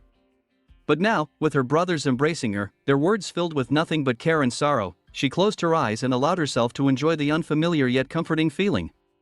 "No," she finally said, her voice soft but resolute. "It's not your fault. It's mine. I was careless." Patricia opened her eyes and smiled faintly, reassuring them both. "You don't need to apologize to me." As this heartfelt moment unfolded, Julius stood off to the side, watching the scene with a blank expression. But inwardly, his thoughts were racing. Their sibling relationship is really close, he thought, his gaze lingering on Patricia and her brothers. Patricia is so loved by her parents, her brothers, even her servants. It's like she's the heart of their world. For a brief moment, Julius's own memories crept up on him, unbidden. He remembered the cold, loveless stares of his family. His half-brothers who called him a murderer. The maid who once tried to poison him, her face contorted with hatred. Compared to the warmth surrounding Patricia, his childhood had been a frozen wasteland. "She's so different from me," he thought bitterly, his hand unconsciously clenching at his side. "She doesn't know what it's like to be alone, to be betrayed by the very people who are supposed to love you." But just as Julius was sinking into his own dark memories, Patricia's voice snapped him out of his thoughts. "Julius," she called out, her voice bright and cheerful. Julius blinked in surprise, startled as she suddenly reached out and grabbed his hand, tugging him closer. Her happy smile radiated warmth, and for a moment, Julius could feel the cold walls around his heart begin to crack. "Why do you look so uninvolved in all this?" Patricia asked with a teasing grin. "Come here." Julius froze. He wasn't used to this, being included so openly, being pulled into someone's light. But her smile, genuine and unguarded, sent a faint blush spreading across his cheeks. He allowed himself to be pulled closer, his stiff posture relaxing slightly as Patricia and her brothers welcomed him into their circle. Gilbert patted him on the shoulder, while Leonardo gave him an approving nod. The moment felt strange but warm, and for the first time in a long while, Julius felt accepted. Deep down, a flame began to ignite in his heart. He glanced at Patricia, whose smile shone brighter than the moonlight, and made a silent vow to himself. "I'll be the king of this country," he thought with fierce determination. "To make you happy, Patricia, and to give you the life you deserve." The scene slowly shifted, and the camera panned away from the forest. The scene shifts to the grand mansion glowing with lights under the night sky, the soft fragrance of blooming roses drifting through the air. Inside, Prince Alfonso sat beside a tall window, with a thoughtful expression. His hands were clasped tightly behind his back, his normally composed demeanor cracking under the weight of his thoughts. The quiet murmur of his reflection was interrupted as an assassin clad in black approached and bowed low before speaking. "Your Highness," the assassin said in a low, respectful tone, "Princess Patricia has been found." Alfonso immediately turned to face him, his sharp eyes narrowing. Is she dead? He asked, his voice laced with tension. Though the words were cold, there was an undercurrent of worry, as if the idea of her death weighed heavily on him. The assassin, sensing his unease, quickly reassured him. No, Your Highness. The princess is safe. Don't worry. Alfonso exhaled softly, a rare moment of relief crossing his face. The thought of Patricia dying during the incident would not only have political repercussions but would also draw all blame directly to him. He would have to answer for her safety, or lack thereof, due to the incident at the party.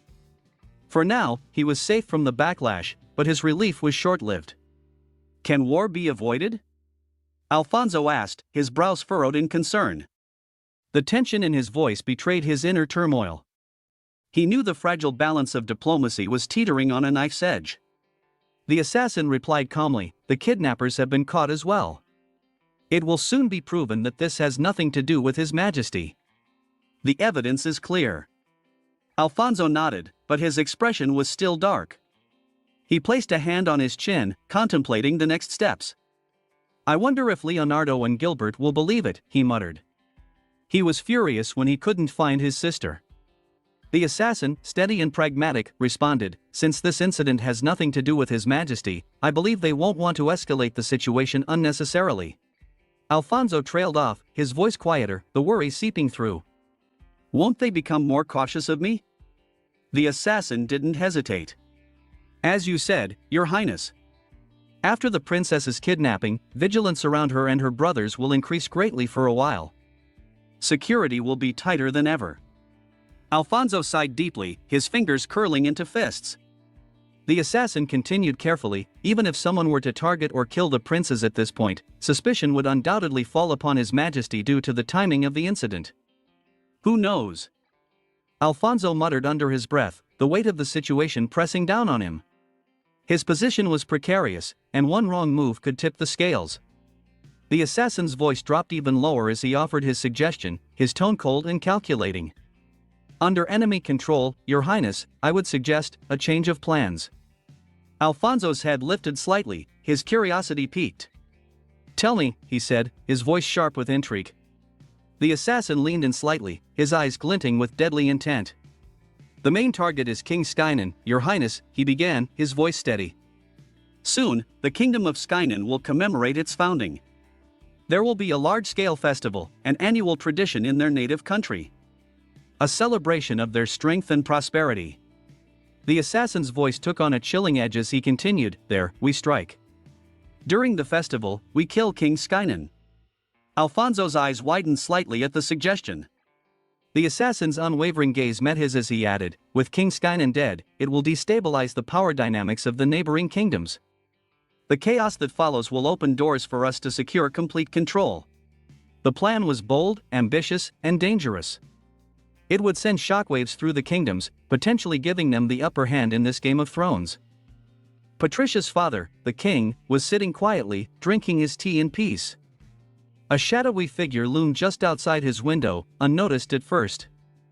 The king, his sharp instincts warning him of the danger. Without hesitation, he reached for his sword, moving swiftly to strike the intruder. But as he turned to the window, there was no one there. The room was silent, save for the faint rustle of the curtains. The king thought to himself, it doesn't take much time for the evening to arrive. Meanwhile, we see Toto, one of the king's most loyal protectors, dragging a bag stained with blood. He had just eliminated an assassin who had attempted to strike the king. As he walked, the sound of footsteps echoed through the dim corridor. A familiar voice called out, Toto. Turning, Toto saw Deborah, another fierce protector of the royal family. She approached him with her characteristic smirk and asked, Did you kill someone again, Toto? Her tone was casual, as though this was an everyday occurrence. Deborah carried her own bag, which she threw into a basin of silver water. She continued, There's been a load of them recently, hasn't there? So many trying to kill His Highness. Her nonchalant tone was laced with a chilling coldness. Toto nodded grimly, his mind still replaying the earlier fight. Deborah's expression turned serious as she said, Patricia commanded us to ensure the king's safety at all costs. It was clear in her eyes as she firmly told them, they will be severely punished if they dare to let their guard down and fail to stop another attack. We've cleared the immediate threats, but there are always more waiting to strike. Toto couldn't help but wonder aloud, what is Princess Patricia doing now? His concern for her was evident. Deborah, catching on, teased him with a sly smile, "Oh, Toto, are you worried about our dear princess?" Obviously, Toto responds bluntly, his sharp tone betraying his genuine concern. Deborah chuckles, her demeanor both mocking and warm. "She's stronger than you think," she says with confidence. "If Patricia knew you were fretting over her, she'd laugh in your face." Toto sighs, her words only making him feel more dejected. "She's stronger than me," he admits quietly. Deborah steps closer, her voice softening slightly. "She's stronger in some ways, sure. But that doesn't mean she doesn't need you." She pats Toto gently on the head, a rare gesture of affection from the otherwise ruthless woman. "That's the thing Patricia likes about you. You're strong, loyal, and you care about her. That's what makes you valuable, not just as a soldier but as someone she trusts." Deborah steps back, her expression thoughtful. "The princess, she's a special one. Someone like her, someone so strong, she's also prone to loneliness. People like that tend to be left behind." Her voice grows distant as if she's thinking of someone else, someone from her past who reminds her of Patricia. She doesn't elaborate, but the wistfulness in her eyes is unmistakable. Shaking off the memory, Deborah withdrew her hand from Toto's head. "Come on," she said, her commanding tone returning. "Let's go, Toto." As they walked through the dimly lit underground passage, Deborah warned with a malicious smile, "Don't fall into the water, Toto. Someone as small as you would be swallowed whole in a single bite." "I already know that," Toto muttered, rolling his eyes. The two left the underground chamber, moving quickly but carefully under the dim light of the underwater cavern. The deadly moisture clung to the air, and the eerie sound of mournful laughter echoed. Around them, the deadly mists of the subterranean waterways swirled, hiding unknown dangers. From the shadows, the faint, sinister laughter of creatures like crocodiles and other monsters could be heard. The assassins had been dealt with for now, but a few days later, Princess Patricia returned to the royal estate. Her presence was commanding, yet her voice soft as she said, "Good job, Deborah and Toto." Deborah bowed respectfully and replied, "You don't need to thank me, Your Highness." Toto, standing tall beside her, added, "It's my duty to protect your family, Princess." Deborah, always observant, asked with a relieved expression, "I'm glad you've returned safely, Your Highness. How was His Highness Julius?" Patricia, feeling a bit exhausted, leaned against one of the chairs for support, sliding gracefully into it. Deborah chuckled lightly, unable to hide her amusement, as she said, "A report arrived so quickly from our secret agents, it seems our spies are efficient as always. But, Princess, your expression is too cute for someone of your stature, even after all this." Patricia gave Deborah an unimpressed look but didn't comment further. Instead, she gave a simple command, "Deborah, make some tea for me." Deborah bowed once again and responded, "As you wish, Your Highness," before leaving to fulfill the request. Patricia, still worn out, rested her eyes for a moment, sinking deeper into the chair. However, Toto, ever watchful, stepped closer, noticing something unusual. His sharp eyes caught a faint mark on Patricia's hand. He knelt beside her, gently taking her hand, his expression shifting to one of worry. "Princess Patricia," Toto said, his voice cold yet laced with concern, "why does your hand smell like blood? I'm certain this is your blood." He inspected her hand closely. The wound is already closed, but the scent is unmistakable. Patricia blinked, startled. She glanced at the faint scar on her hand and thought, the wound has already healed. Can it still smell like blood? Toto's expression darkened, his jaw tightening as a deadly aura seemed to surround him. "Who did this to you?" he asked, his voice low and dangerous. His deadly gaze bore into her, demanding an answer. Patricia calmly pulled her hand back and reassured him. "It's nothing, Toto. Something minor happened with Julius, but it's not a serious injury." Toto frowned deeply, clenching his fists tightly, and muttered Julius' name under his breath, his fury barely contained. The thought of anyone daring to harm his mistress boiled his blood. Patricia noticed the storm brewing within him and quickly placed her hand gently over his. "Toto," she said softly, "you're a good boy. There's no need to worry. I earned Julia's trust thanks to this injury. Everything is going according to plan." But Toto couldn't let it go. His head drooped, his expression pained. "Princess Patricia," he muttered, his voice trembling with dismay, "why do you have to endure so much and commit to someone like him? Why must you shoulder everything alone?" Seeing his dejected expression, Patricia sighed and thought, he's really upset. I need to cheer him up. Then, an idea sparked in her mind. She stood up, a sly smile gracing her lips, and extended her hand toward him. "Toto," she said brightly, "it's been a while since we've had a sword fight. Let's spar." Toto blinked in surprise. "Come on," Patricia said, already leading him to the garden. "Grab a sword and attack me. Attack me however you want, from wherever you want. No holding back." Toto hesitated, gripping the hilt of the practice sword nervously. His thoughts raced. How could I ever dare to point a sword at my master? She's already been through so much. But Patricia stood confidently, holding her own sword with ease. Her commanding voice cut through his doubts. "Toto, don't think so much, show me your strength." Toto, although reluctant, tightened his grip on the sword and prepared himself. Toto hesitated for a moment, his hands trembling slightly as he held the sword. But before he could make a move, Patricia's voice cut through the air, her tone sharp and playful. "If you won't come at me, Toto, then I'll strike first."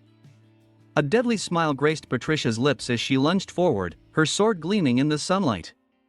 With calculated precision, Patricia closed the distance between them in mere moments, her movements sharp and fluid, like a predator stalking its prey. "Shadow Fong Strike," she announced, naming her attack as her sword arced through the air with incredible speed. Toto's eyes widened as he barely managed to raise his sword to block the blow, the force of the strike reverberating through his arms. "She's strong, far stronger than I imagined," Toto thought, his astonishment evident as sweat dripped from his brow. Patricia's movements were almost too fast to follow, and her technique was flawless. The sound of clashing metal echoed through the garden as Patricia backed off briefly, only to regain her stance with a confident grin. "You're holding back, Toto," Patricia teased, her eyes gleaming with challenge. "It's not like you to lack motivation. Come on, show me what you've got." Motivated by her words, Toto steadied himself, his resolve hardening. With a glint in his eyes, he swung his sword in retaliation, aiming to close the gap between them. Patricia gracefully stepped back, avoiding his attack, her movements as light and quick as a feather. The intensity between them grew as their sparring session became a display of skill, strategy, and determination. "You're improving," Patricia remarked with a smirk, dodging another swing from Toto. "But if you think that's enough to beat me, think again." Meanwhile, in another part of the castle, the warm glow of a fireplace illuminated a quiet room. A shadowy figure sat at a desk, writing a letter with a steady hand. The flickering fire cast dancing shadows on the walls as the person's quill scratched against the parchment. "Princess Patricia," the letter began. "Forgive me for writing to you like this, but this is an urgent matter." The writer paused for a moment, their expression darkening as they continued. "It has come to my attention that Prince Alfonso, the one who calls himself your father's ally, has made a move against him. I regret to inform you that it appears your father's life is in danger. The threat is closer than you think." As the scene shifts back to Patricia and Toto, we find them locked in an intense sparring session. The sun cast long shadows across the training ground as the two displayed their remarkable skills.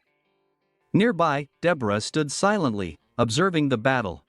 As Toto recounted a memory with Deborah, he posed a question that lingered in her mind, leaving her deep in thought. Toto, watching Patricia with awe, remarked to Deborah, "She's so much stronger than me. Even if I tried my best right now, there's no way I could defeat her." His voice carried a note of dejection as he continued, "Apart from her natural talent and the immense effort she's put in to get where she is, there's a gap between us that I can't seem to bridge. Even when I give it my all, she never fights me with her full strength." Deborah's mood darkened at Toto's words. Her piercing eyes fixed on him as she sharply asked, "Are you implying that you doubt Patricia-sama's power?" Toto was taken aback, his expression one of shock. "No. I would never doubt Patricia-sama's abilities," he said quickly, shaking his head. "I know how strong she is, stronger than anyone I've ever met. I would never question her power." Deborah, still displeased, sighed and offered a suggestion, her tone lighter but still laced with a hint of sarcasm. "Then fight her properly, Toto. Don't hold back, and maybe you'll understand her better. After all, what could be more humiliating than realizing how far behind you truly are? Besides," she added with a mischievous smile, "there's something oddly satisfying about seeing Patricia-sama prove just how invincible she is." Meanwhile, Patricia and Toto continued their sparring match with unrelenting energy. Toto barely managed to avoid Patricia's blade, retreating as her strikes came at him with relentless precision. Patricia, unfazed, regained her footing almost instantly and prepared for another attack, closing the distance between them with graceful efficiency. Toto's mind raced as he struggled to keep up. "It's not that I doubt her power," he thought, "but she's my master. How can I truly challenge her?" As Patricia swung her sword toward him again, Toto raised his blade to block her strike. However, the sheer force of Patricia's attack shattered his weapon, sending fragments flying in all directions. Staring at the broken sword in his hands, Toto's heart sank. How can I protect her if I can't even protect myself? Patricia didn't give him time to dwell on his thoughts. In a blur of motion, she leaped into the air, her sword gleaming in the sunlight as she prepared for another powerful strike. Toto looked up and saw her descending toward him with unwavering determination, like an unstoppable force. That's why I must become stronger, Toto thought, his resolve hardening. Only by becoming stronger can I protect her. At that moment, something shifted within him. His eyes glowed red for a brief instant, and a surge of energy coursed through his body. Patricia's sword came down in a sweeping arc, slicing through the air with devastating precision. The ground beneath them trembled as the force of her attack split the flowers around them in half, scattering petals into the wind. Toto, invigorated by his newfound determination, dodged the attack just in time, his feet skidding against the ground as he prepared to retaliate. For the first time, there was a glimmer of hope in his heart, hope that one day, he might truly stand by Patricia's side as her equal and protector. As Patricia landed on the ground, she took a deep breath, evaluating Toto's skills. Pretty good, she thought to herself, but it's still inefficient. However, before she could fully analyze his movements, she realized something was off. Where did he go? Patricia's sharp eyes scanned the field, but Toto had vanished without a trace.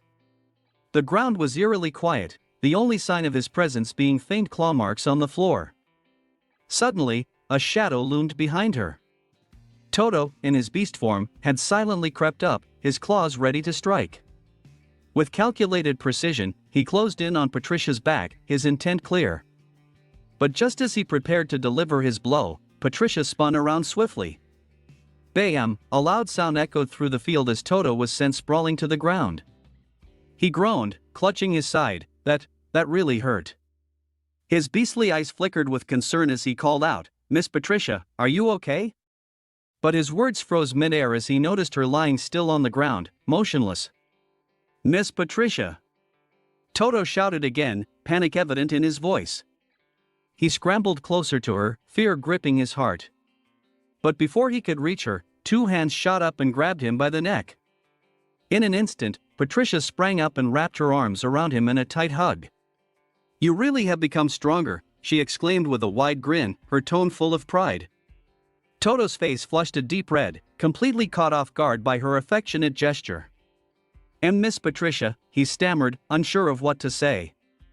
Patricia smiled warmly, still holding him. "I'm so proud of you, Toto. You've improved so much, and I'm looking forward to seeing what else you're capable of in the future." Her voice carried a tone of genuine admiration. She released him gently and took his hand in hers, giving it a soft squeeze. "You're growing stronger every day. You have the potential to reach heights even greater than mine." Toto, overwhelmed by her praise, straightened his posture and tried to maintain his composure. "Thank you, Miss Patricia," he said, his voice steady despite the blush that lingered on his face. "That surprised me. I didn't think I'd get that close. Patricia chuckled softly. You surprised me too. I didn't expect you to use your beast skills so effectively. You almost managed to get behind me undetected. She crossed her arms thoughtfully, replaying the fight in her mind. He used his beast form to close the distance so quickly. I barely reacted in time. She couldn't help but smile. Toto will definitely reach the same level I attained in my past life, perhaps even surpass it. For a moment, Patricia's gaze softened, full of hope for Toto's future. As their sparring session concluded, an eagle soared above them, circling once before descending. Patricia's sharp eyes caught sight of a letter tied to its leg. With a sense of unease, she extended her hand and untied the message. She quickly unfolded the letter, her eyes scanning the hastily written text. The handwriting was rushed, the ink smudged, but the contents were clear. Princess Patricia, I apologize for the disorganized letter, but this matter is urgent. It concerns a dangerous plot against your father. His life is at risk, and there are whispers of betrayal within the palace. Please act quickly, for time is running out. Patricia froze, her grip tightening on the letter. The thought of her kingdom, on the brink of destruction, lingered in her mind like an ominous shadow. Her heart pounded as her thoughts raced. If that was the turning point then. Patricia's face hardened as she calculated. I only have 1 year left until I turn 12. 1 year before our kingdom faces complete destruction. The realization struck her like a lightning bolt. In other words, fate is finally getting serious. Her eyes sharpened with deadly resolve as she called out, Toto. Come here immediately. Toto appeared instantly, sensing the urgency in her voice. Miss Patricia, what's wrong? He asked, concern written all over his face. We're leaving. Return to the dark castle immediately. She clenched the letter tightly in her hands, the edges crumpling as she whispered to herself, I won't allow anyone to die. Not this time. I'll ensure everyone's protection. Her gaze sharpened, her expression transforming into that of a deadly assassin ready for battle. Determination radiated from her as she began preparing for the battle ahead. She refused to let the tragedy of the past repeat itself. Meanwhile, in another part of the castle, Leonardo sat in his chambers, leisurely sipping tea. The tranquil scene was deceptively calm, but the sound of blood dripping onto the floor disrupted the serenity. The crimson liquid spread across the floor, glistening in the dim light. His golden eyes glinted coldly as he glanced at the growing pool of blood. He casually wiped the edge of his lip, his expression unreadable. As the blood continued to trickle, a mysterious tension filled the room. It was as if the walls themselves were holding their breath, waiting for what was to come. As Patricia entered her mansion, the maids bowed respectfully upon her arrival.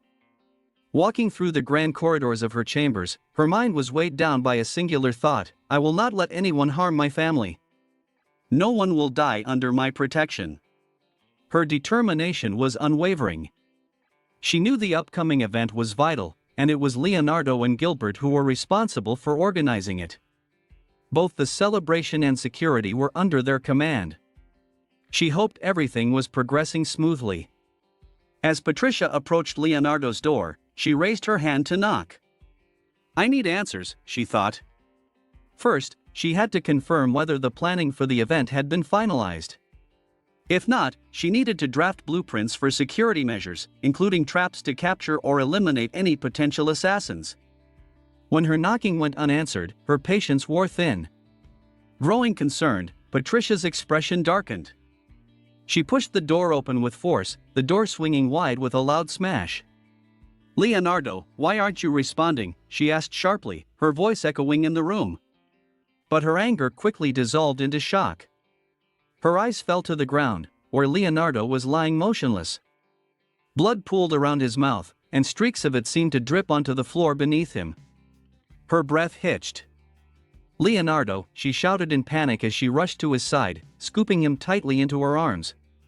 Leonardo, wake up! Her hands trembled as she held him. Her brother's face was pale, and she feared the worst. But to her dismay, Leonardo's body stirred slightly, and tears began streaming down his cheeks. He opened his eyes faintly and looked up at Patricia.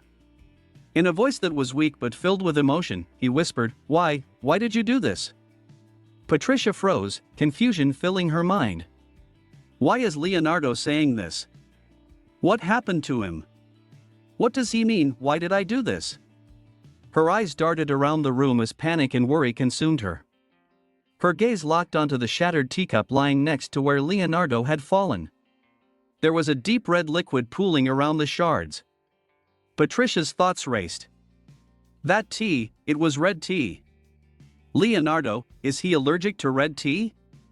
She felt a momentary wave of relief as it became clear the red liquid wasn't blood. But as relief settled in, it was quickly overtaken by confusion and guilt. Did he drink it by mistake? Or, did someone else give him this? In that moment, Gilbert arrived, his presence bringing Patricia a sliver of reassurance. Patricia, Gilbert called as he entered the room. Patricia looked up, tears shimmering in her eyes. Gilbert, she exclaimed, her voice filled with both panic and hope. Something's wrong with Leonardo, he passed out. Gilbert quickly moved to his brother's side, assessing the situation. Leonardo is still breathing, he said firmly, but his tone revealed underlying concern. Patricia grasped Gilbert's arm tightly. Brother Gil, do you know what happened to him? Did someone give him red tea? He's allergic to it, isn't he? Gilbert sighed heavily, his tone filled with dismay as he spoke. Patricia, this situation it happened because of you. What happened? She asked, her voice laced with both confusion and dread. Gilbert hesitated before continuing.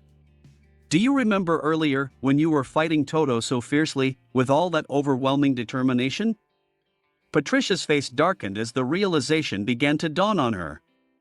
She thought back to that sparring session with Toto, the swift movements, the powerful strikes, the sheer skill she had displayed.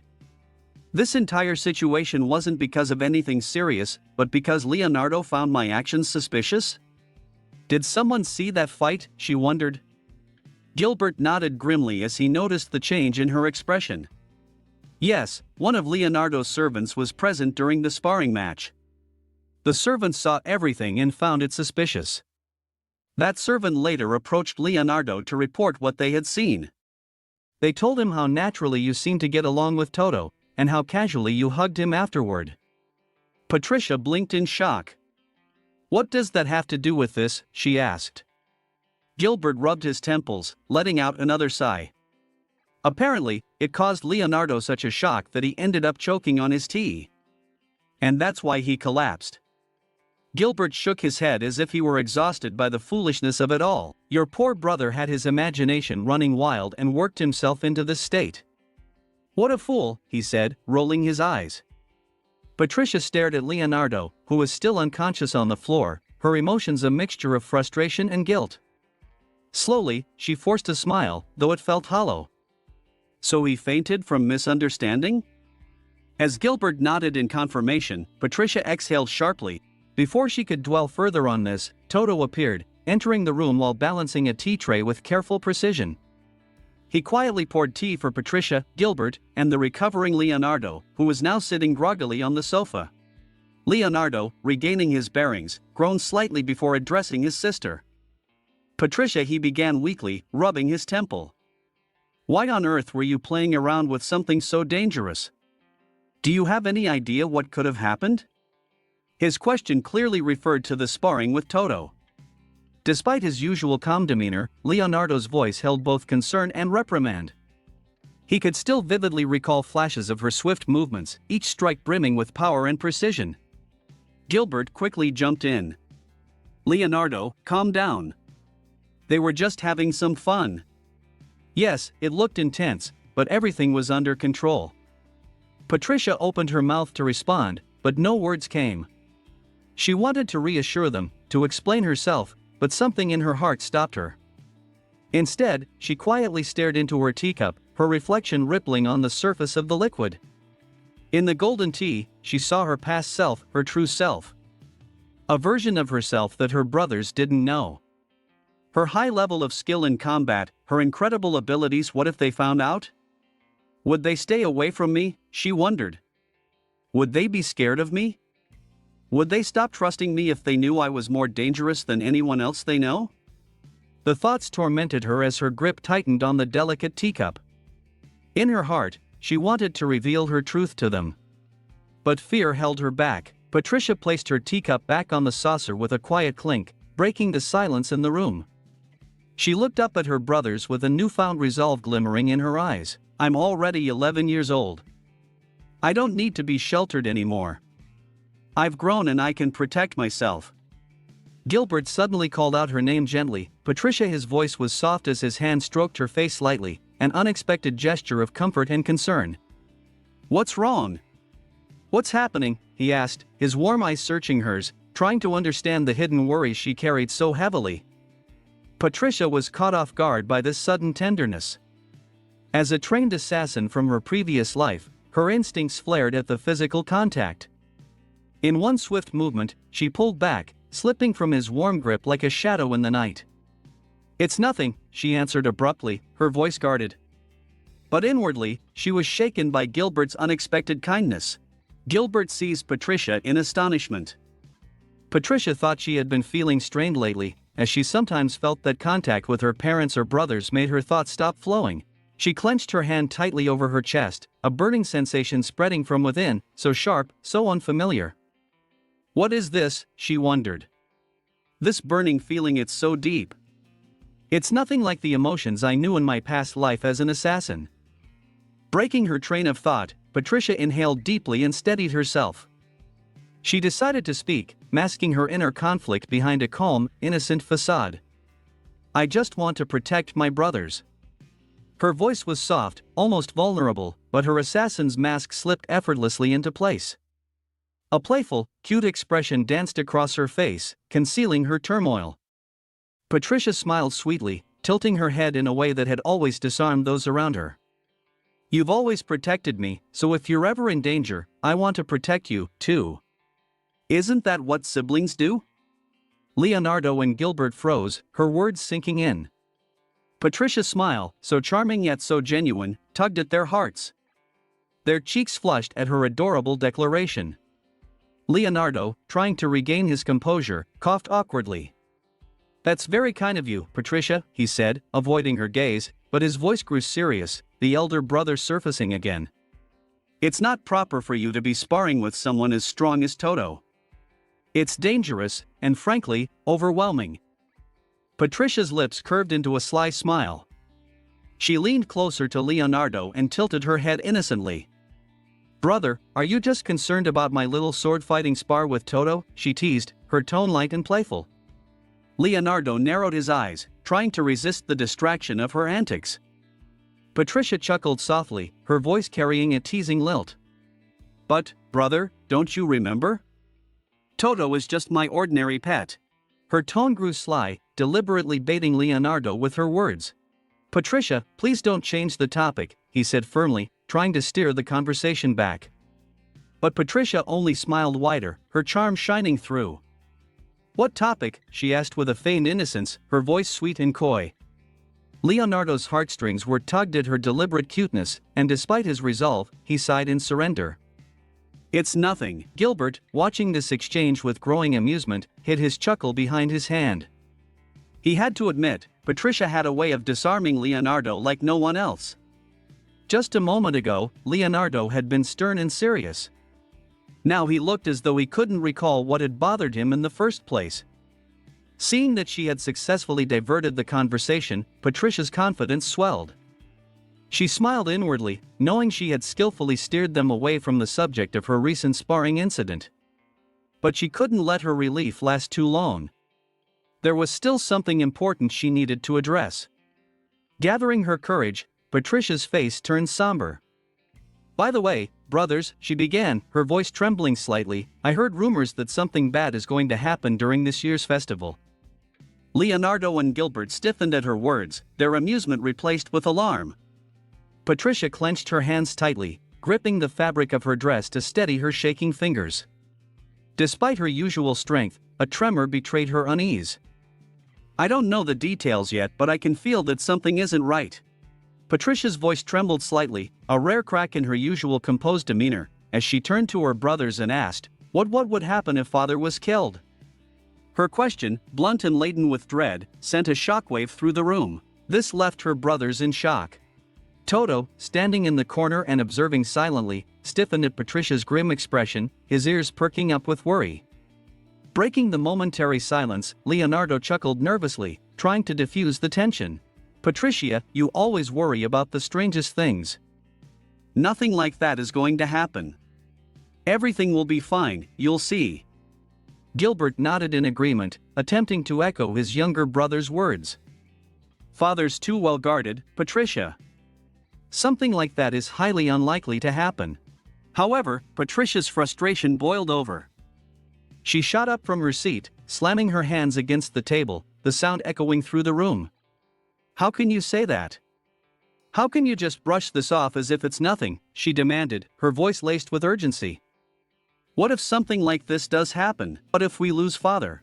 Leonardo finally stood, walking over to her. His expression softened as he placed a gentle but firm hand on Patricia's shoulder. With quiet reassurance, he said, if anything like that were to happen, Patricia, I will protect everyone. I will protect you. I promise. Patricia stared at him, her frustration momentarily dampened by his words, but deep down, she knew she could not tell them the truth. She could not reveal her secret, the knowledge she carried or the dark skills she possessed. Her brothers would never understand, they would never let her do what she needed to do to keep them safe. Taking a deep breath to steady herself, Patricia finally nodded, though her heart was heavy. Okay, she said, her voice faint and resigned. She stepped away from the table, turning her back to her brothers as she headed toward the door. As Patricia left the room, Gilbert watched her with a concerned expression. He picked up his teacup and took a slow sip, the mood in the room now somber. Across the room, Leonardo moved to stand by the window, the sunlight illuminating his sharp, serious features. Without turning away from the window, Leonardo broke the silence. Gilbert, he said in a low, commanding tone, I want you to look into Patricia's recent activities. Something's been off about her. Gilbert lowered his teacup and nodded, his usual playful demeanor replaced with a deadly seriousness. I'll take care of it, he promised.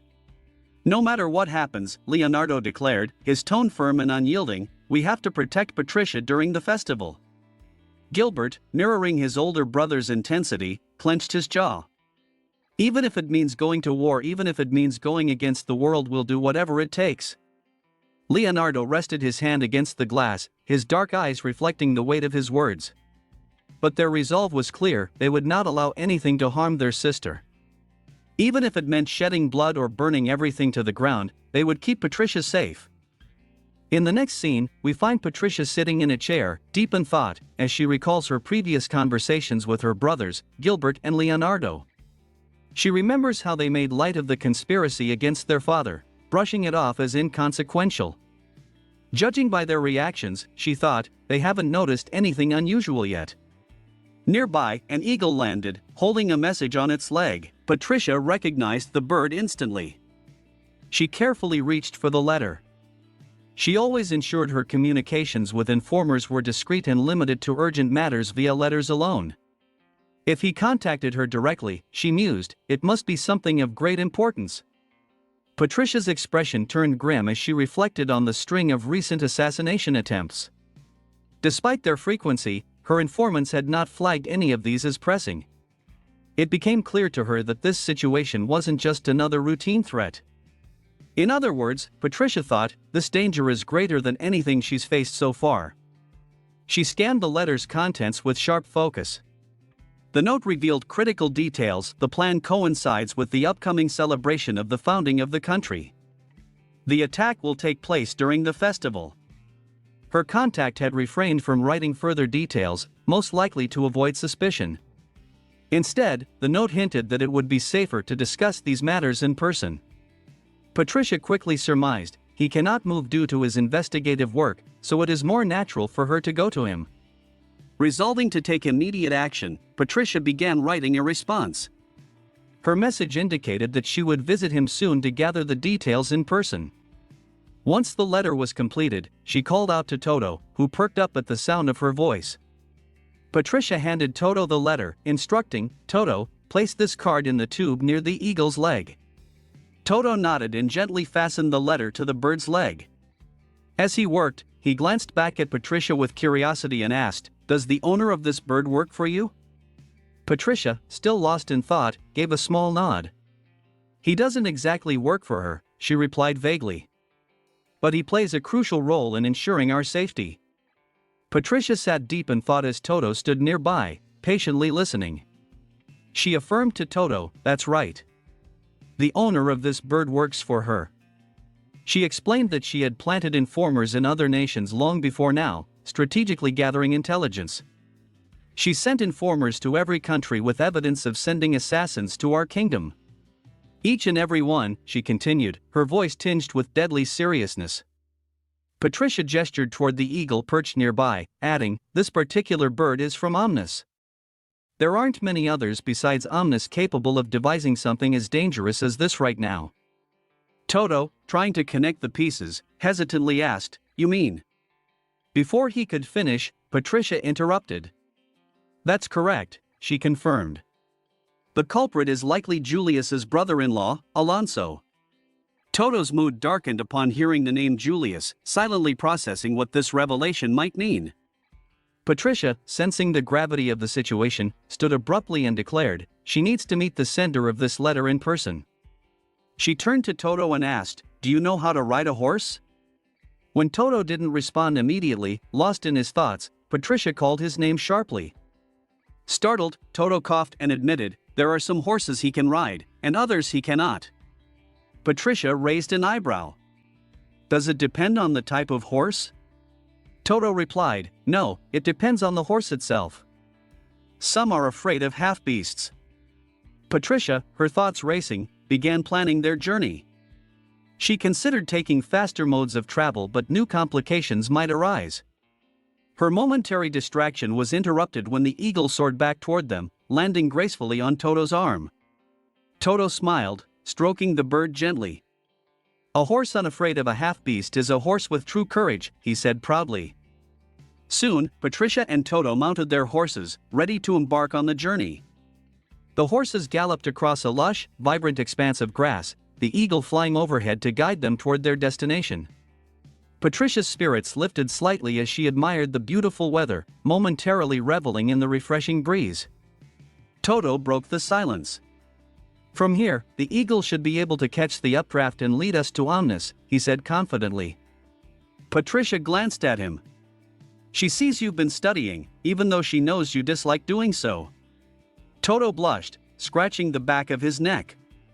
"That means he's growing up, doesn't it?" he asked with a shy smile. Patricia smirked. "Of course not." "You're still a child," she teased, eliciting even more blushing from Toto, who shyly called her name in protest. Patricia's expression softened. "She'll do anything to protect you," she said, her words carrying a heartfelt promise. As they approached a picturesque town, the horses slowed to a stop. Patricia took in the infrastructure with a mix of admiration and unease. "If she fails, and her family dies," she whispered to herself, "this entire country will burn to the ground." The gravity of her thoughts bore heavily on her shoulders. Memories of past events haunted her, the dread of losing her family, the devastation it would cause. She vowed silently to protect everyone she loved at all costs. For a moment, Patricia felt overwhelmed and covered her face with her hands. Seeing her sudden shift, Toto called out, surprised, "Patricia, are you all right?" Lowering her hands, Patricia forced a composed smile. "It's nothing," she said with a weary tone. "Let's keep moving toward the city." As they resumed their journey, flashes of her brothers, Leonardo and Gilbert, entered her thoughts. Patricia meticulously analyzed the plans for the upcoming festival and noticed a glaring security hole. Concerned, she decided to inspect the issue herself. As she turned to leave, Toto, ever loyal, asked, "Understood, Patricia. Are we heading out now?" Patricia nodded, yet her mind churned with conflicting thoughts. She hesitated for a moment, silently wondering, how long would it take to reach the capital of Omnis from here? Would it truly be wise to bring Toto with her? She glanced at him but then reconsidered. Perhaps it's better if she goes alone, she thought to herself. She could move much more freely that way. As a deadly assassin in her past life, Patricia was used to working in solitude. Depending on the situation, she reasoned she could always confront or, if necessary, eliminate Prince Alonso. If anything happens, she can just kill him on the spot, she assured herself coldly. Overhead, the sharp cry of an eagle echoed. The bird glided through the air, carrying Patricia's letter. Somewhere far away, the letter reached its destination. A man with a shadowy figure took the letter, breaking into a knowing smile. He whispered Patricia's name as he read the contents. Nearby, an orange-haired boy, watching the man with suspicion, asked sarcastically, "What do you find so amusing?" The mysterious man turned to him, amusement still gleaming in his eyes. "Your dear princess, Patricia," he said mockingly, "she's coming here." The orange-haired boy flared up with anger, his fists clenched tightly. "Are you threatening me?" he growled, his fiery gaze boring into the man. "Are you truly willing to betray your master?" Beside them, a wolf, fierce and deadly in appearance, stood silently, its sharp eyes observing the tense exchange. It was clear the wolf was no ordinary creature, it was one of Patricia's trusted informants. Together with its loyal eagle companion, it worked as an extension of Patricia's calculated network, prepared to assist its master in uncovering the dangerous plots unraveling in Omnis. As night blanketed the castle, Princess Patricia decided it was time for a break. However, her thoughts were preoccupied with her plan to visit Toria, the designated spot where she was supposed to meet her second set of informants. Back in her room, moonlight streamed through the window, painting a serene picture. Patricia lay in her bed, her breathing steady as though she were sound asleep. But Patricia wasn't one to sleep soundly, especially during times like these. Her sharp senses suddenly brought her awake. She opened her eyes in an instant, a glint of clarity and danger flashing within them. Without hesitation, she turned toward the window. "Fox," she said, her tone cutting and sharp. "How much longer do you plan to hide out there?" For a brief moment, the shadow outside hesitated before slipping silently through the window. The intruder, who thought he had successfully concealed his presence, realized that Patricia had seen through his act. Smiling faintly, he remarked, "As expected from my master, nothing ever escapes you." A young man with feline grace landed lightly in her room, his lips curling into a sly smile. "Well, nothing ever changes," Fox said, his voice smooth and casual, though there was a hint of admiration as he studied her. "You're as sharp as ever, Lady Patricia." Patricia slowly sat up in bed, her composure cool yet deadly. Her piercing gaze fixed on Fox, who, despite his usual bold demeanor, began to sweat under the intensity of her stare. She folded her hands in her lap, exuding the presence of a queen reprimanding an unruly subject. "You were instructed not to leave Julius alone," Patricia said, her tone clipped and firm. Her eyes never wavered. Fox winced slightly but tried to deflect, giving a lazy shrug. "Don't worry, Lady Patricia. Wolf is keeping an eye on him." Fox said, "Well, actually, I'm doing Wolf a favor. I figured it'd be better if I handled things instead of letting the lady do all the heavy lifting." He reassured her not to worry, adding that he already knew all the plans they were plotting. But when Patricia called his name in a tone sharp as a blade, it sent a shiver down Fox's spine. Her deadly gaze made him tremble in fear. Despite his initial confidence, Fox's posture faltered, and he hesitated before stiffly adjusting himself, trying to appear formal, like a butler. Patricia's voice cut through the air like ice as she repeated her command, her tone unwavering and lethal. "Let me make this clear, do not leave Julius alone." Patricia's expression was calm, but her eyes carried a chilling intensity, as though she could strike him down at any moment. With a forced gesture of submission, Fox explained nervously, "Julius is already under Wolf's protection. His safety is ensured." He added, trembling, "The cats and the other guardians have also been deployed to keep watch." As Patricia stood there, her presence was overwhelming, a reflection of her former self, the deadly assassin she once was. Fox could see it clearly, and it terrified him. For a moment, he thought she might kill him right then and there. Finally, Patricia let out a quiet sigh of relief and simply said, "Okay." Then, with a sharp, commanding tone, she asked, "What the hell are you even doing here?" Her eyes burned with intent, making it clear she wasn't going to tolerate excuses.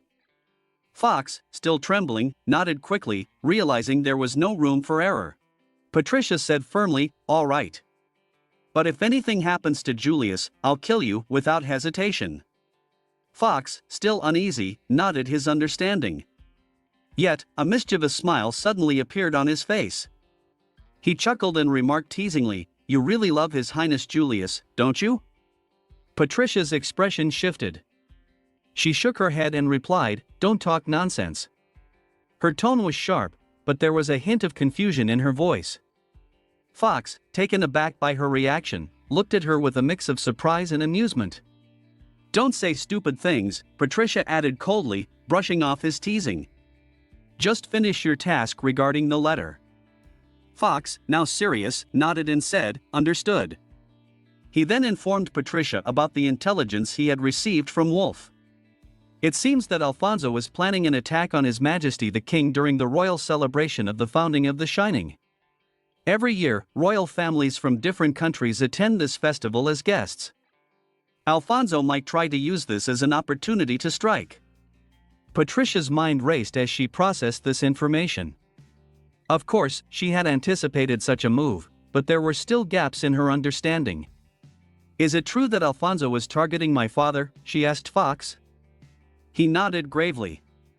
"That's what I heard from Wolf," he confirmed, adding that Wolf had personally gathered this information. The mention of Wolf's name triggered memories for Patricia. She recalled her first encounter with Wolf, a man who had once bowed before her as her loyal servant. He had been the right-hand man of her family, but years ago, he made the decision to leave the country and serve abroad. Now, he was Alfonso's knight, a role he had been in far longer than he had served Patricia directly. Snapping back to the present, Patricia turned to Fox and said, "You've done well. Let Wolf know he has my approval. But remember, do not leave Julius's side again." Fox nodded respectfully. "Understood," he said before leaving. As Fox departed, Patricia stepped out into the moonlit night.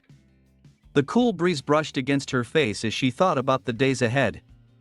Soon, she would turn 11, and the country's grand celebration would take place. There was still much to prepare for the festival, and Patricia felt the weight of unfinished tasks pressing down on her. She knew that if she wasn't careful, everything could fall apart. Her thoughts turned darker as she considered the threats around her. Alfonso wasn't the only one who wanted her life, there were others, hidden in the shadows, with similar ambitions. Patricia also wondered if it had been Alfonso who orchestrated the destruction of the shining royal family in Edward. After all, she wasn't originally born into this family but had come into it through circumstance. Her mind wandered to a chilling memory, the poisoned glass incident. Although it seemed like a minor attempt to harm her, the truth was more sinister. The poison had been meant for both her and Julius. Thinking of Julius, she suddenly remembered Fox's earlier remark about her feelings for him. The thought made her cheeks flush with embarrassment. She placed her hands on her face to cool the heat as a whirlwind of thoughts flooded her mind. "Fox says the strangest things," she murmured to herself. Someone had silently crept up behind her, and now her life hung by a thread under the moonlit sky. Patricia, still unfamiliar with the concept of love, suddenly found herself under attack. Someone lunged forward at her without warning, a blade glinting in the moonlight. Instinctively, Patricia raised her hand to defend herself and took a quick step back, her sharp gaze locking onto the would-be assassin. Her eyes burned with a deadly intensity as she declared, "As long as there are people who wish to harm my family, I won't let a single one of them live." The assassin froze, stunned not only by her words but also by the eerie red aura that seemed to ignite in her eyes. Before the attacker could make another move, Patricia struck with swift precision, eliminating him in an instant. As his lifeless body collapsed to the ground, Patricia clenched the knife she had taken from him. Her mind raced, wondering if this was only the beginning of the threats looming ahead. The scene shifted to the Shining Kingdom, where preparations for the national festival were in full swing. The eve of the celebration brought music, bustling streets, and colorful decorations as the country prepared to welcome royals from across the land. Patricia pointed toward a distant flag fluttering in the wind and asked curiously, "What is that over there?" Leonard, one of her brothers, explained, "It's a commemorative flag for a country that won't be able to attend the festival this year." Before the conversation could continue, Gilbert interjected with concern. "Patricia, you need to be more discreet," he said, trying to remind her of the risks of being too visible. But Patricia completely ignored his warning. Instead, her eyes lit up as she spotted a nearby ice cream stand. She smiled mischievously and said, "There's ice cream," before darting off toward the vendor. Gilbert groaned in frustration and yelled, "Patricia," as he chased after her. But her carefree laughter rang through the air, and her beautiful, cheerful smile was enough to melt anyone's heart. When she reached the stand, Patricia turned to her brothers and asked with a grin, "Do you want to have ice cream with me?" Her radiant smile was infectious, and her brothers couldn't help but nod and agree, despite their earlier protests. At that moment, it was clear that Patricia had turned 11 years old, not just by her age, but by the happiness and youthful innocence that shone through her smile. Both brothers were reminded of just how beautiful and full of life she truly was. Patricia cheerfully accepted the ice cream cone from the vendor, who handed it to her with a kind smile. "Be careful not to drop it, young lady," the vendor cautioned, recalling how many children had accidentally dropped their treats. Patricia politely thanked him, clutching the ice cream securely. The vendor smiled and nodded as he turned to his next customer. Patricia was happily licking her ice cream when her mood suddenly shifted. She heard a voice behind her that brought her carefree joy to an abrupt halt. Alfonso had arrived.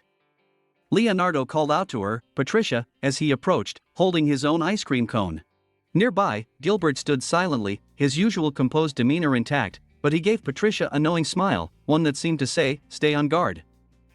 Patricia turned back, her face seen licking an ice cream with a chilling expression. Her unsettling demeanor became more apparent as she smiled, using her tongue in a way that enhanced her deadly appearance. She thought to herself, "This is no simple reunion. War has been silently declared between us." With a steely resolve, she vowed to protect her family from whatever Alfonso was planning. The scene transitioned to the Grand Royal Palace. Inside the throne room, Patricia's father, King Julius, addressed the gathered nobles and guests. "Thank you all for coming," the king said warmly. Alfonso, standing beside his entourage, gave a respectful bow and thanked the king for the kind invitation. "It is an honor to attend this occasion," Alfonso said with a carefully measured tone. "Unfortunately, due to my father Christopher's untimely illness, he could not leave the country. As the eldest prince of the Omni Kingdom, I am honored to represent my nation." Patricia's father nodded, his expression calm but thoughtful. "We are glad you could join us, Prince Alfonso. This meeting of nations is an important step toward maintaining friendly relations between our kingdoms." Alfonso smiled politely, though his thoughts were anything but friendly. "Yes, smile now, King Julius," Alfonso thought darkly. "Soon, your kingdom will be mine." The king, unaware of Alfonso's true intentions, continued to speak warmly, gesturing to his attendants to show the Omni delegation to their quarters. "Please rest well before tomorrow's banquet," he said with hospitality. Alfonso thanked the king again, but inwardly, he calculated his next move. The scene shifted to a beautifully lit mansion adorned with blooming roses in the sunshine. Alfonso sat alone on an ornate chair, his face pensive yet sharp with cunning. His personal aide, Wolf, appeared before him, bowing respectfully. "The journey was short, but still exhausting," Wolf remarked. Alfonso waved a hand dismissively, clearly uninterested in pleasantries. "What is the status of our spies in this kingdom?" he asked coldly. Wolf hesitated for a moment before replying, "My prince, according to the latest reports, most of our spies have been discovered by Leonardo and Gilbert. Every single one of them has either been captured or eliminated. Their efficiency is truly terrifying." Wolf's voice carried a hint of unease. Sitting on his ornate throne, his head was lowered as though in thought. Wolf, standing beside him, noted Alfonso's momentary silence, almost as if he had lost hope. But Alfonso suddenly lifted his head, a sinister grin spreading across his face. "It's all happening just as planned," he said, his voice calm but filled with malice. Wolf mirrored his master's expression with a sly smirk of his own. "Exactly," Wolf replied, his tone chilling. "It's precisely what we anticipated. The captures were nothing more than bait to lure them into believing they've thwarted us." Alfonso's sharp eyes gleamed with a dangerous light as Wolf elaborated on their plan. "By allowing them to capture all the spies planted in the city, we've distracted Leonardo and Gilbert. Leonardo and Gilbert will likely spread their guards thin to focus on defending the city perimeter and overlook our true target. With a deadly grin, Wolf gestured ominously, we'll introduce false reports about suspicious individuals elsewhere in the city to keep them occupied. They'll never suspect that they've already fallen into our trap. Alfonso leaned back on his chair and clasped his hands together, satisfied. Now the palace will be left vulnerable. Leonardo and Gilbert will likely spread their guards thin to focus on defending the city perimeter and overlook our true target. I must say, Alfonso spoke casually as he poured himself a glass of wine, I was wondering if I could still trust you, Wolf. You see, on my way here, one of my informers claimed that you originally served Princess Patricia. Naturally, it made me begin to suspect you of playing a double game. Wolf merely bowed slightly, his expression unreadable. My prince, he said smoothly, I am your loyal servant now. My allegiance is yours, and yours alone. Wolf recalled past conversation with Fox, another of Alfonso's conspirator, as he turned to Wolf and asked, is it true, then? Did you once intend to betray Princess Patricia and the kingdom for your gain?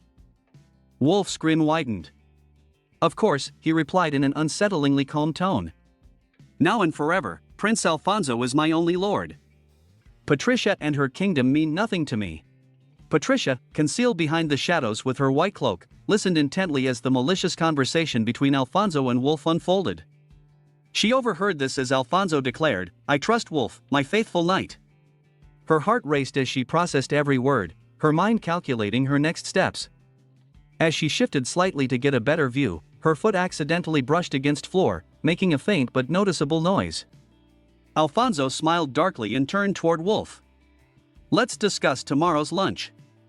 Aren't we planning to poison everyone at the banquet?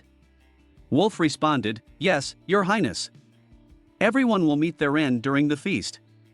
Alfonso froze, his sharp instincts kicking in. His piercing gaze shot toward the direction of the sound. Did you hear that? He asked Wolf, his voice tense but dripping with malice. Alfonso smirked, as if relishing the possibility of uncovering an eavesdropper. Perhaps our little princess has decided to join our game early, Alfonso sneered, his voice dripping with mockery. He slowly unsheathed a small, sharp knife and twirled it casually in his fingers. Alfonso tilted his head as if considering an idea. With a knife in his hand and an ominous expression, he said, but what if we move things forward? Why wait for tomorrow when we could handle this today? Wolf, unfazed, responded with a sinister smile. Yes, your highness. If need be, we can carry it out sooner. Good, Alfonso replied with a chilling tone. For example, if our little princess were to get lost in this enormous palace, could you finish her quickly before there's any trouble? He said, his voice steady but carrying an undertone of cruelty. Hidden in the shadows, Patricia tightened her grip on her cloak. He called out, Princess Patricia, shall we play a little game? You seem so busy wandering the halls, don't worry, brother Alfonso will happily keep you company. His mocking tone sent a chill through the air, the cruelty laced in every syllable unmistakable. Unaware of Patricia's exact position but confident she was close, Alfonso turned to Wolf, his trusted assassin, who walked quietly at his side.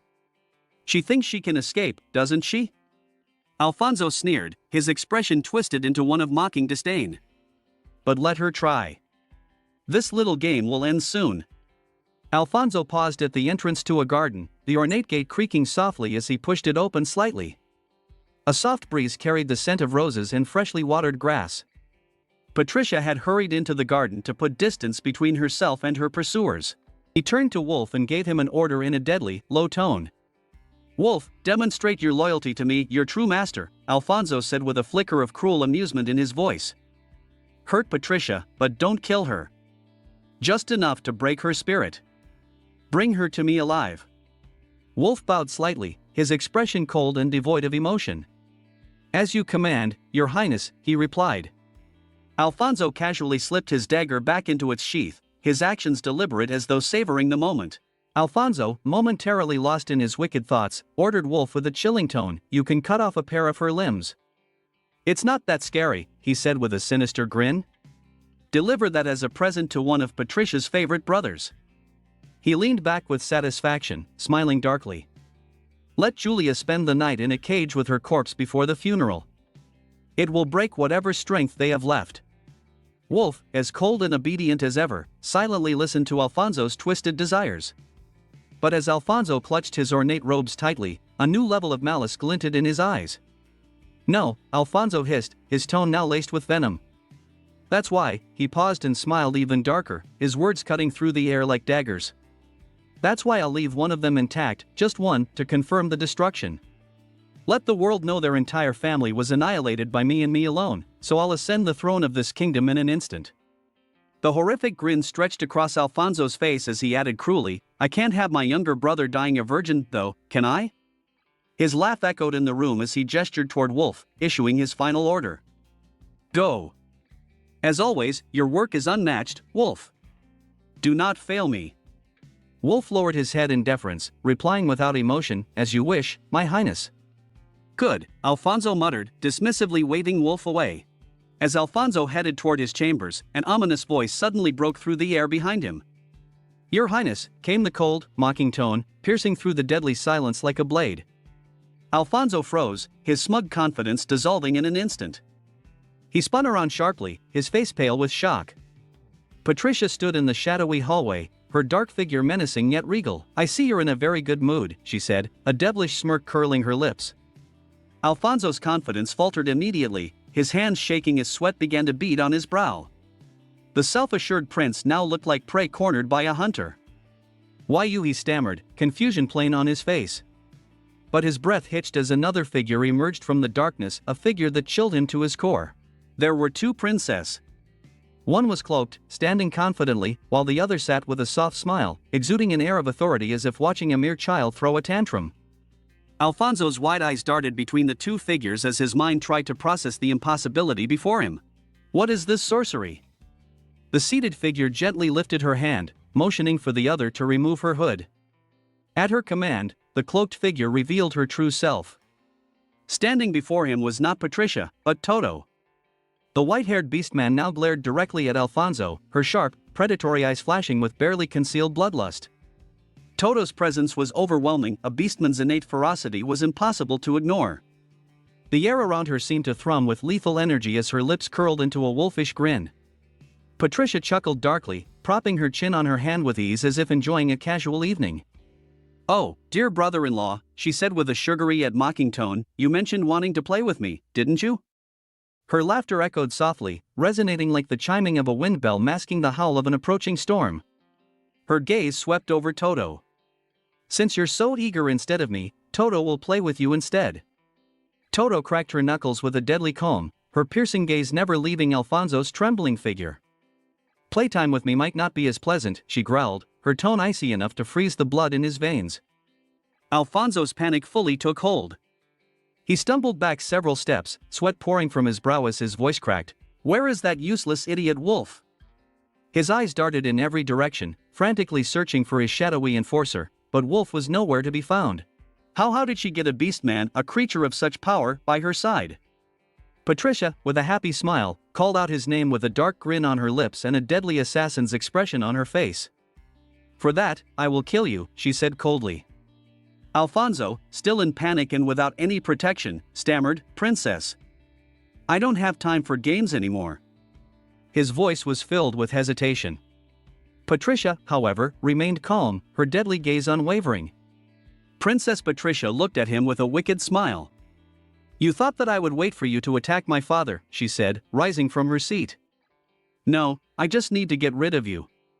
Her words hit Alfonso like a shockwave, leaving him stunned and confused. Patricia, noticing his confusion, added with a malicious grin, "The preparations are already complete." Suddenly, Toto disappeared from Patricia's side, leaving Alfonso even more panicked. Patricia stood before him, confident and imposing. Her tone became cold and commanding. "Your Highness," she said, her voice deadly. "Let's end this game immediately." Alfonso's panic escalated. Sweat dripped from his forehead as Patricia says, "Run as fast as you can, if I catch you, she will kill him." Patricia gave him a deadly stare, and with a slight motion, she hid a knife in her hand. "You won't die immediately," she said coldly. "But you will suffer." Her lips curled into a smile that could send chills down anyone's spine. Her deadly glare intensified as the background seemed to darken with wilting flowers, adding to the menacing atmosphere. "Otherwise, you'll wish you were in hell," Patricia added with a mocking tone. Alfonso's fear deepened as he realized the gravity of his situation. Without saying another word, he started running at full speed, his panic fueling his every step. He pushed himself to run faster, but soon, exhaustion caught up with him.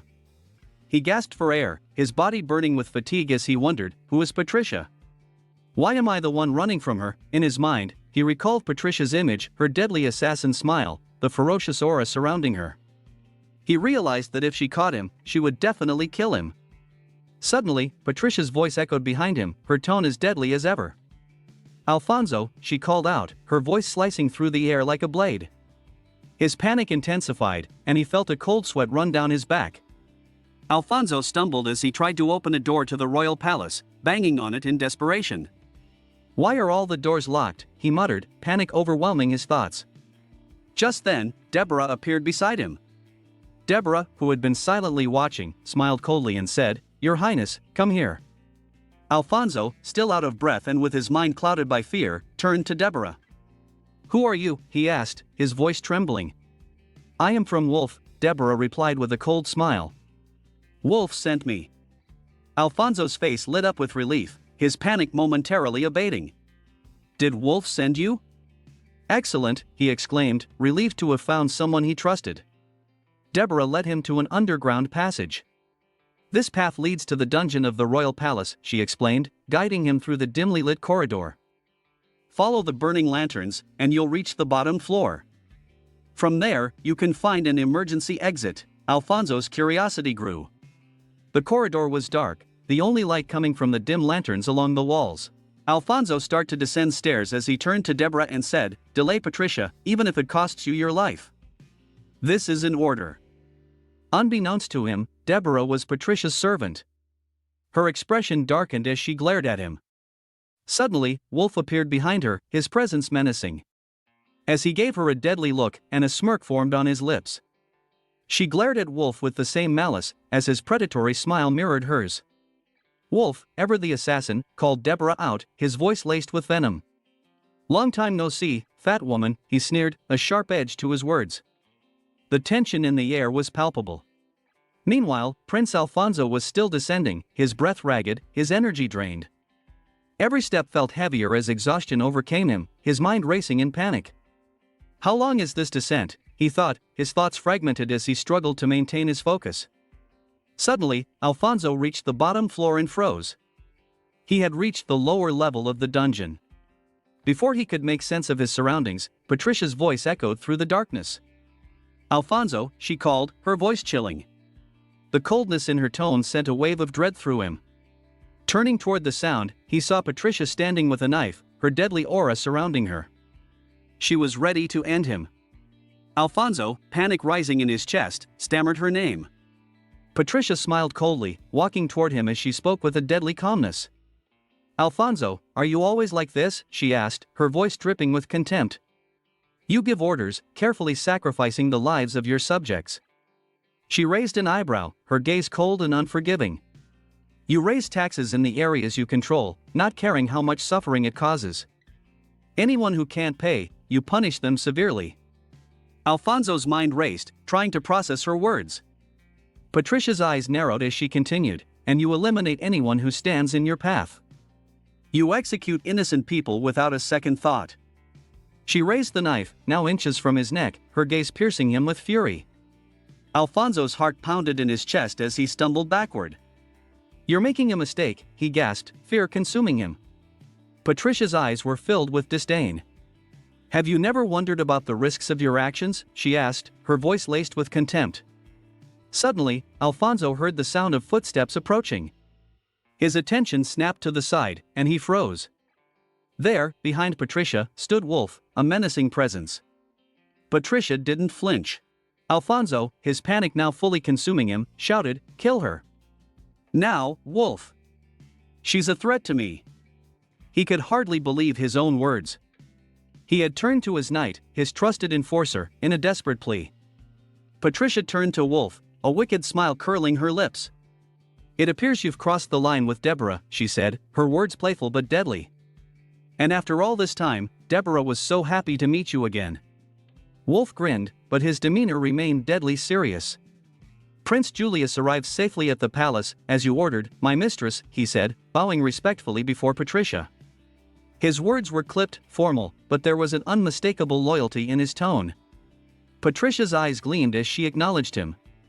Good, she replied. Then, turning to Alfonso, she spoke with a wicked gleam in her eye.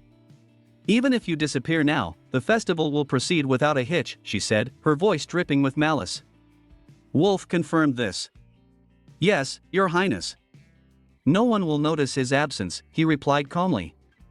Alfonso, his face twisted with fury and disbelief, shouted at Wolf, accusing him of betrayal.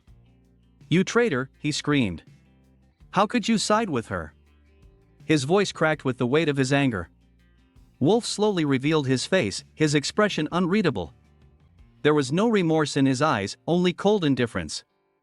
As we first see Wolf's appearance, a muscular and handsome man, he speaks with confidence. Alfonso was right, Wolf says, his voice calm but full of purpose.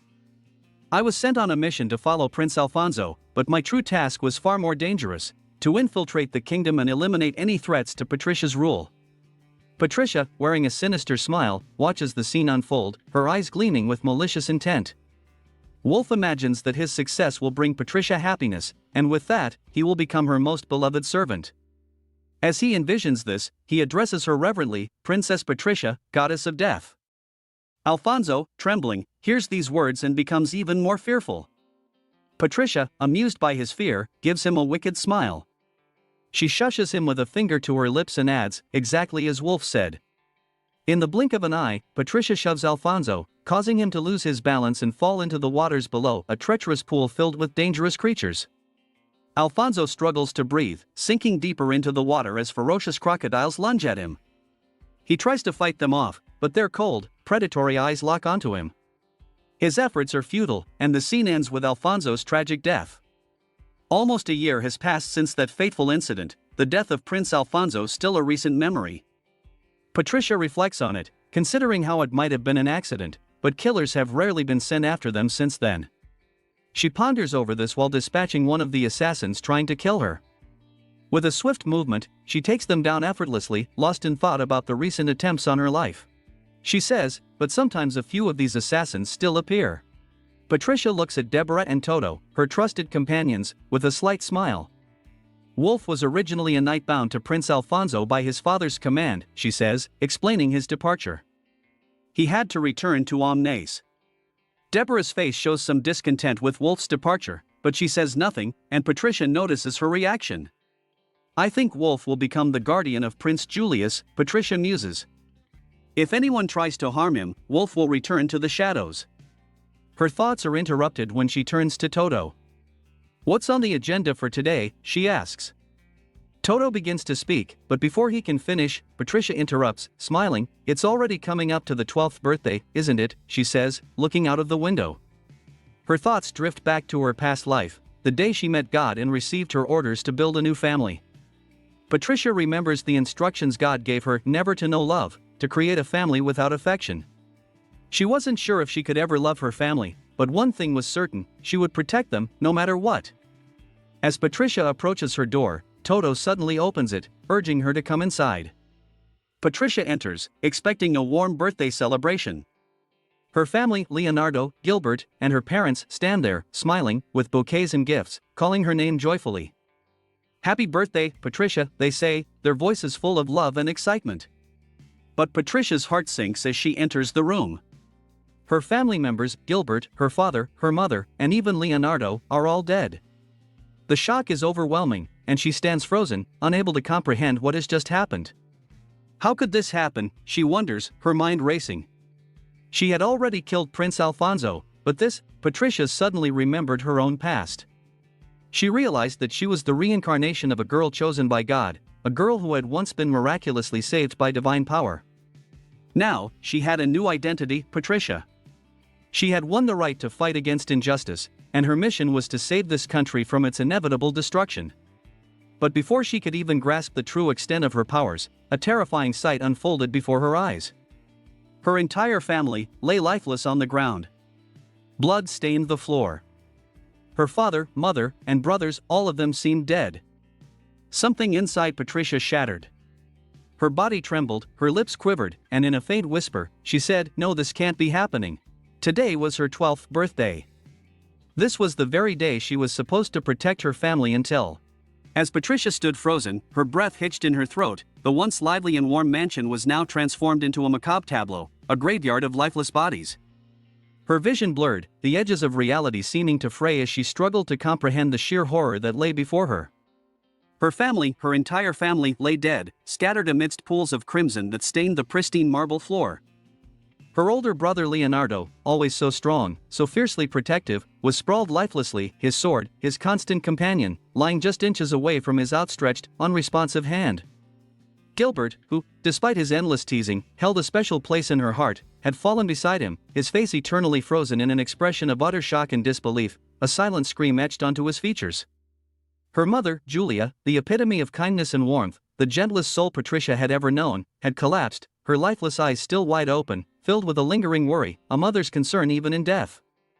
And her father, Lawrence, the mighty Duke, a pillar of strength and authority, was motionless, his hand outstretched as if he had been reaching for something precious, something just beyond his grasp in his final moments. Patricia's entire body trembled uncontrollably, a violent tremor racking her small frame. "This isn't real," her mind screamed, rejecting the ghastly scene, refusing to accept the brutal reality that assaulted her senses. This can't be real. This was a nightmare, a cruel illusion, not the loving home she cherished. But then, her gaze, drawn by an invisible force, shifted, and her stomach twisted violently, a sickening lurch that threatened to empty its contents. Julius, her dearest friend, the boy with whom she had shared countless laughter-filled days, was also dead. His white hair, once so vibrant and full of life, was now streaked with blood, clinging to his pale forehead like macabre strands of silk. And then she saw him, Toto. The ever-loyal Toto, her faithful companion, the one who had sworn an oath to protect her, no matter the cost, no matter the danger, was covered in blood. His once pristine white fur, a symbol of his purity and devotion, was matted and soaked in deep crimson, a horrifying testament to the violence that had transpired. His body was slumped protectively over Julius's lifeless form, a final act of unwavering loyalty, even in death. Patricia, finding it almost impossible to draw breath. Patricia's breath came in ragged, uneven gasps, sweat trickling down her forehead, plastering strands of hair to her skin as she desperately tried to comprehend what had just happened, what cruel twist of fate had brought her to this moment. Why is this happening? She had done everything she could, meticulously followed every instruction, every guideline, to alter the course of fate, to avert this catastrophic outcome, yet she had failed. Suddenly, a deep, resonant voice, imbued with an otherworldly power, echoed through the void, shattering the silence. Did you fail? The world around her blurred and darkened, the mansion dissolving into an amorphous nothingness, and before she could react, before she could even formulate a response, she found herself standing in an unfamiliar space, vast, empty, and suffused with an ethereal, otherworldly glow. A figure stood before her, a being of immense power, golden light radiating from his form like a miniature sun. His expression was calm, unreadable, almost amused, a disconcerting contrast to the turmoil raging within Patricia. "You're the god who sent me back. This wasn't supposed to happen." Her emotions, a tempest of grief, anger, and disbelief, boiled over, and before she could stop herself, before her rational mind could intervene, she lunged forward, grabbing onto the god's resplendent robe with a surprising strength. "Did you do this?" she snarled, her teeth gritted, her eyes burning with a fierce, unyielding fury. "Did you hurt my family?" The god remained infuriatingly silent, his gaze steady and unwavering as he observed her outburst, her desperate display of grief and rage. The dagger she had instinctively drawn, a weapon she always kept close, was now pressed against his throat, the cold steel glinting menacingly. Patricia's hands trembled with barely suppressed rage, but the god, this being of immense power, showed no fear, no hint of concern. With an effortless motion, a display of casual power, he reached up and grasped the blade of the dagger with his bare hand, his fingers closing around the sharp steel. And then, the dagger vanished, dissolving into thin air as if it had never existed, a blatant demonstration of his absolute control. Her eyes widened in shock and disbelief, her mind struggling to reconcile what she had just witnessed. The god sighed softly, a sound that seemed to carry the weight of ages, and his lips curled into an amused, almost pitying smile. "Calm down, little sinner." Patricia jolted from her dismay, snapping back to her senses. She took a step back, her breath unsteady, as God slowly descended before her. With a mischievous smile, he looked at her, his expression unreadable. The one standing before her now, he was the one who placed this fate upon me. She clenched her fists as she watched God smile cruelly, as if amused by her suffering. But then, a deep voice, resonating with power and authority, echoed through the air, cutting through her daze. Well then, shall we settle this? Suddenly, a powerful gust of wind, seemingly conjured from nothing, swirled around her, pulling her off balance, disrupting her equilibrium. The world around her blurred, twisting and distorting into a chaotic vortex of colors and shapes, and in the blink of an eye, faster than she could comprehend, she was somewhere else, transported to a new and terrifying location. She found herself standing before a vast, desolate mansion, a structure that exuded an aura of ancient power and ominous secrets, beneath an endless, starless sky. Sitting on a grand throne, a seat of immense authority, was God himself, his presence radiating an almost palpable energy. With a mischievous, almost playful smile, God leaned forward, his gaze piercing and knowing, and said, "Now then, Patricia, or should I say, the soul of a great sinner? You let your guard down at the very end," God continued, his voice a smooth, melodious baritone that somehow made his words even more chilling. "I let my guard down?" That's right, Patricia nodded. She had allowed herself a moment of relief, a fleeting instant of hope, and that single, unguarded moment had cost her everything, and because of that, her entire family died. Patricia clutched her dress tightly, her fingers digging into the fabric, the physical sensation a meager anchor to reality. But then, God spoke again, his voice taking on a sharper edge. "Are you ready for your punishment?" Patricia took a deep, shuddering breath, trying to steel herself against the inevitable. "You're sending me to hell, aren't you?" God's smile didn't waver, his expression remaining infuriatingly enigmatic. "Yes." Patricia had nothing left to say, no arguments to offer, no pleas to make. A storm of emotions raged within her: grief, despair, anger, and a profound sense of helplessness. But then, a thought, a spark of desperate hope, struck her. "Those people, my family." Patricia's voice wavered, her throat tight with emotion. "Are they truly dead?" God seemed momentarily surprised, his eyebrows lifting slightly in a display of genuine curiosity. Then, he asked, "What do you mean? If they died, will they go to heaven?" For the first time, God looked genuinely taken aback, his composure momentarily disrupted. But then, he laughed. A deep, echoing laughter that filled the vast space around them, a sound that seemed to mock her grief and desperate. Patricia narrowed her eyes, her anger rekindled by his callous amusement. "What's so funny?" Still chuckling, God wiped a tear from his eye, a theatrical gesture that only fueled her rage. "Humans, this is why you fascinate me so much." Then, he exhaled slowly, a long, drawn-out sigh, and looked at Patricia with a knowing, almost pitying gaze. "That was just an illusion, a warning for you. Your family is alive." Patricia's breath hitched, her mind struggling to process his words. "What?" "Yes," God confirmed, his voice now calm and matter-of-fact. "It was merely a test to remind you, never let your guard down. The road ahead is long and dangerous." Patricia's heartbeat thundered in her chest, a frantic rhythm of disbelief and relief. "But, my 12th birthday was supposed to be the final deadline," she muttered, her voice still trembling with the lingering effects of the horrific illusion. As God continued to speak. "That's right," he said, his voice smooth yet ominous, carrying a weight that seemed to press down on her. "Originally, this country was supposed to vanish without a trace on your 12th birthday. It was meant to be erased from the map entirely. And yet, here it is, still thriving. But God said, destiny has changed, or at least, it should have." Patricia's eyes narrowed. "What do you mean?" God's teasing smile grew wider, his eyes gleaming with a mixture of amusement and something far more dangerous. "Looks like I was only able to extend your time a little longer." Patricia's eyes widened in shock, her mind reeling from the implications of his words. God sighed, as if amused by her reaction, a sound that grated on her nerves. "Sorry, but plans have changed.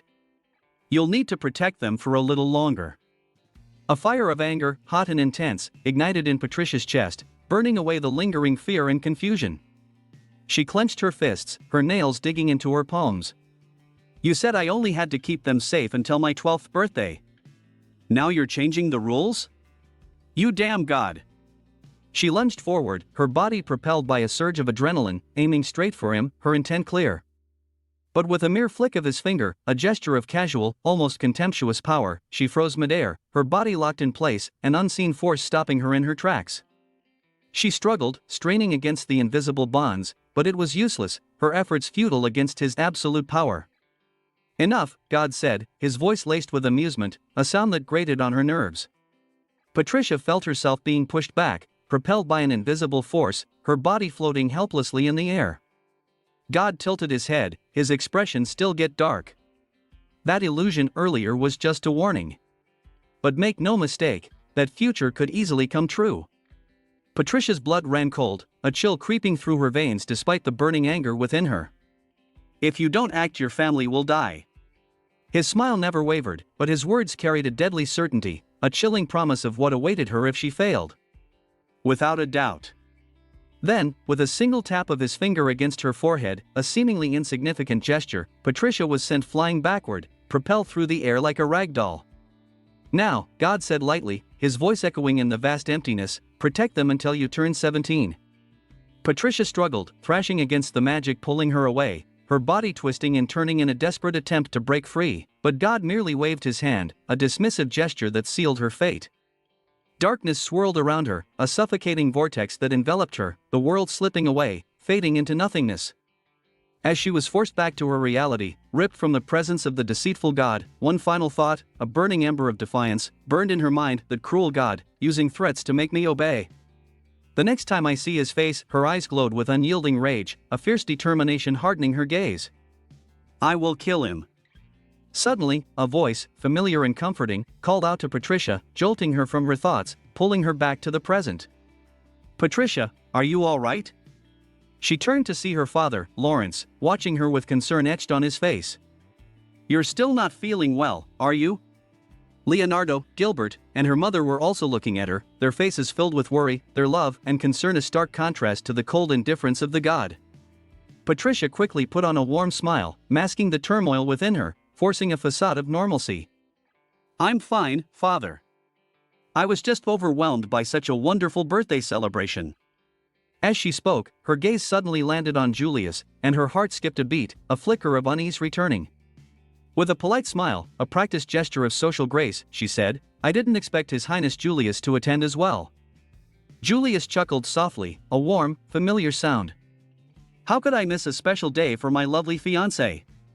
Before Patricia could react, before she could formulate a response, he leaned down and placed a gentle kiss on her cheek, a gesture of affection that sent a ripple of tension through the room. The room instantly grew tense, the atmosphere shifting subtly. From behind her, she could feel an ominous pressure, a palpable wave of disapproval. Leonardo and Gilbert looked deeply annoyed, their eyes narrowing at Julius, their expressions a mixture of jealousy and protectiveness. Meanwhile, Toto, barely hiding his irritation, subtly stomped on Julius's foot under the table, a silent act of defiance. The formal birthday banquet with the nobles is scheduled for tomorrow, her father said, his voice breaking the tension. But His Highness Julius is already like family to us. Hearing this, Patricia kept her smile intact, a mask of composure. Yes, thank you, Father. But inwardly, her mind was racing, a whirlwind of thoughts and suspicions.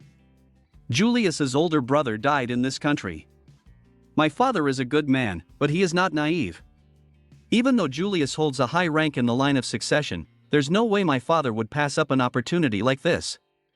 Why else would rumors spread that he orchestrated the death of the older prince to solidify my engagement? As Patricia pondered, she realized something crucial. In other words, the King of Shy is serious about this marriage. This rumor, whether true or false, had completely changed the perception of her father. Once seen as a kind, perhaps even weak and easily manipulated ruler, he was now viewed as a strong and formidable king, a man capable of ruthless action. Even if my father truly had no involvement in Julius's brother's death, people will still suspect him. They might see him as dangerous, and perhaps even hold grudges against him. Patricia's thoughts were interrupted as her father spoke, his voice drawing her back to the present.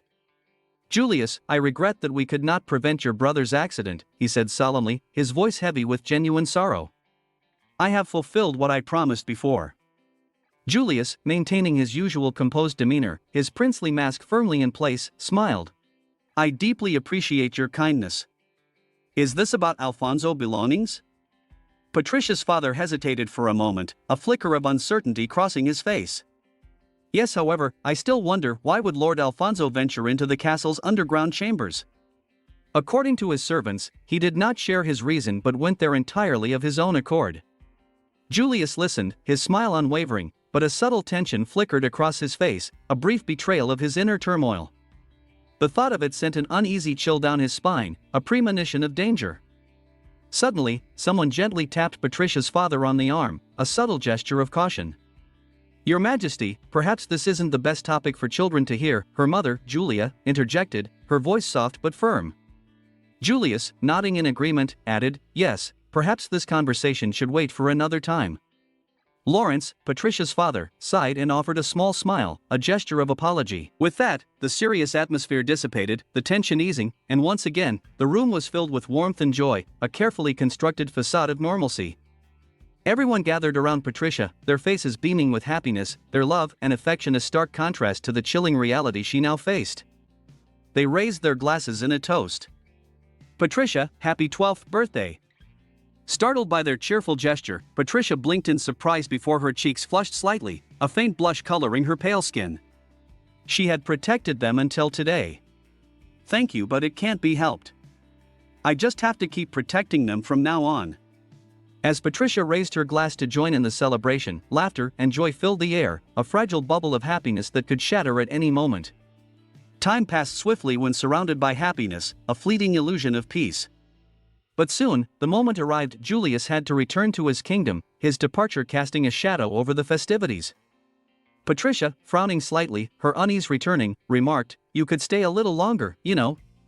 Standing nearby, Leonardo, clearly annoyed, muttered under his breath, his words barely audible, "Hurry up and leave already." Julius chuckled but shook his head, his expression a mixture of regret and determination. "I wish I could, but this time, I have orders from my father." Patricia's smile faltered for a brief second, a flicker of doubt crossing her face. Did my father give him that order? Before she could dwell on the thought further, Julius turned to her, waving as he said, "See you later, Patricia." Startled from her thoughts, she quickly waved back, forcing a smile, a mask of cheerful farewell. "Yes, let's meet again next time." Julius smiled one last time before stepping into his carriage, the ornate vehicle a symbol of his royal status. As the wheels rolled forward, taking him farther and farther away, a strange feeling, a premonition of doom, settled in Patricia's chest. Something felt off, terribly wrong. Toto, noticing her tense expression, her barely concealed anxiety, tilted his head, his canine eyes filled with concern. "Patricia? What's wrong?" She shook her head, unable to articulate her fears. I don't know. But why does it feel like I'll never see Julius again?" Her gaze lingered on the distant carriage, a small speck on the horizon, as uncertainty gnawed at her, a growing sense of dread filling her heart. Meanwhile, in the ominous depths of the ominous kingdom, Julius strode through the grand halls, his footsteps echoing in the vast emptiness. He walked with a heavy heart, a sense of foreboding weighing him down, toward his father's chambers, the seat of power and judgment. Inside the vast, dimly lit throne room, the king sat on his grand seat, his piercing gaze, sharp and unforgiving, locked onto Julius. A heavy silence filled the air, thick with tension and unspoken accusations. Julius stepped forward and bowed, a gesture of respect and submission. "I have returned, father." Beside the king, an advisor stood, watching intently, his expression unreadable. The king's expression was dark, his anger barely concealed, a simmering rage that threatened to erupt. He leaned forward, his voice like ice, cold and brittle. "Did you retrieve what I wanted?" Julius nodded, his movements stiff and controlled. "Yes, I returned it without issue. These are Alfonso belongings." The metal was discovered at the bottom of Lake Venini. The king's eyes narrowed, his gaze like daggers. "He died in that shining underground castle, didn't he?" Julius's voice was calm, but his fingers clenched slightly, a betrayal of his inner turmoil. "That is correct. I heard from Lord Laz that he entered of his own accord." The king exhaled slowly, a long, drawn-out breath, his expression unreadable, his thoughts hidden behind a mask of regal authority. "I see, good work." Julius straightened, relief flickering through him. "Thank you. Then, with your permission, I shall take my leave." But just as he turned, his father's voice, sharp and commanding, cut through the room, stopping him in his tracks. "Julius." The king's eyes burned with cold fury, a chilling intensity that sent a shiver down Julius's spine, as he pointed downward, a gesture of condemnation. I hereby strip you of your right to the throne. Julius's breath caught in his throat, his mind reeling from the unexpected blow. What? The king's voice was firm, merciless, his words carrying the weight of absolute authority. The crime of conspiring with Shan to eliminate your own brother is unforgivable. From this moment forward, Prince Julius will be disinherited. Suddenly, armed guards, their faces impassive, moved in, surrounding Julius, their presence a tangible threat. The king's gaze was like steel, unwavering and unforgiving. This decision is final. Julius stood frozen, his body numb with shock, as the weight of his father's words sank in, crushing him with their finality. Patricia, her elaborate blonde hair cascading around her face, stood frozen, her expression a mask of shock and disbelief. Her eyes widened, and her mouth gaped open as she absorbed the unbelievable news. Julius has been disinherited, she exclaimed, the words bursting from her lips with the force of a physical blow. Nearby, Toto, his wolf ears twitching with concern, and Katsa, the cloaked figure, stood observing Patricia's reaction, their expressions reflecting worry and curiosity. Toto questioned, his voice laced with concern, what on earth is going on? Patricia, still reeling from the shock, repeated the devastating news, her voice barely a whisper, disinherited? She pressed her gloved hand to her mouth, her knuckles white against the delicate fabric, her body trembling slightly. Her voice, thick with emotion, pleaded for more information, tell me more. Katsa, the cloaked figure, began to speak, addressing Patricia formally and acknowledging her status as princess. Katsa explained the unfolding events, the words heavy with gravity. King Omnis returned to the country and, after receiving Julius's report, condemned him for conspiring with Shannon to murder his elder brother, the late Prince Alphonse. The narrative shifted to depict a regal scene, showing King Omnis seated on a throne, his expression stern and unforgiving as he held crossed spears, symbols of judgment. The crime of fratricide is severe, and hence he has been disinherited. Patricia reacted with renewed outrage, her voice rising in disbelief and anger. Ridiculous, she shouted, her face contorted in fury, her eyes blazing with indignation. Beside her, Toto looked on, his wolf ears lowered slightly, his expression a mixture of concern and a quiet understanding of the gravity of the situation. Patricia grappled with the sheer impossibility of the accusation, questioning aloud, Julius killed Alphonse? She clenched her gloved hands into fists, her knuckles straining against the delicate fabric, her body tense with emotion. On the day Alphonse died, Julius was miles away in Shannon, a verifiable alibi. Furthermore, Alphonse's death lacked any witnesses, the time of death merely an estimation, shrouded in uncertainty. And finally, the most damning point, Julius stood alone, without anyone to vouch for his innocence. Patricia's face etched with distress, she internally wrestled with the implications of this lack of evidence. Despair crept into her thoughts. Even if she were to step forward, her testimony, placing Julius in Shannon, would be dismissed as mere hearsay, insufficient to prove his innocence. Shaking her head, a growing sense of hopelessness washed over her. Besides, it doesn't make sense, she murmured, her voice barely audible, her hand moving to her forehead in confusion and despair. Images flashed in Patricia's mind, Alphonse, once vibrant and smiling, now depicted in a broken portrait. The stark reality hit her, King Omnis had only 2 sons. With one dead and the other disinherited, the royal line was teetering on the brink. The very foundation of the kingdom seemed to crack.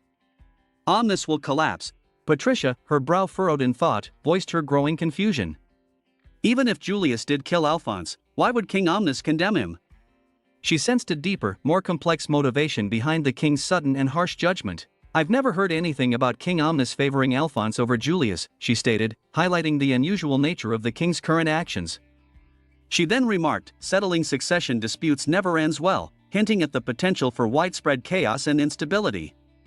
Patricia turned to Katsa, seeking first-hand insight.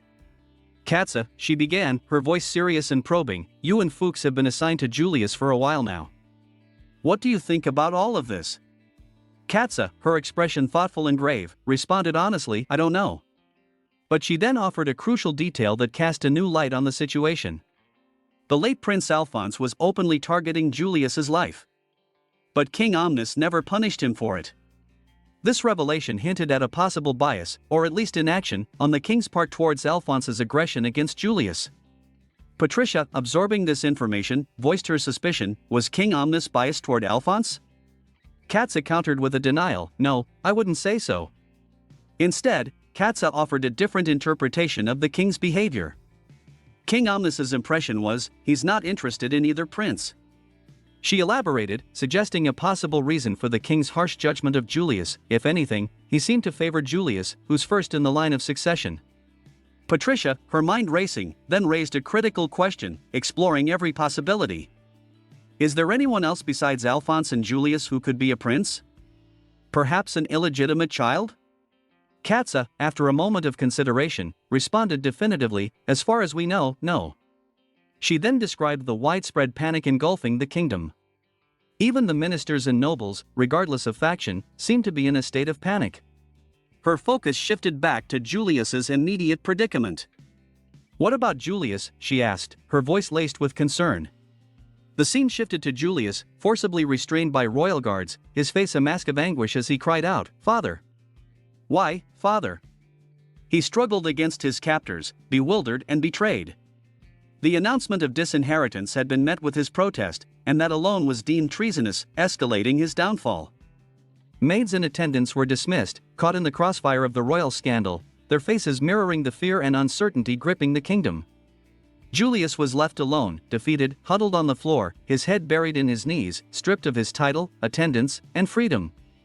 He was now under house arrest. Katsa, her gaze steady, offered a sliver of hope.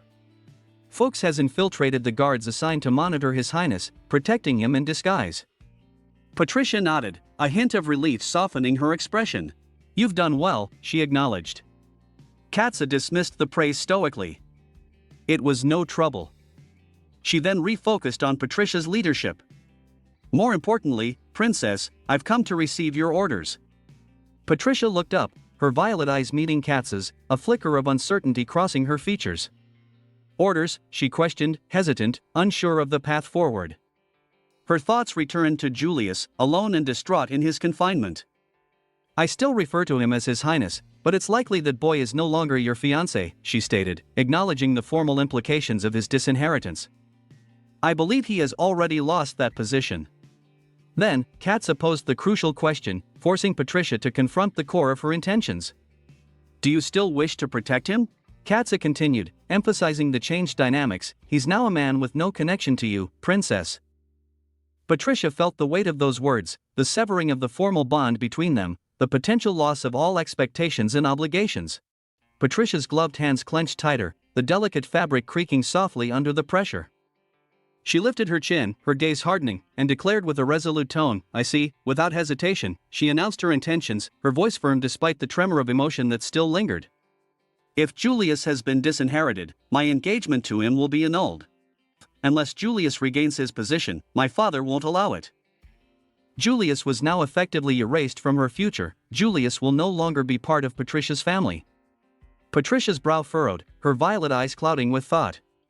The word family echoed in her mind, suddenly hollow and devoid of easy meaning.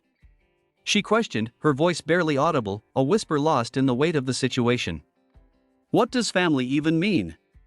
She looked down at her clenched fists, her expression troubled and introspective. Her internal monologue spilled forth, a raw and honest admission of her confusion. I don't know. If it were that easy to understand, I wouldn't be struggling this much. She addressed Katsa and Toto with a clear, commanding tone, all trace of hesitancy gone. Summon Deborah for me. Patricia, her violet eyes fixed forward with unwavering resolve, addressed Toto and Katsa with a clear, commanding voice. Prepare for my departure. The order was absolute, brooking no argument or question. Patricia turned her attention to Katsa, her tone softening slightly, a rare glimpse of consideration beneath her regal exterior. Katsa, rest for a while, Patricia instructed. Once everything is ready, we'll leave. Even in the midst of crisis, she recognized the need for her loyal servant to be prepared. Then, Patricia looked down, her expression hardening once more with unwavering resolve. She declared, her voice firm and resolute, cutting through the lingering uncertainty, I will confirm it myself. Against the breathtaking backdrop of the majestic palace, its white walls glowing in the warm, fading hues of a setting sun, Patricia arrived. Her footsteps echoed softly on the polished stone as she approached the imposing figure of King Omnis. She addressed the king directly, her voice formal, befitting her station and the gravity of the audience, yet carrying an undeniable undercurrent of urgency.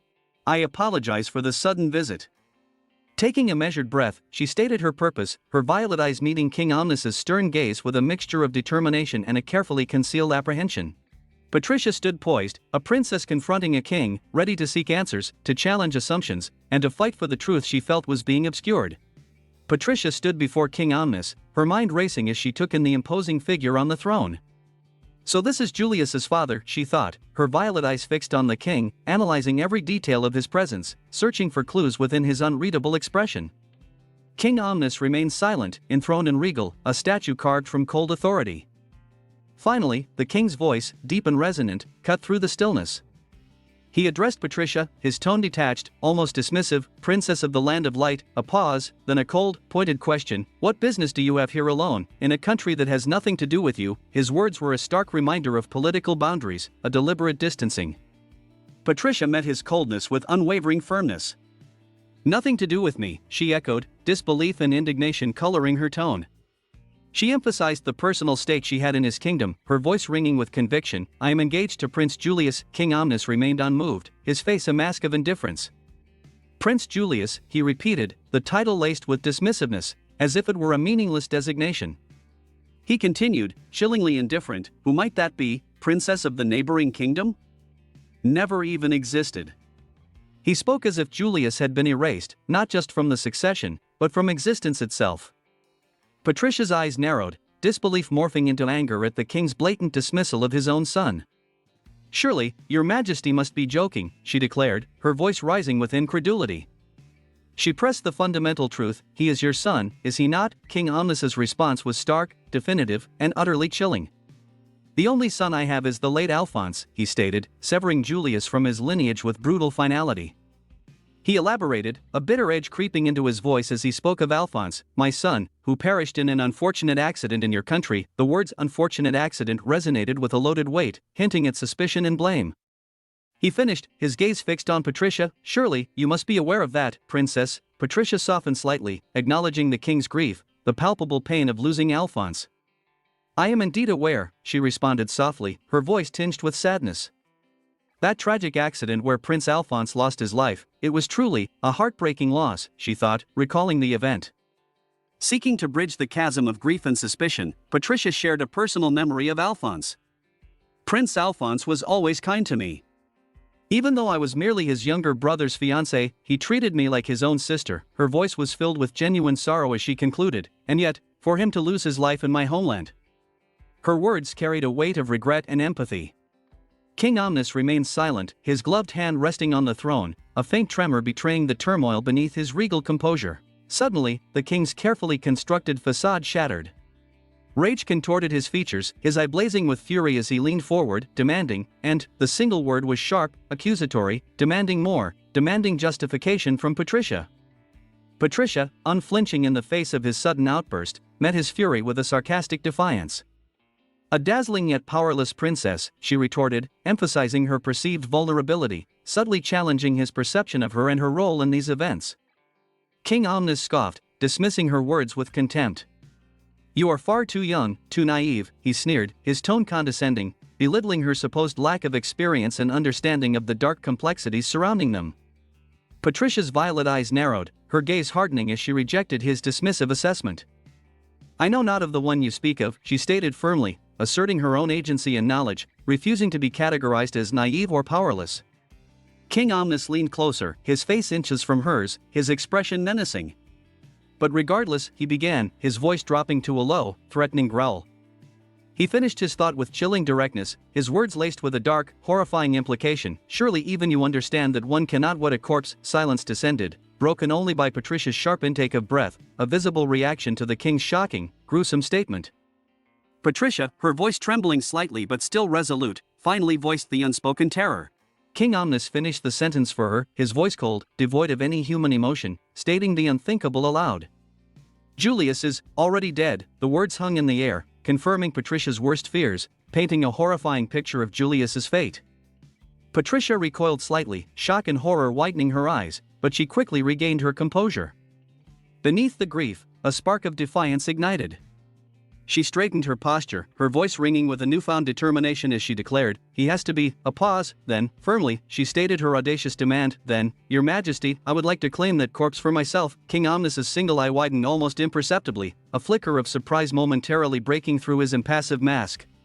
"No need to trouble yourself by presenting it to me on a silver platter, Your Majesty." Leaning closer to King Omnis, her gaze intense and unwavering, she lowered her voice, making it intimate, almost conspiratorial. "A mere kiss is too lonely a token of our wedding vows, don't you think?" Her words, spoken with chilling determination, hinted at a deeper, more calculated motive than simple grief. King Omnis, intrigued, perhaps even impressed by her unexpected boldness, responded with a curt but decisive agreement. "Very well." Patricia stepped back, a chillingly serene smile gracing her lips, her violet eyes gleaming with an unsettling mixture of sorrow and triumph. "Then I shall permit it if you remain by my side." His words were conditional, a calculated bargain, a strategic alliance rather than genuine acceptance of her queenly aspirations. Patricia's violet eyes widened in genuine surprise. "What?" she exclaimed, disbelief sharp in her voice. "Surely, you must be joking." King Omnis, his expression unyielding, countered her disbelief bluntly. "I am not." He clarified his unexpected offer, laying out the stark terms. "You may become my concubine, or if you prefer, we can simply declare that you were wed to Alphonse and make you my daughter instead." Two stark options, both serving his political agenda. He added, a chillingly pragmatic note in his tone, "With you around, perhaps this dreary life of mine would gain some amusement." Patricia's face hardened with disgust and defiance. "I refuse to comply with that request," she declared, her voice ringing with resolute rejection. King Omnis's gaze narrowed, a thinly veiled threat entering his voice as he challenged her defiance. "You are not Patricia's family." She emphasized his outsider status, attempting to diminish his influence. He then posed a cynical, rhetorical question, "Tell me, Patricia von Annika, what is family?" He elaborated on his bleak view, dismissing blood ties in history. "If we trace our lineage back far enough, we are of the same bloodline. Are we not merely the descendants of petty thieves who carved out land from a great nation?" He scoffed at the concept of nobility, concluding dismissively. "She never cared for history lessons." King Omnis abruptly, his tone shifted, becoming enigmatic, hinting at a darker game. "Perhaps I should tell you a more interesting tale, a tale of the witch who has lived for 1,000 years. Patricia remained grounded, skeptical. "Unfortunately, I am far too old to believe in fairy tales," she retorted, dismissing his manipulation. King Omnis's expression hardened once more, a final, chilling warning in his voice. "Then be gone, rare princess. Before I decide to take you by force." The threat hung heavy, underscoring the danger she faced. Despite the veiled threat, Patricia remained composed, a flicker of understanding in her violet eyes. A cryptic observation surfaced in her mind. "That one resembles you in some way." King Omnis, a sinister smile playing on his lips, reiterated the mysterious figure. The witch at his final word lingered, a chilling foreshadowing, hinting at a hidden connection between Patricia and this enigmatic witch. Julius jolted awake from a nightmare, sitting bolt upright, eyes wide with fear and disorientation, the thought he's been dreaming again echoing in his mind as his voice trembled, reaching out a hand and whispering "Father," echoing the cry from his dream. Plunging into a deeper anxieties of this abandoned mansion, where guards outside reinforced confinement, focusing on the iron bars on the windows, a stark picture of imprisonment. Julius's eyes, shadowed with pain and resignation, acknowledged the grim reality. It's real. He was trapped, his internal monologue revealing the painful truth that his father, the king, never showed interest in his sons. The king stood at a large window, his back to the viewer, seemingly indifferent to the young man's plight, prompting the young man to recall escalating past conflicts. One remembered incident involved him claiming his big brother pushed him, only for the brother to deny it vehemently, shouting nonsense, pleading with their father. The young man insisted it wasn't true, adding that his brother had even bitten his arm.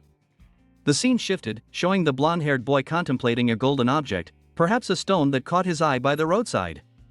Flashback showed him being pushed down, followed by depictions of escalating harassment from his half-brother, Alphonse, whose cruelty grew beyond reason. A flickering candlelight underscored the grim realization: Alphonse wanted him dead, a fact their father likely also realized.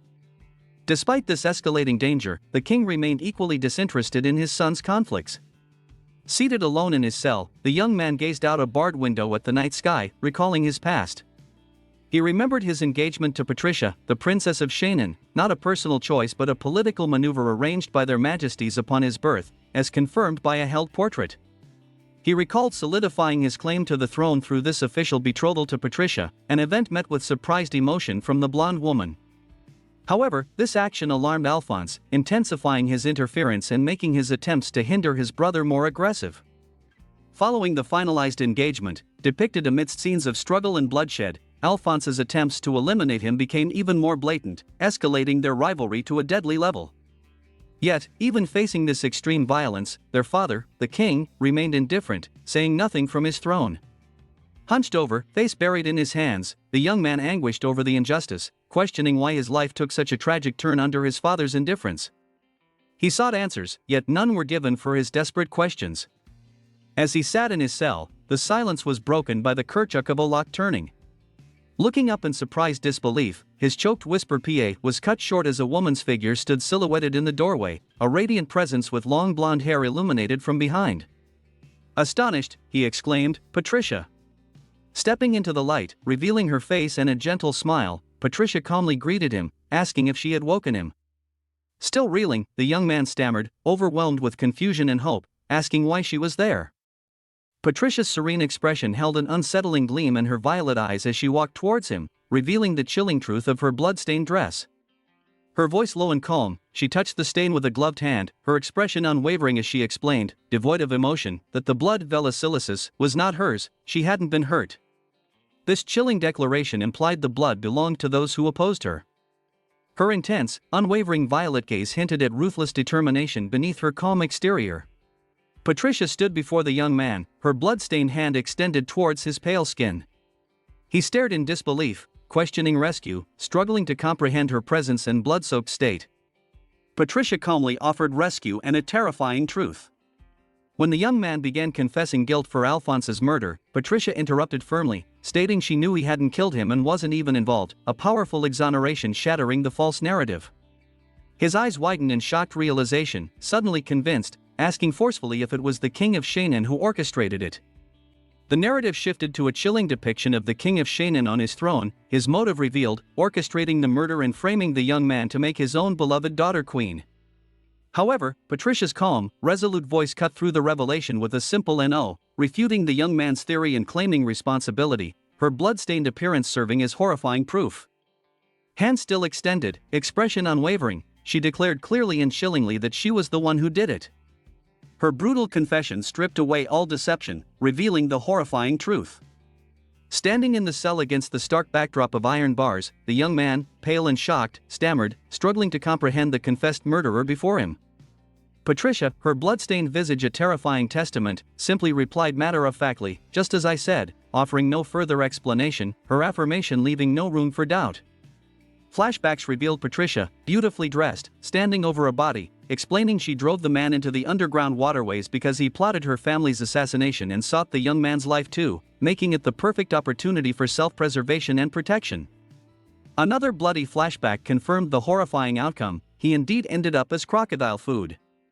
Back in the cell, the young man's face was a mask of horror, questioning aloud if Patricia truly killed him, struggling to reconcile the innocent child he remembered with the ruthless killer before him, bewildered by the idea of her driving someone into the waterways. He finally grasped the chilling weight of her past words, realizing her claim of taking a life, once dismissed, was horrifyingly true. Powerful images depicted Patricia transformed sword in hand amidst carnage, crowned yet bloodstained, highlighting her extraordinary abilities and the reality of the blood-drenched life she claimed to have lived.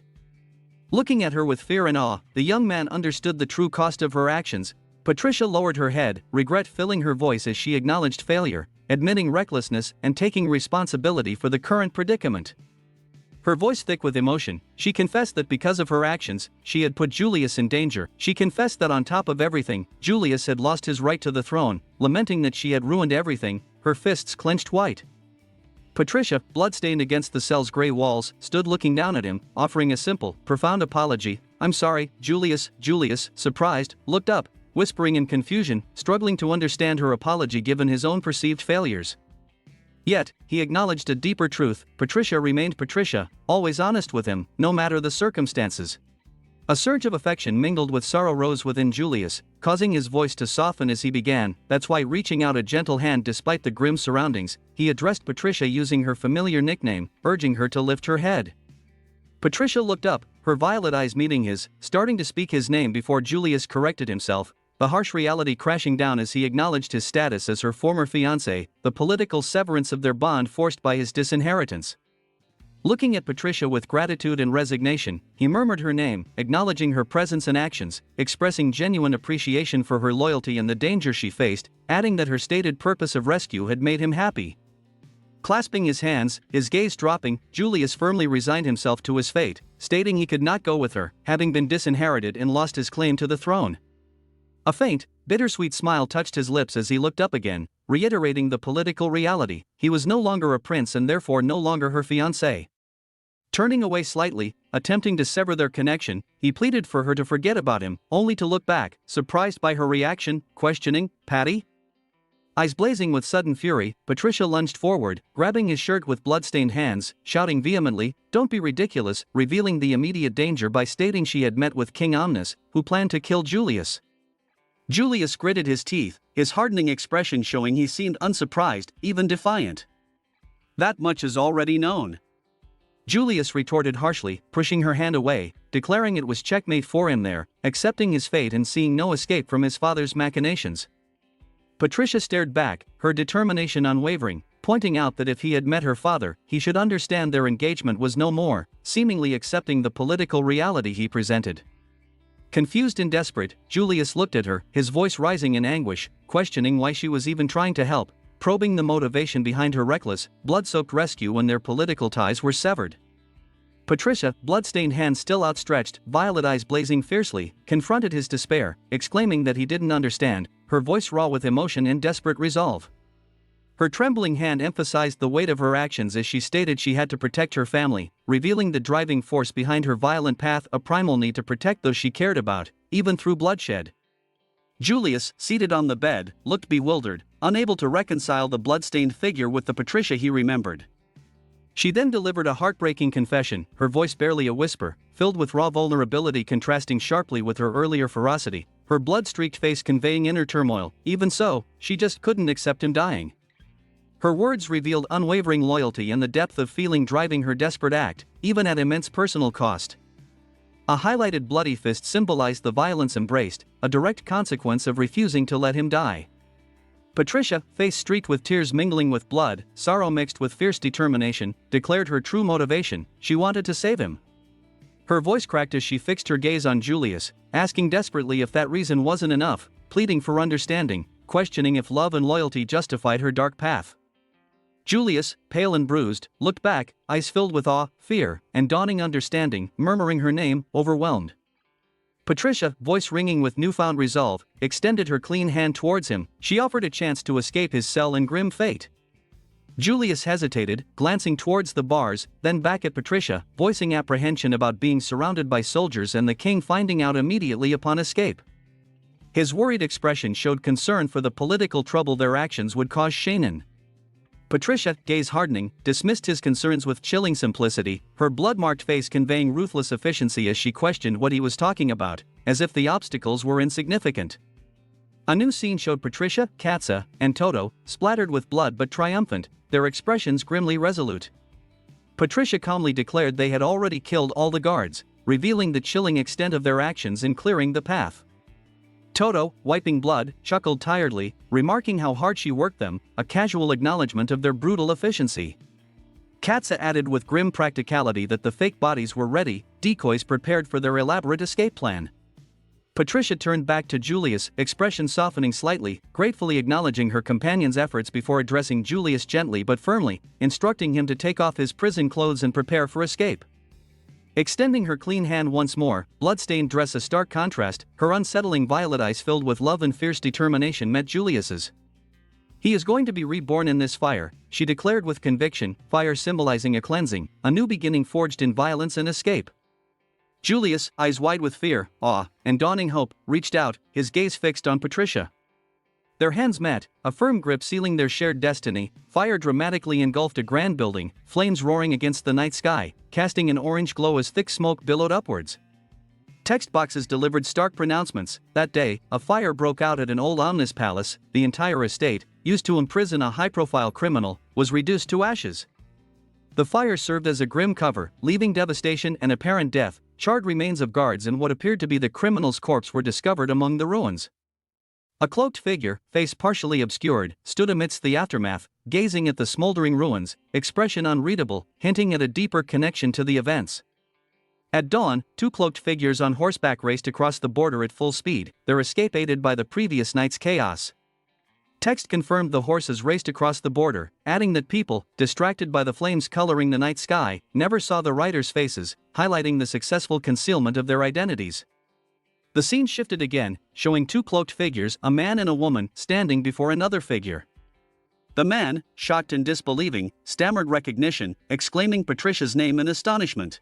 The man addressing her was clearly surprised to see her in this state, accompanied by another man.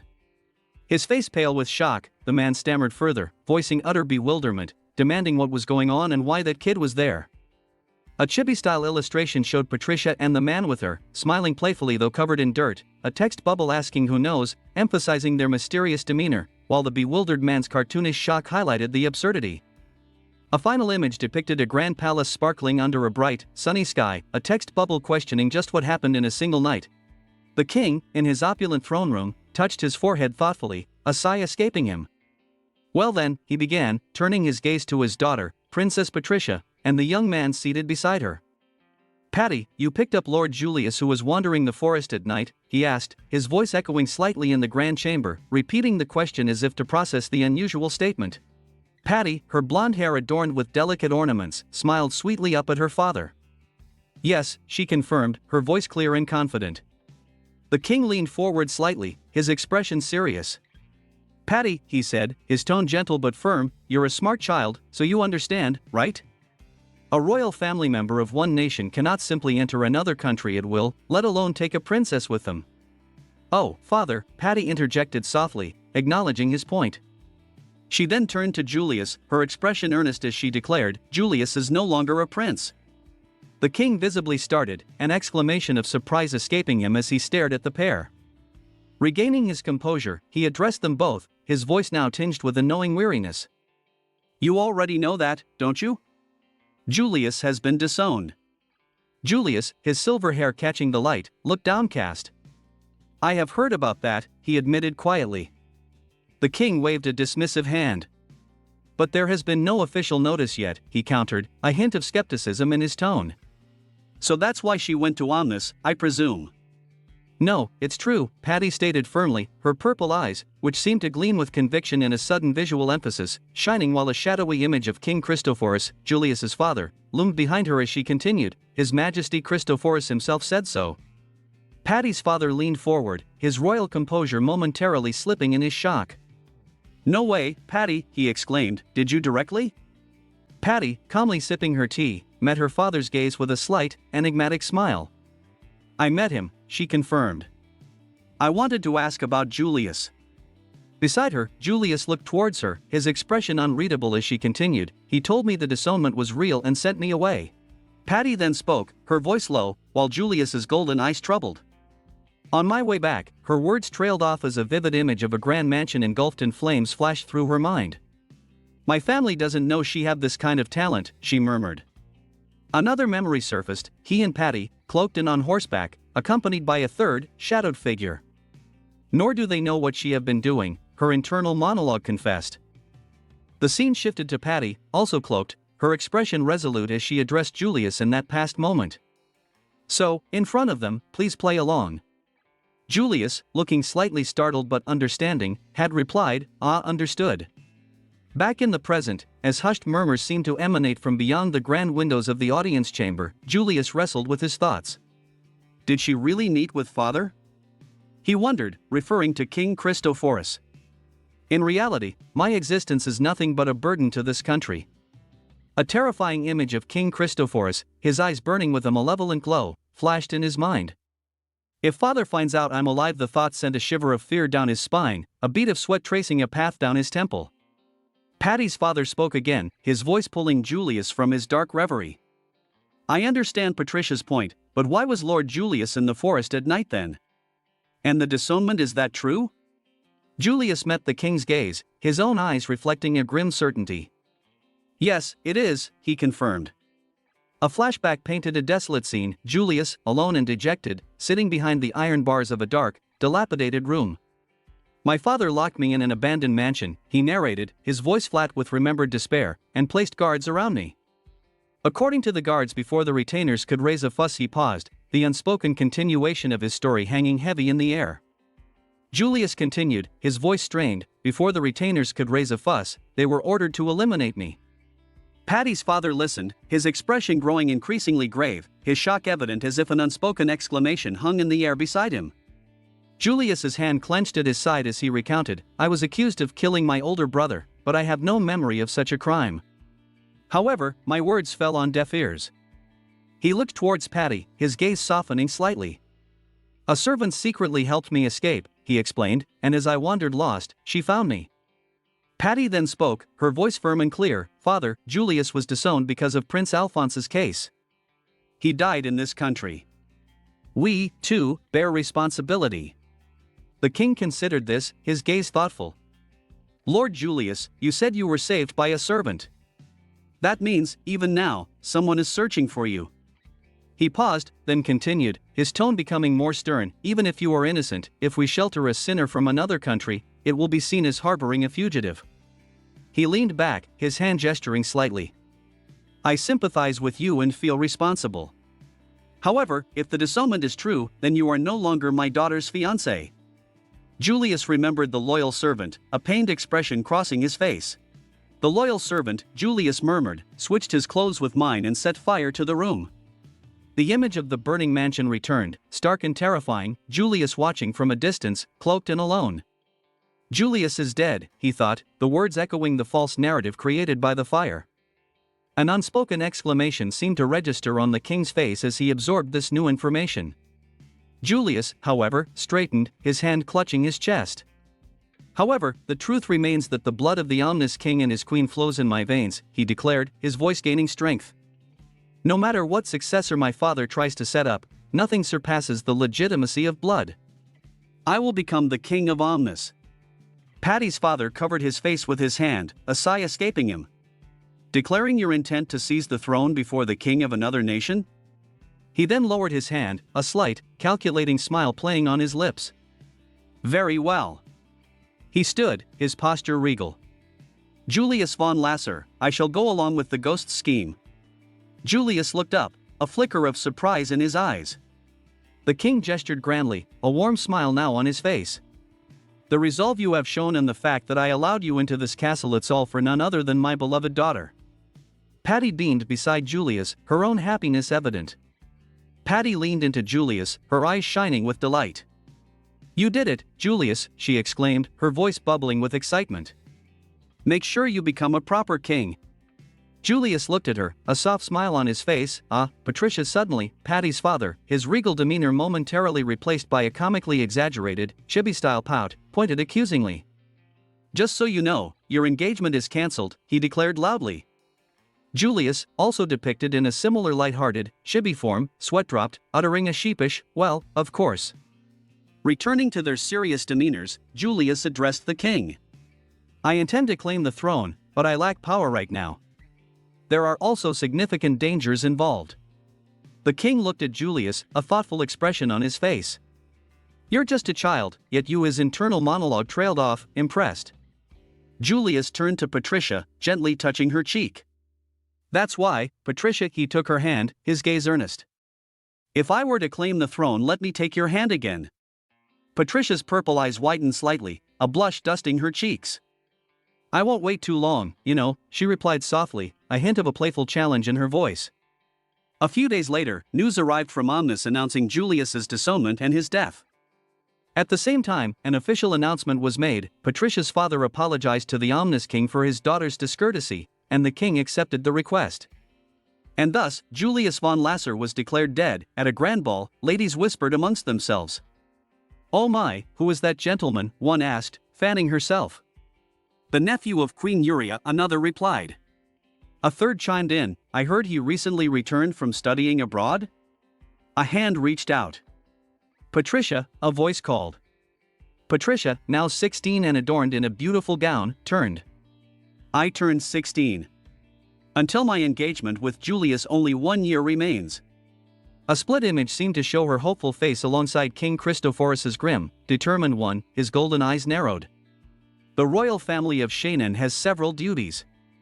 From the day she turned 5, Patricia was assigned to socializing. In short, it was to relieve the young noble's stress and gain their support. A voice called out, "Your Highness." At a tea party, Princess Patricia, resplendent in a purple gown, greeted a nervous young lady. "Oh, thank you for inviting me today," the girl stammered, wringing her hands. Patricia smiled graciously, tapping her foot lightly. Is this your first time at my tea party?" she asked. The girl nodded, still looking stiff. "Don't be so stiff," Patricia advised gently, "just enjoy yourself." She was, after all, Patricia von Shannon, Princess of the Kingdom of Shannon, 16 years old. She then gracefully took the young lady's hands, surrounded by other admiring guests. Suddenly, a hand reached out from behind Patricia. "Patricia," a male voice called. Patricia turned, a slight look of surprise and perhaps a hint of annoyance on her face. A young man with striking blue-tipped silver hair stood before her, framed by blue roses. He was known as Yuri Bargschmeid, nephew of the Queen of Shannon, 17 years old, though his true identity was carefully concealed, his former name Julius von Lasser. Yuri, or Julius, smiled warmly, waving a hand in greeting. The surrounding ladies whispered excitedly, "The Queen's nephew, you've returned from studying abroad." Julius took Patricia's hand gently. "I hope you are well, cousin," he said, bringing her hand to his lips. The lady swooned, whispering, "Is the rumor that he was your first love true?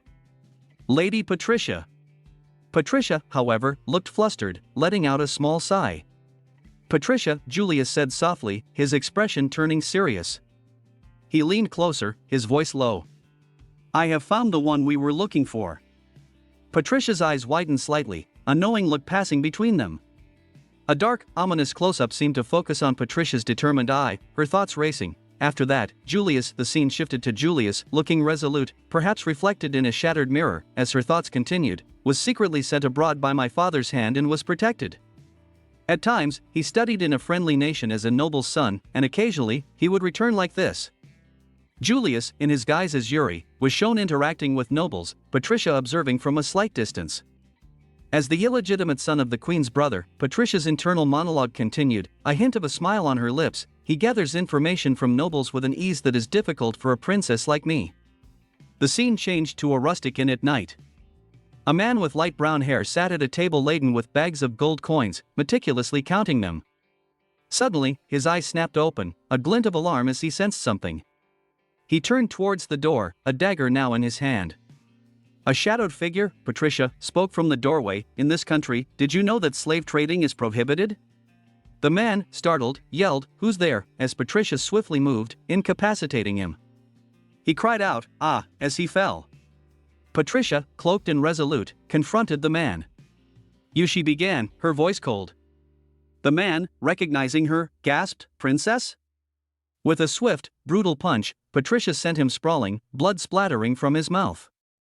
A village near the border was attacked by bandits and burned down, Patricia narrated, a flashback showing a dagger and the terrified merchant. But the number of corpses found was only 1/10 of the recorded villagers. The ones who disappeared from the village have been circulating as slaves who cannot speak. She stood over the fallen man, dagger in hand, her eyes glowing with a fierce light. "The one controlling the slave trade in the royal capital, that's you, isn't it?" The man, terrified, cried out, "Wait. I'm just a merchant. There's someone above me." He then grabbed Patricia's arm, pleading, "If you kill me." Patricia leaned in, her dagger pressed to his throat, her voice a chilling whisper. "You'll be the last one. I've been taking them down from the top, one by one." Blood splattered around them as she finished her grim work. She stood over his lifeless body. "Ever since Alphonse died, the assassination attempts on my family have significantly decreased. Thanks to that, I had too much free time and ended up doing things like this." She wiped her bloodied dagger, a shadowy figure, presumably Julius, standing behind her. Purging corrupt nobles, cutting off illegal trades, eliminating things that can't be dealt with through proper methods. She sheathed her dagger. "It's not even challenging enough to serve as training." Standing over the fallen man, she thought, "I have no intention of playing the hero. Adjusting her hood, she concluded, if something were to happen to my family, it would be troublesome if my foundation were unstable. That's all. Later, Julius, in his guise as Yuri, smirked. Not playing the hero, huh? Patricia, sipping tea, looked away, a slight blush on her cheeks. Yet you ordered that all the villagers who were sold be found. Julius leaned closer. I just need to know exactly what happened. Besides, I hate half measures. He looked at her pointedly. You're not very honest, Patty. Patricia averted her gaze, a small, flustered sound escaping her. Julius leaned in, his lips almost touching Patricia's as he whispered, that's something I like about you, though suddenly, a silver serving tray shot between them with a clang, narrowly missing their faces. A young man with cat ears and dark hair, holding the tray defensively, yelled, watch out. Toto!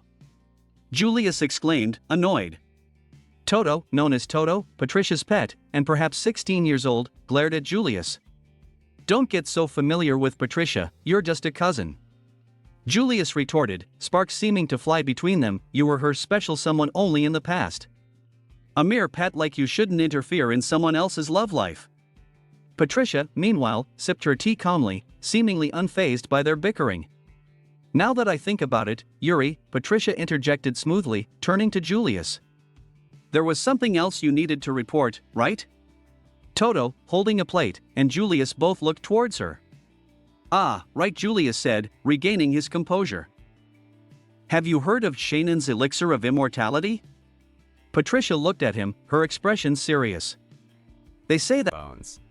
Patricia looks up from her tea, her expression showing she is taken aback by the sudden question. Yuri explains the rumors circulating. The royal family has been assassinated many times, but keeps reviving thanks to this family heirloom. Patricia internally confirms that while Julius, Toto, and someone named Deborah know of her powers, they are unaware of her true mission or the god behind it. Deducing his purpose, she thinks there is no other reason for this report and asks aloud if the rumor is causing trouble. Indeed, the rumor is spreading so rapidly that people are beginning to speak of it as if it were a proven fact. Patricia sighs in frustration, dismissing the talk as ridiculous since her family members aren't magicians. Pointing to a family portrait, she states that no one in her family has ever actually died, a fact that a chibi Yuri confirms he already knows. Patricia explains with a comic strip how hired assassins, after failing to kill a royal, would lie to their clients and claim they succeeded to cover it up. She continues, explaining that when multiple assassins claim to have killed the same person, people start to read too much into it. If the story were simply that the royals survived impossible odds, people might just assume they are immortal. But Yuri points out that the rumor has now twisted into the specific idea of an elixir of immortality. Patricia falls into a thoughtful silence as Yuri continues to contemplate the implications. Yuri concludes that the most bothersome detail is the part about reviving from just bones, a thought punctuated by an image of a golden pocket watch. Seated across from Patricia, Yuri quietly asks. Suddenly, Patricia delivers a sharp smack to the back of Toto's head. Toto reassures her that he's fine and that no one was nearby to witness the event. Patricia looks up in disbelief, furiously questioning if he's suggesting Alphonse actually revived.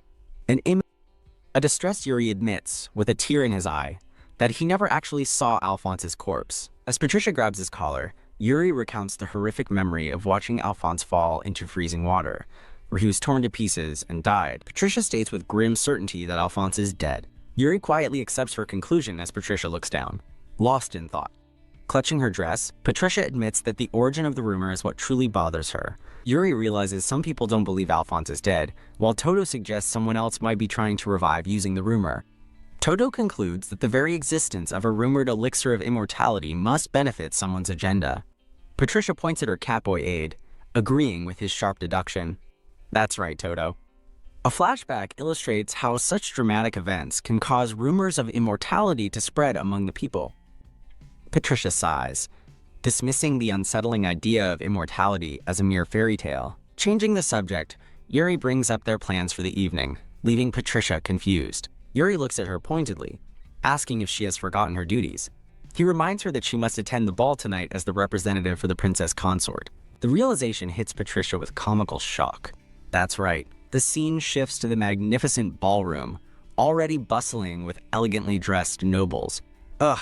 Arm in arm with Yuri, Patricia forces a smile, internally groaning that this is such a pain. Noticing her expression, Yuri asks with concern if her health is all right, and she quietly confirms it is. She suddenly puts on a dazzling smile, loudly proclaiming that thanks to that medicine, she's perfectly fine. A menacing figure watches from the shadows, sneering at the insolent person trying to extract secrets from a supposedly foolish princess. As a candle flickers in the dark, a voice suddenly cries out.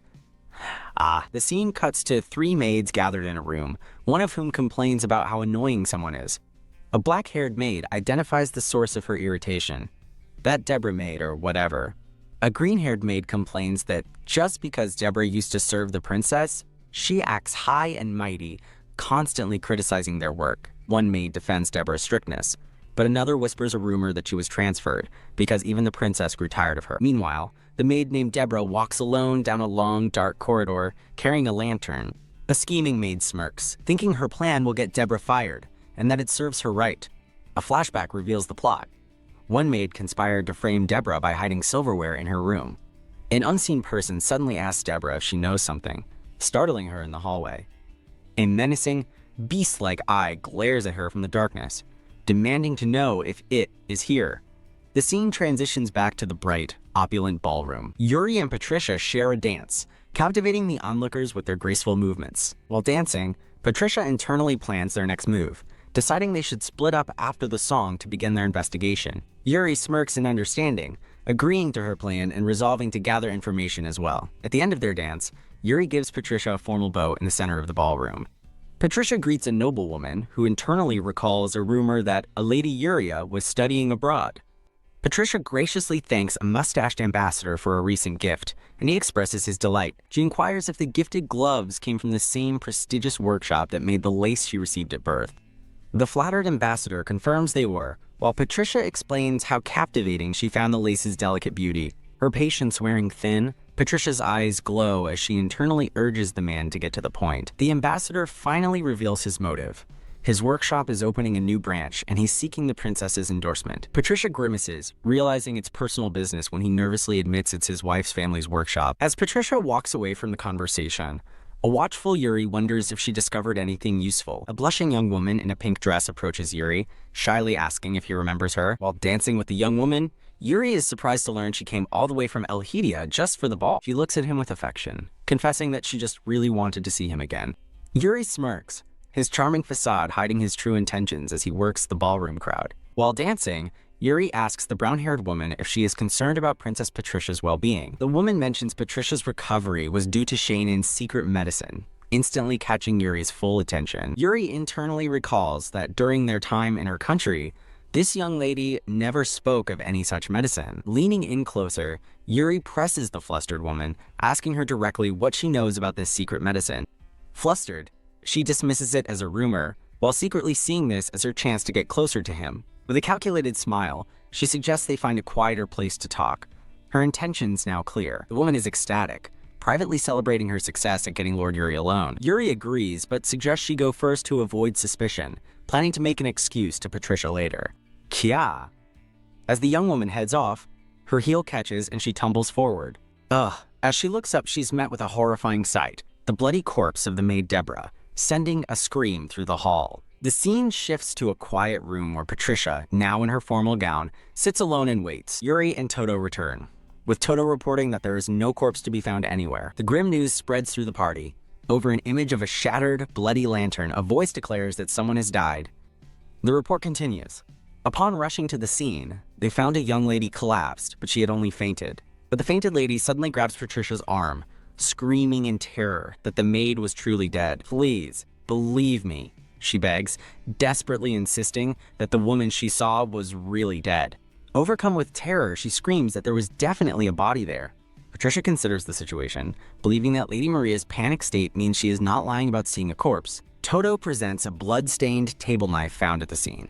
Patricia asks if it is palace tableware, and he confirms it is. Toto reports the stain is human blood, and a significant amount was spilled, based on the strong scent in the area. Yuri adds that the entire incident, from the scream to the body disappearing, took place in about 10 minutes. The green-haired maid, Deborah, reports they have identified a likely victim, startling Patricia. Deborah explains that one of the 3 maids assigned to polish silverware has gone missing, and Lady Maria's testimony may be related. In a brief flashback, Deborah holds the bloody knife, asking if it's blood, and an unseen person confirms it is. A summary of the facts. Lady Amalia saw a body. A maid is missing, and a bloodied weapon was found, yet there is no corpse. Patricia theorizes the body was moved within 10 minutes.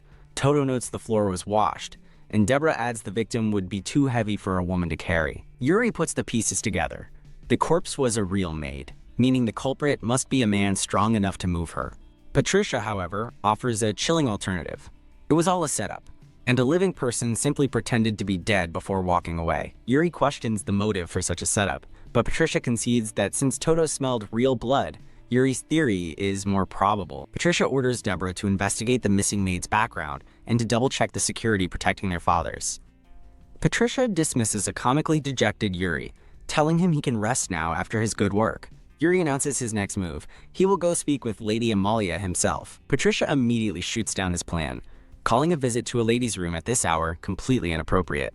Clapping her hands to refocus the group, Patricia states their priority is to gather more information, as the full picture remains unclear. The gravity of the situation hits Patricia, who realizes with grim certainty that she has never been involved in a murder before. Looking out a moonlit window, Patricia quietly wonders if the timing of this murder could possibly be a coincidence. She finds it far too convenient that a murder occurred just as they began investigating the immortality elixir. The murder forced the party to end early, cutting short their opportunity to gather intelligence on the rumor. She recalls a distinct unsettling shift in the atmosphere at the party, sensing a hidden malice among the guests. Yuri recalls overhearing a guest at the party mention the existence of an underground waterway. Looking at a family portrait, Patricia wonders if any of her other royal family members are aware of the immortality rumor. The scene transitions to a wide shot of the royal palace, gleaming under the night sky. Patricia addresses a blonde, regal man as father, who reassures her there is no problem. Her father asks if she is all right after the party's commotion, and she cautiously replies that she is, for now. She downplays the incident, explaining it was a fuss over a missing corpse, and suggesting it could have just been a ghost. Her father finds the ghost theory odd, remarking that with all the lives he took in past wars, it's strange one has never appeared to him. He then turns to her with a sharp gaze, asking directly if she knows about the immortality elixir. She confirms that guests were discussing a potion that could revive bones, prompting her father to ask if that means the corpse revived. Her father reveals he knows about the immortality elixir of Shannon, causing Patricia to realize with a jolt that this is the true reason for his visit. Her father, King Lorenz, stares intently, calling her by her nickname Patty. A mystical vial is shown, described as the immortality elixir of Shannon, which can resurrect even from bones and is hidden in the castle's waterways. Sitting opposite her, her father asks if she wants to hear about the legendary immortality elixir of Shannon. Patricia looks shocked, asking in disbelief if something like that could possibly exist. In a cute flashback, a young King Lorenz cheerfully dismisses the elixir as a baseless rumor to a young Patricia. Back in the present, Patricia sighs skeptically at the baseless rumor excuse, while her father concedes that there's likely a root to the story. Her father recounts a historical tale of a past king whose concubine poisoned the queen, leading to the banishment of all the concubines after the queen survived. The chibi King Lorenz proudly declares his faithfulness to Yulia, much to the comical annoyance of a chibi Patricia. Continuing his story, he explains the desperate king turned to a witch in a dark forest to save the queen's life. The tale concludes as the king receives a glowing antidote from the witch, successfully saving the queen. Patricia questions the story's authenticity, and her father admits it's just an old tale of unknown truth. A thought bubble from an unseen observer wonders why this old forgotten story is being brought up now. King Lorenz thoughtfully confirms to Patricia that yes, it did happen. He recalls that similar rumors were circulating even before Patricia was born. In a flashback, a dark figure asks if the elixir works on the dead, a question posed to the king long ago. King Lorenz recounts telling them the elixir was unfound, and they'd have to overturn the entire castle to get it. He somberly recalls hearing that the beloved woman of a certain man had passed away. A flustered Patricia struggles to place the man in the story, asking who they are talking about. A menacing figure with glowing yellow eyes is revealed, King Christophorus of Omnis. The scene transitions to a grand palace under a starry night sky. Inside, King Christophorus sits alone, calmly swirling a glass of red wine as he contemplates.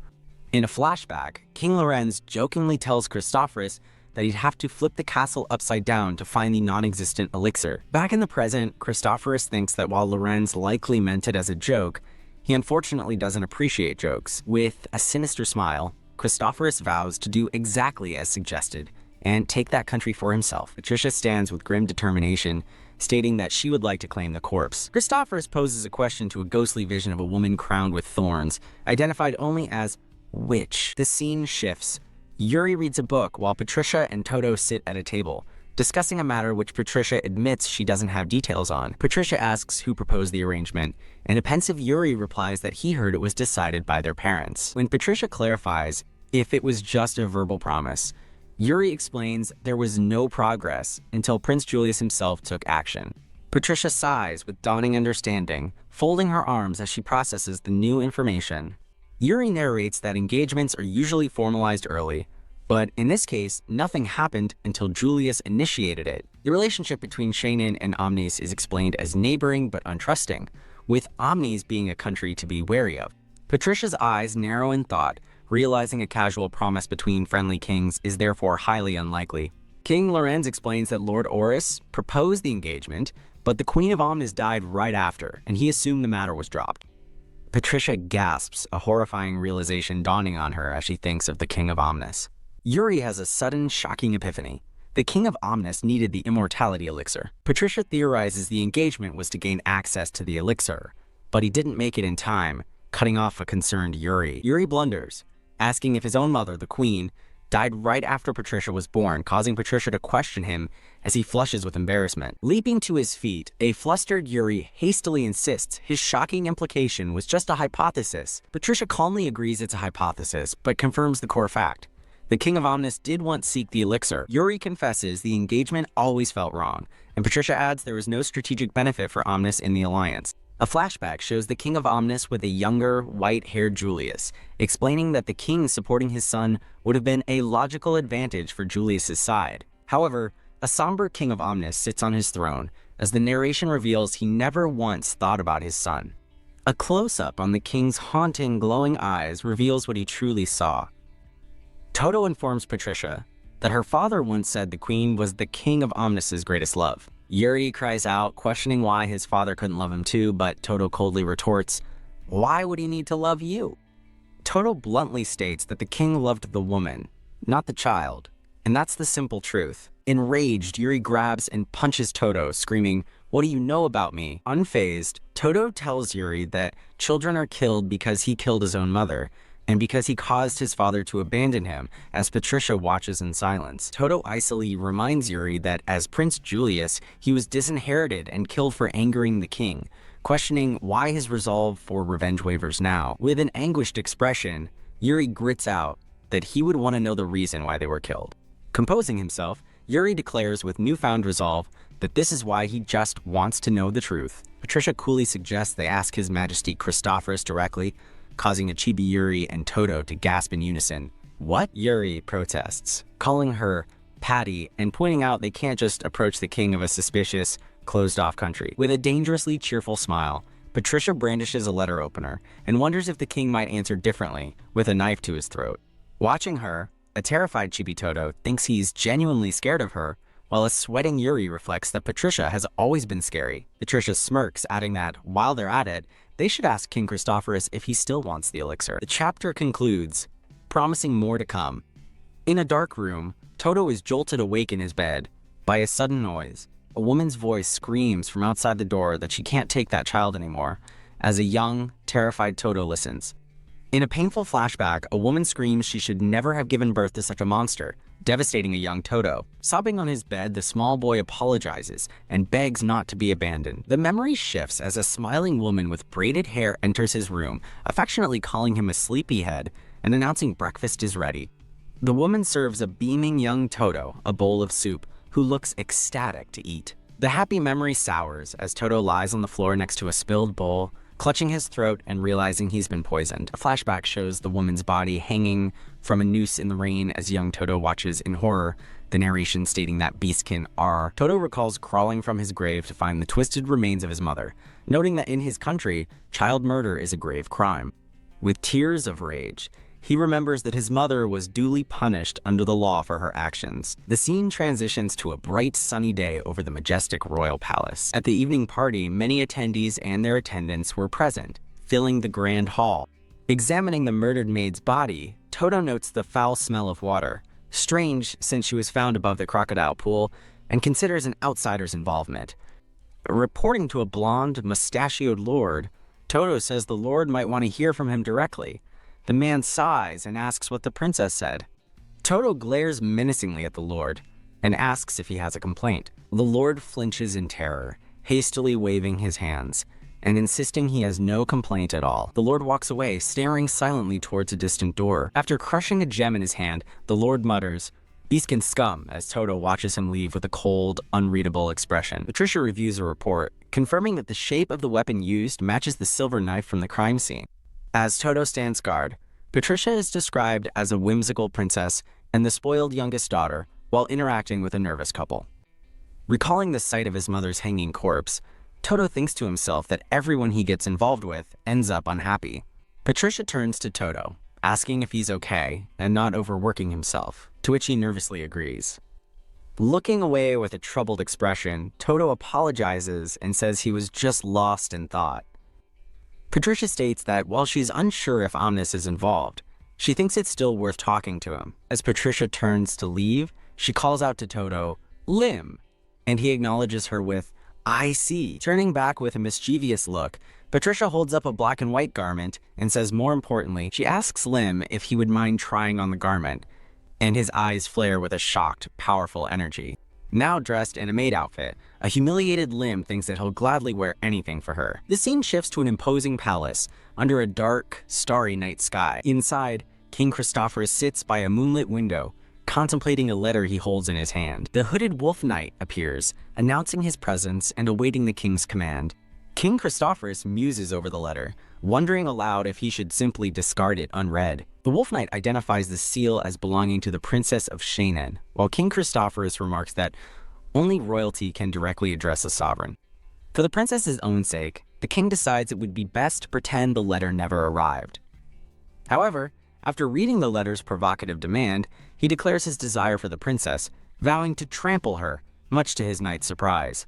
King Christophorus decides to open it, and as he looks down, he sees a vision of the witch on a throne, who asks him why. The veiled witch responds that it is because that is what His Majesty King Christophorus truly wishes. The wolf knight looks on, perplexed by the king's strange behavior. A flash of the murdered maid appears, accompanied by a warning: "Do not lust after the princess." Elsewhere, Patricia lets out a sudden, loud sneeze. Now wearing a maid uniform, Patricia claims she got chilly while changing, as Deborah and another maid insist she doesn't need to dress up. Lim, also in a maid outfit, confidently poses and declares that if it's just bait, he can handle it by himself.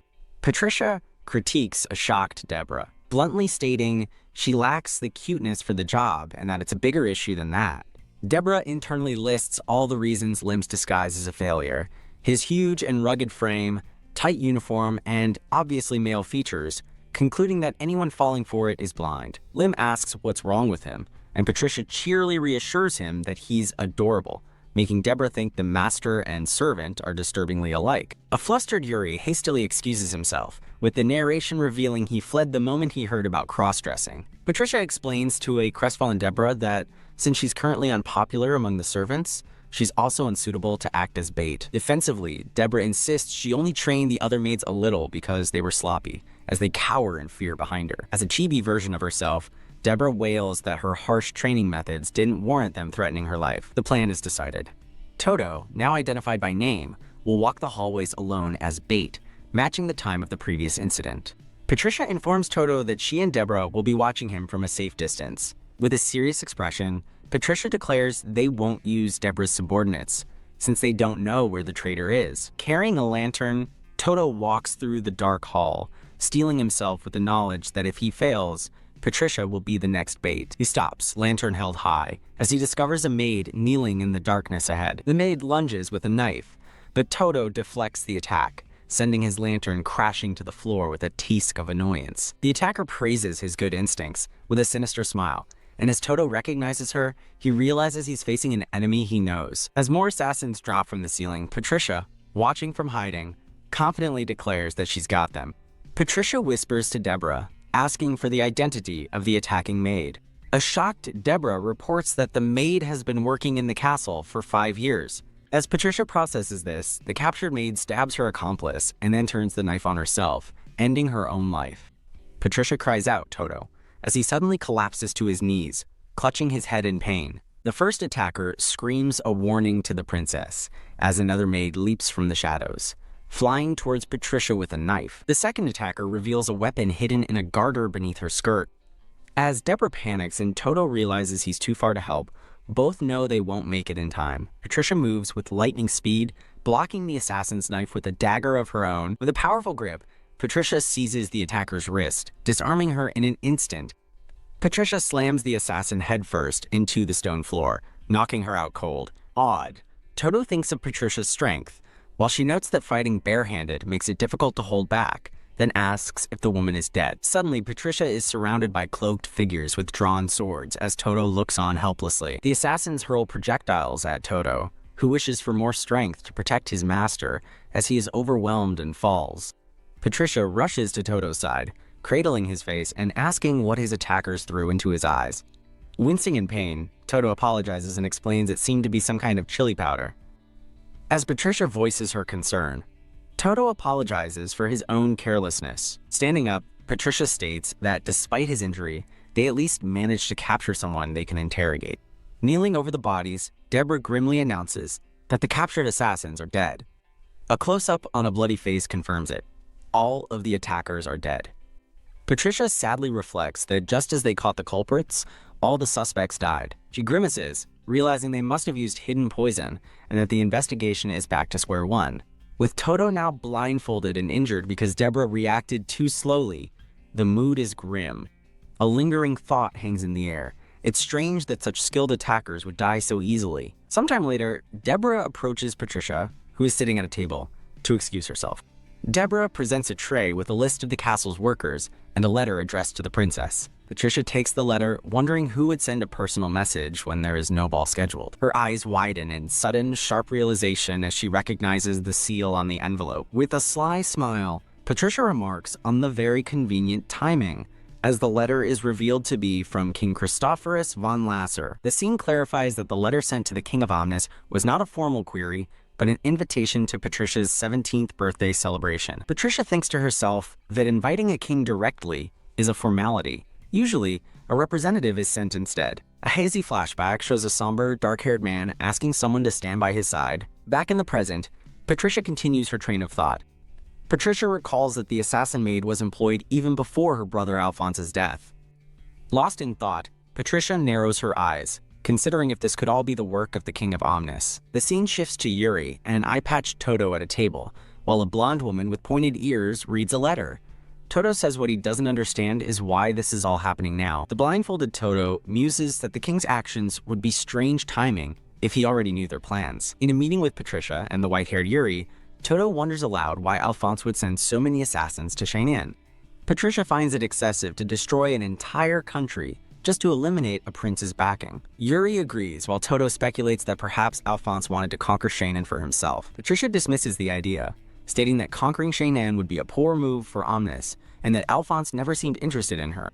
A flashback reveals a sneering Alphonse, thinking someone was a fool, a sentiment that Yuri silently agrees with. Patricia recalls the maid's suicides and a vision of Alphonse sinking into dark water, theorizing he met a similar fate. A shocked Yuri asks if she's suggesting Alphonse was also just a puppet. Patricia confirms it's a possibility, and Yuri realizes that thinking of it that way makes everything fit together. Yuri questions why the king would grant Alphonse a knight, a thought that startles Patricia into a sudden realization. She imagines the hooded wolf knight looming behind Alphonse, wondering if he was manipulating her brother under the king's orders. Patricia reflects that she assumed the wolf knight had simply rejoined the king, but now questions if his disappearance was part of the plan all along. Imagining King Christophorus as a puppeteer controlling her, Patricia wonders just how far ahead the king has foreseen her every move. Changing the subject, Yuri asks Toto how his eyes are doing. Patricia looks on with concern, recalling the moment the assassins threw powder in Toto's eyes. As Toto kneels to thank Patricia for her concern, Yuri watches from the side and thinks to himself, I see. The red-haired woman with pointed ears declares she will investigate how the rumor about the mysterious potion resurfaced. After Patricia gives her a lock of her blonde hair, the woman vows to also discover what kind of man the King of Omnis used to be. From a balcony, the Wolf Knight watches Patricia and Toto inside the palace at night. Patricia instructs the cloaked figure to return to his role as the king's subordinate, giving him permission to retreat if he's in danger. As he departs, the Wolf Knight gives her a final, cryptic warning: beware the witch. While Toto brushes her hair, Patricia mentions the Wolf Knight's warning about a witch, startling him. Patricia recalls the warning, admitting she initially thought he was just teasing Deborah.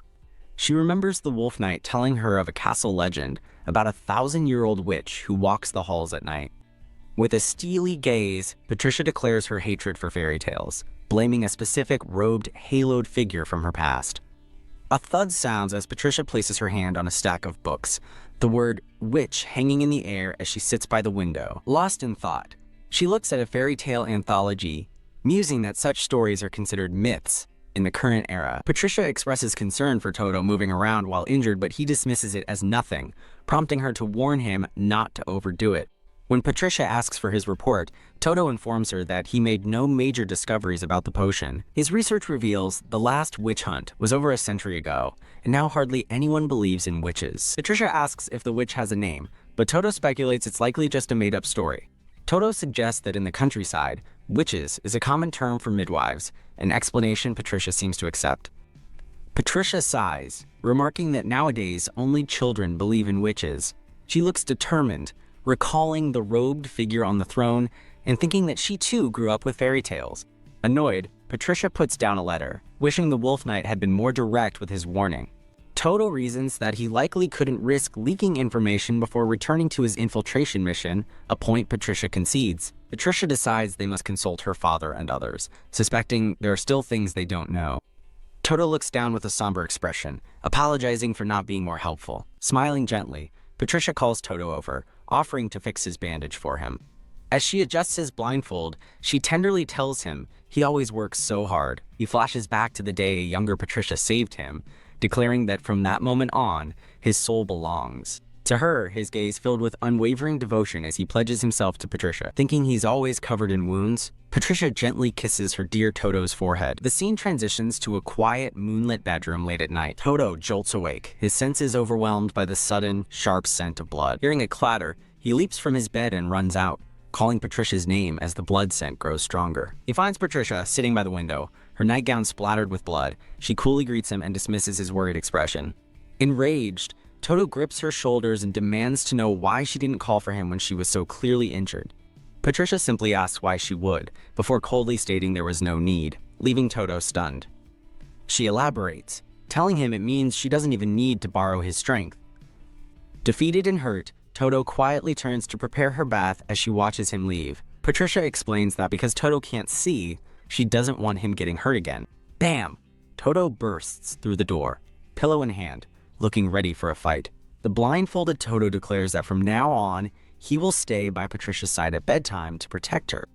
Patricia is completely flustered by his bold proposition, blushing and exclaiming in shock. Toto passionately proclaims that he is Patrica's pet, as Patricia swoons with a love-struck expression. An incredulous echoes from the castle at night, spreading the scandalous news. Sometime later, the white and blue-haired Yuri sips his tea, looking utterly baffled.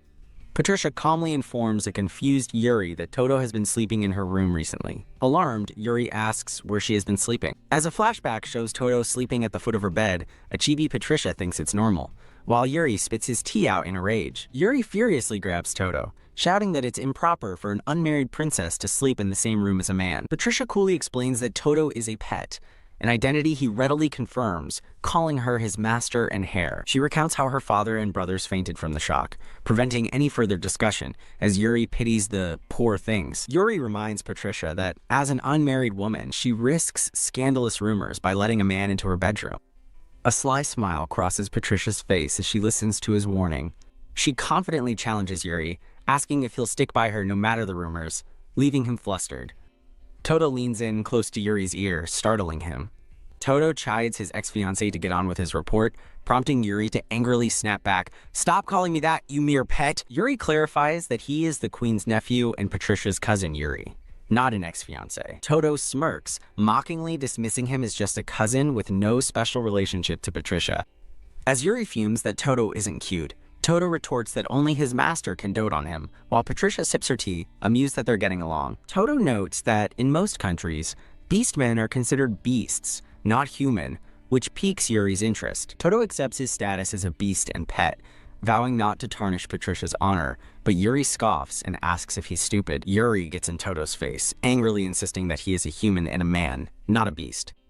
Touched by his words, Patricia thinks to herself that Yuri has said something good for once. Yuri continues his argument, acknowledging that deep prejudice against beastmen exists throughout the world. He points at Toto, stating that despite a slightly different appearance, he's clearly human. Yuri passionately questions how Toto's hair color or sex makes him any different from himself or Patricia. Toto is taken aback, realizing Yuri treats him as human, perhaps more so than even Patricia does. He worries that, without meaning to, Yuri's kindness might lead him to even greater despair.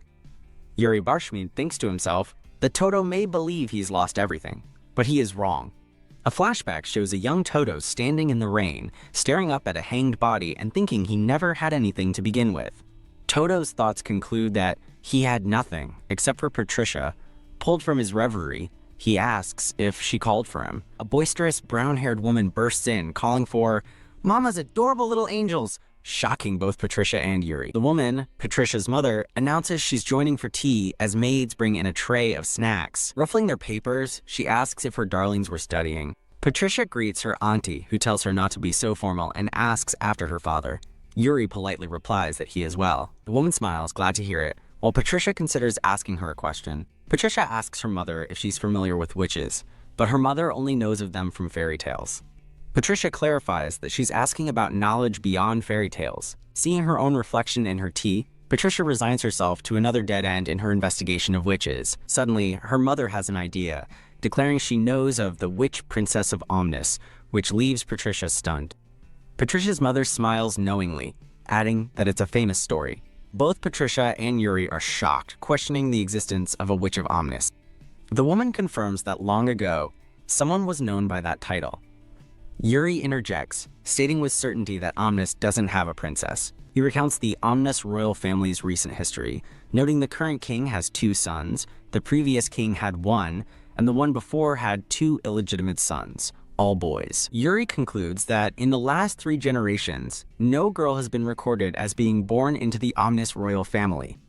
Impressed, Patricia's mother tells Yuri he knows his stuff. She confirms his point, clarifying that, strictly speaking, the witch wasn't a princess of the Omnis royal family. Observing their surprise, Patricia's mother sips her tea and realizes they were unaware of the story. Patricia apologizes for her ignorance, but her mother reassures her, suggesting the topic was likely avoided deliberately by everyone. In a sun-drenched memory, a long-haired woman stands among lilies as her mother narrates that she seemed proud of her infamous nickname. A concerned Yuri asks if this woman was from Omnis, with Patricia listening intently beside him. The story continues, revealing the woman was of distant royal blood from a small country, essentially living as a common noble. Despite her station and gender, the woman defied expectations by passionately pursuing medical studies, seen here drafting an anatomical chart. The narration explains she forsook marriage to serve her people as a doctor, walking through town with no regrets despite facing suspicion. But one day, tragedy struck. A rebellion led by the Chancellor engulfed her city in flames, her face etched with horror. Blindfolded and distraught, she was rescued by her loyal retainers and forced to flee her homeland. She sought refuge with relatives, eventually collapsing in a foreign town square, cloaked and alone. A gentle hand offers a handkerchief to the crying woman, her face bruised and tear-streaked. The man, revealed to be the King of Omnis, kneels before her, offering comfort as she finally found a place to settle. Patricia's mother explains that as a royal woman and a doctor at the king's side, she naturally became the target of nasty rumors. She continues, telling a shocked Patricia and Yuri that due to her age and the king's, people dismissed any possibility of marriage between them. Toto, serving desserts, pieces it together, asking if she was called the Witch Princess of Omnis for gaining notoriety there. His aunt confirms. Patricia's mother smiles fondly, adding that the woman was proud of her skills and happily welcomed the title. A flashback of the King of Omnis makes Patricia realize the connection to his past behavior. Yuri hesitantly asks his mother if the king and the witch were close and why he was so upset. Beaming, his mother confirms their closeness with a simple, powerful reason.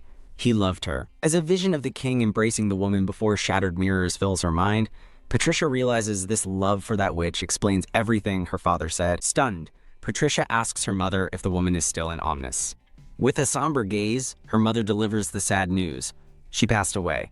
Yuri looks down, his expression heavy, as his mother adds that she died shortly after giving birth to a prince. Patricia stares in disbelief as her mother reveals the shocking identity of the Witch of Omnis. The witch was none other than the Queen of Omnis and Yuri's own mother, a revelation that leaves him speechless. In a flashback, the king asks his wife, the witch, why she isn't angry about her nickname. She looks at him, questioning why she would be angry about being called a witch for her healing arts. Smiling warmly, she declares it an honor to have her medical skills compared to magic. The king looks at her fondly, affirming that's what she is to him. She touches his face, honored, and as they embrace, she confesses she always wanted to be a witch, a desire born from the fire that took her home. She clarifies that her wish began the day she lost her family in the rebellion. The king recalls her earnest wish, remembering she just wanted to save her family, regardless of whether it was through magic or medicine. He calls her name Diana as she embraces him, saying she may not be a real witch, but he is the one she loves, her face radiant with happiness. The memory fades as the king lies in bed, whispering his late wife's name, Diana. Back in the present, the king startles a maid by demanding to know if the queen is ready. He enters a grand room and addresses a figure on a throne, asking if he kept them waiting. The figure, a woman in a thorny, flower-adorned veil, apologizes for the delay. Maids whisper nervously in the hall, questioning what could be happening to His Majesty. The king stands before the veiled woman, assuring her it's fine, as he just arrived himself. He pauses, trying to piece together the fragments of the dream he just had. Horrified, the maids conclude the king must have gone mad. The king gently adjusts the veil on the still, silent woman, having had it tampered with for this very purpose. Leaning in, he kisses her veiled cheek, calling her his one and only witch, as a terrified maid realizes he is keeping the queen's corpse by his side. The cloaked wolf knight stands stoically in the hallway as the narration pleads, "Please, princess." As the castle looms, a final warning echoes. Be careful. Yuri processes the stunning truth. His mother, the witch princess of Omnis, was also Prince Julius's mother. His mother explains the king and queen were deeply in love, though she herself rarely spoke with the queen. She recalls that King Christopher was known to be difficult, but he softened considerably after Diana appeared. She wistfully notes it was the first time anyone saw the king smile, making the news of the queen's death all the more shocking. Patricia notes the king and queen seemed so close, while Yuri sadly imagines the pain his father must have felt. The reality sinks in for Patricia. The Witch of Omnis is already dead. She wonders what the Wolf Knight's warning could have meant, flashing back to his cloaked figure standing over a bloody scene. King Christophorus, leaning over his deceased wife, vows to the, quote, unfortunate deceased witch that she just has to wait a little longer. He embraces her corpse, determined to acquire the medicine that will. A narration calls him a broken man. With glowing eyes, the king clutches the thorny veil, his obsession with her corpse absolute. The scene shifts, beginning a monologue from a certain wet nurse. The wet nurse, a brown-haired woman, narrates that she was born into nobility. Her father was a marquis, and her mother was the only daughter of royal blood. She recalls being raised with the expectation of becoming the future queen, until another woman, Diana, appeared at the king's side. The wet nurse clarifies that, contrary to expectation, she held no hatred or jealousy toward her. People called Diana a witch, but the insults and slander never seemed to touch her radiant spirit. She remembers Diana as deeply knowledgeable and wise, recalling a time they studied together. Diana was beautiful, cherished by the king, and a comforting presence to the wet nurse. The memory continues as Diana startles the woman by asking her to be the prince's wet nurse. The woman protests that she's unmarried, but Diana explains the different expectations for wet nurses in their respective kingdoms, putting her at ease. Diana makes a grave request, asking her to be the child's other mother so he will be cared for even if she is gone. Her words strike the wet nurse with sudden, alarming clarity. In that moment, the wet nurse realized that Diana was dying.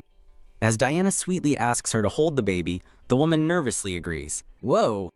She is left in awe, holding the infant for the first time. She learns the baby's name is Julius, and, looking at the beautiful prince, she vows to protect him. She made this promise for the princess called a witch, and for the moon goddess. And she made it for her childhood friend, the king, whom she had always loved. But the memory darkens as the king, now a grim figure on his throne, orders someone to be beheaded, swallowed by darkness. In a frantic flashback, the wet nurse begs the king to stop, screaming that Prince Julius will die at this rate. The king coldly dismisses her, stating their friendship is the only thing sparing her, and threatens her life if she speaks of it again. The wet nurse recalls wanting to honor Diana's dying wish, clinging to hope from a portrait of Patricia, but fears the kingdom is doomed. Drip, drip, back in her room, the wet nurse mixes a vial, resolving that she is now the child's mother. Gazing at the moon, she decides that if she is his mother, she must save him, certain it's what Diana would want. A shattered reflection reveals the truth. She hated the witch who stole his heart, and the man who gave it to a witch, a dagger glinting in her hand. Her hatred extends to Julius, the child of the two, as a flashback shows him brandishing a bloody sword before a blood-splattered window. A horrified young Julius clutches his head, trying to convince himself that what he did was the right thing. The wet nurse lies dying from a fatal stab wound, smiling as she thanks Julius for stopping his mother. With her last thoughts, she declares her actions a curse upon her beautiful prince. Remembering a happy young Julius, her final words echo as she lies in a pool of blood. I love you too. The scene closes on a sunlit window, marking the end of the tragic flashback. Back in the present, Patricia reflects that if the dead witch princess is the one Wolf spoke of, that means something else is at play. Patricia recalls the legend of Shannon's elixir of immortality, a potion said to bring a person back even from bones. Yuri looks horrified, asking if the king could have obtained the elixir to resurrect the queen. Patricia looks at him with deep concern, uttering his name. Yuri lowers his head, responding softly with her name, Patty. He looks up, his expression a mixture of confusion and pain, asking if his father truly loved his mother. Yuri admits he never understood his father, believing he loved no one and nothing. He erupts in anguish, questioning if a love so great could justify abandoning his kingdom. As Patricia realizes the weight of his question, having calmed slightly, Yuri concedes that he understands love is a noble thing. Clenched Patricia grips her dress, asserting that, while love may be a reason, it's never an excuse. She looks at Yuri with steely resolve, declaring that we are the ones who must deal with the consequences. Patricia continues, explaining that the nation of Omnis is starving, and security at their shared border is deteriorating. Toto adds gravely that if the king ignores his child to chase his love, it is unforgivable. Toto, blindfolded, continues gravely, saying, above all, revealing with grim certainty that the king of Omnis has come for her life. Yuri startles, his expression hardening, as he vows to kill his own father to protect her. As the tension mounts, a narrator's voice declares that this conflict will end. A white-hooded figure, haloed in light, contemplates a chessboard, poised for victory. In another scene, a woman resembling Patricia admits she has always hated fairy tales because of someone specific. The hooded man sighs, correctly guessing that he is the someone she despises. He smiles, finding it ironic given how closely he has been watching over her. Yet, his mood darkens as he looks at a chess piece, admitting that things are taking a turn for the worse. He makes his move, lamenting the trouble of relying on temporary fixes and improvisation. Leaning back on his throne, he explains their disadvantage. They cannot intervene directly, while their opponents have free reign. A voice warns Patricia to stay vigilant, reminding her that the Witch of Omnis is no mere nickname, but a literal, monstrous threat. A stern king with dark hair and a goatee commends someone. Your Majesty, well done. The king continues, stating that if he can obtain the elixir from that nation. The cloaked figure makes a shocking confession. She was the one who brought the elixir to that nation long ago. With a menacing grin, the cloaked figure is revealed as the true witch who now seeks to destroy the world. The story shifts, a single candle flame flickering against the darkness. A purple cloaked figure, holding a black chess piece, quietly opens a door. Holding the chess piece, the figure expresses surprise, recognizing someone inside. Inside, a woman with long blue hair kneels before the white-haired man on the throne, making the intruder realize the nature of their meeting. A different white-haired woman with piercing blue eyes observes, remarking on how interesting it is that such a being was born. The man on the throne lists his many titles, Demon King, Devil, Fallen Angel, before looking at the woman and adding witch with a smirk. He clenches the chess piece, affirming that all those dark titles are his. The cloaked figure stares out a moonlit window, lamenting that their hollow vessel overflows with an insatiable hatred. Clenching their fist, they dismiss concepts like family and love as nothing but absurd illusions. With glowing eyes, they accuse God of abandoning them, their hand reaching into a dark abyss. The scene shifts to a grand castle, marking Princess Patricia's 17th birthday, a day she fought hard to reach. On her throne, Patricia reflects on her 17th birthday, the date foretold by the very god she now questions. A sudden announcement shocks the court. His Majesty, the King of Omnis, has arrived. Facing away from the court, Patricia steels her resolve, determined to do what she must. The tense guests watch as King Christophorus of Omnis makes his entrance, flanked by his entourage. Patricia addresses King Christophorus, apologizing for the informal welcome at the private gathering. With a practiced smile, she formally welcomes King Christophorus of Omnis, honored by his presence. He brushes aside her courtesy, stating he is there only to fulfill his own desire, shocking the blonde king. Slam! As the doors are barred, Patricia calmly asks King Christophorus to state his desire. He begins, first, a gift, as a maid presents a small, elegant box. Inside is a stunning necklace he once gave his queen, which he now deems more fitting for Patricia. The guests react with outrage as the blonde king recalls seeking her hand, while Patricia coolly remembers inviting him despite that history. Seated at the head of the table, King Christophorus addresses her by name, Patricia. Beside her, Toto strains, growling that he has heard nothing of this plan. Patricia smiles cheerfully, reminding him that he once proposed she marry the late Prince Alphonse. Or as a concubine, was it? She asks. As the king recalls how she trembled back then, she claims she invited her potential father-in-law to celebrate with her, to which he replies with a skeptical, "Is that so?" Visibly sweating, the king shifts the topic, deciding to move on to his real business. He lunges, grabbing the blonde king Lorenz by the collar, and demanding, "Where is the elixir of immortality?" With sword drawn and eyes glowing, King Christophorus declares his true purpose, to conquer Shannon and claim the elixir. A black-haired king demands the elixir of immortality from a blonde royal who holds two young girls protectively, shocking him. The scene shifts to the night before, as the blonde royal realizes Patricia was right all along. In the flashback, the blonde royal looks concerned, questioning the existence of the elixir of immortality. He asks if that's Christophorus' objective, and a blindfolded man with black cat ears confirms it is. Patrica's voiceover connects the dots. Her engagement, Prince Julius's disinheritance and assassination, and the assassin disguised as a servant. Surrounded by the blindfolded man and a blue-haired man, the blonde woman Patricia explains this is the conclusion she reached after considering all the facts. A black-haired king demands the elixir of immortality from a blonde royal who holds two young girls protectively, shocking him. The scene shifts to the night before, as the blonde royal realizes Patricia was right all along. In the flashback, the blonde royal looks concerned, questioning the existence of the elixir of immortality. He asks if that's Christophorus' objective, and a blindfolded man with black cat ears confirms it is. Patrica's voiceover connects the dots. Her engagement, Prince Julius's disinheritance and assassination, and the assassin disguised as a servant. Surrounded by the blindfolded man and a blue-haired man, the blonde woman Patricia explains this is the conclusion she reached after considering all the facts. The blonde royal recalls how astonishing Patrica's claim and the immense evidence she had gathered were. As he flips through the documents, he considers how the queen's death, the prince's deaths, and a foreign king's visit all add up. He points out that it's all circumstantial evidence, a fact Patricia readily admits is correct. A flashback shows two young men in green uniforms studying documents, as Patricia mentions her brothers were also involved. The blonde royal explains soldiers prepare for contingencies, and Patricia, smiling slyly, offers a hypothesis and a precautionary plan.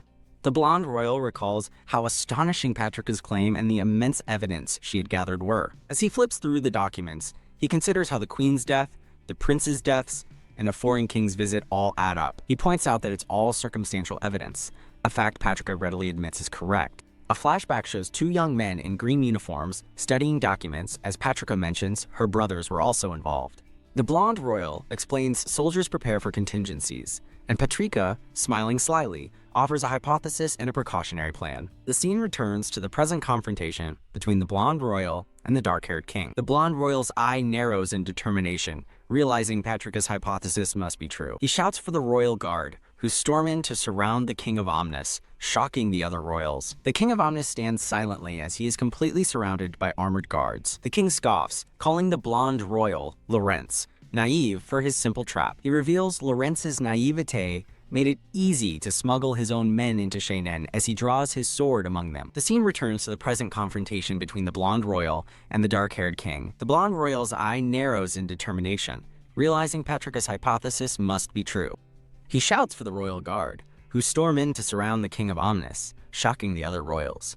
The King of Omnis stands silently as he is completely surrounded by armored guards. The king scoffs, calling the blonde royal, Lorenz, naive for his simple trap. He reveals Lorenz's naivete made it easy to smuggle his own men into Shannon as he draws his sword among them.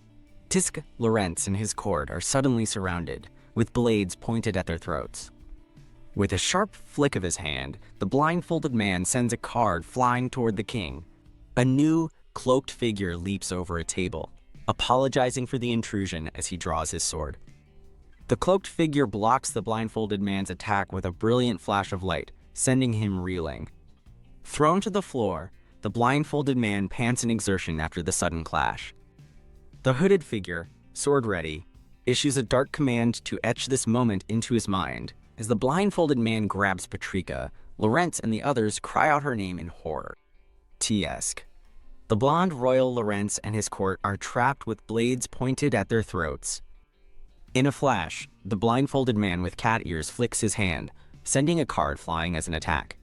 A new, cloaked figure leaps over a table, apologizing for his intrusion at the formal gathering. With a brilliant burst of light, the cloaked figure's sword intercepts the card, sending the cat-eared man flying. Haha, the cat-eared man pants on the floor, stunned by the powerful counterattack. The mysterious hooded swordsman stands ready, delivering a chilling command to etch this moment into his mind. Suddenly, the cat-eared man grabs Patrika, causing Lorenz and the others to scream her name in horror. The King of Omnis commands a halt as Patrika presses the tip of a sword to her own neck. The hooded figure pleads with the princess not to throw her life away. The King of Omnis reveals the hooded man wields a witch's blade, capable of cutting even the undying. He smirks, confirming for Lorenz that even the undying can still feel pain. The king threatens to slowly carve up the princess and queen if the elixir isn't handed over. He adds that dissecting them will be good practice for reviving someone named Diana. With a menacing grin, he declares he will raise the princess as his own daughter, but Patrika interrupts him. As Patrika holds a blade to her own throat, the King of Omnis issues a stern command to stop. The hooded figure pleads with the princess not to throw away her precious life. The king reveals the hooded man's weapon is a witch's blade, powerful enough to cut even the undying. He smirks at Lorenz, confirming that even the undying can still feel pain. The king threatens to slowly carve up the princess and queen if he doesn't get the elixir. He adds that their dissection will be good practice for reviving someone named Diana. The king vows to raise the princess as his own daughter alongside Diana, but Patrika interrupts him. Patrika glares, telling him if he wanted her as a daughter, he should not have disinherited Prince Julius, leaving the king speechless. In a dark room, a hooded figure urges someone named Omnis to hurry, while a blue-haired man vows to kill him with his own hands. Staring him down, Patrika retorts that he shouldn't have disinherited Prince Julius, leaving the king speechless. In a flashback, a cloaked figure urges someone named Omnis to hurry, as a blue-haired man vows to kill him with his own hands. Back in the present, Patrika looks toward a shrouded body and says the name, Julius. She feigns ignorance, dismissively wondering if there was ever someone with that name. The king recalls her interest in corpses and asks if she used the medicine on Julius. She answers no, and the king questions why, since she was once so fond of it.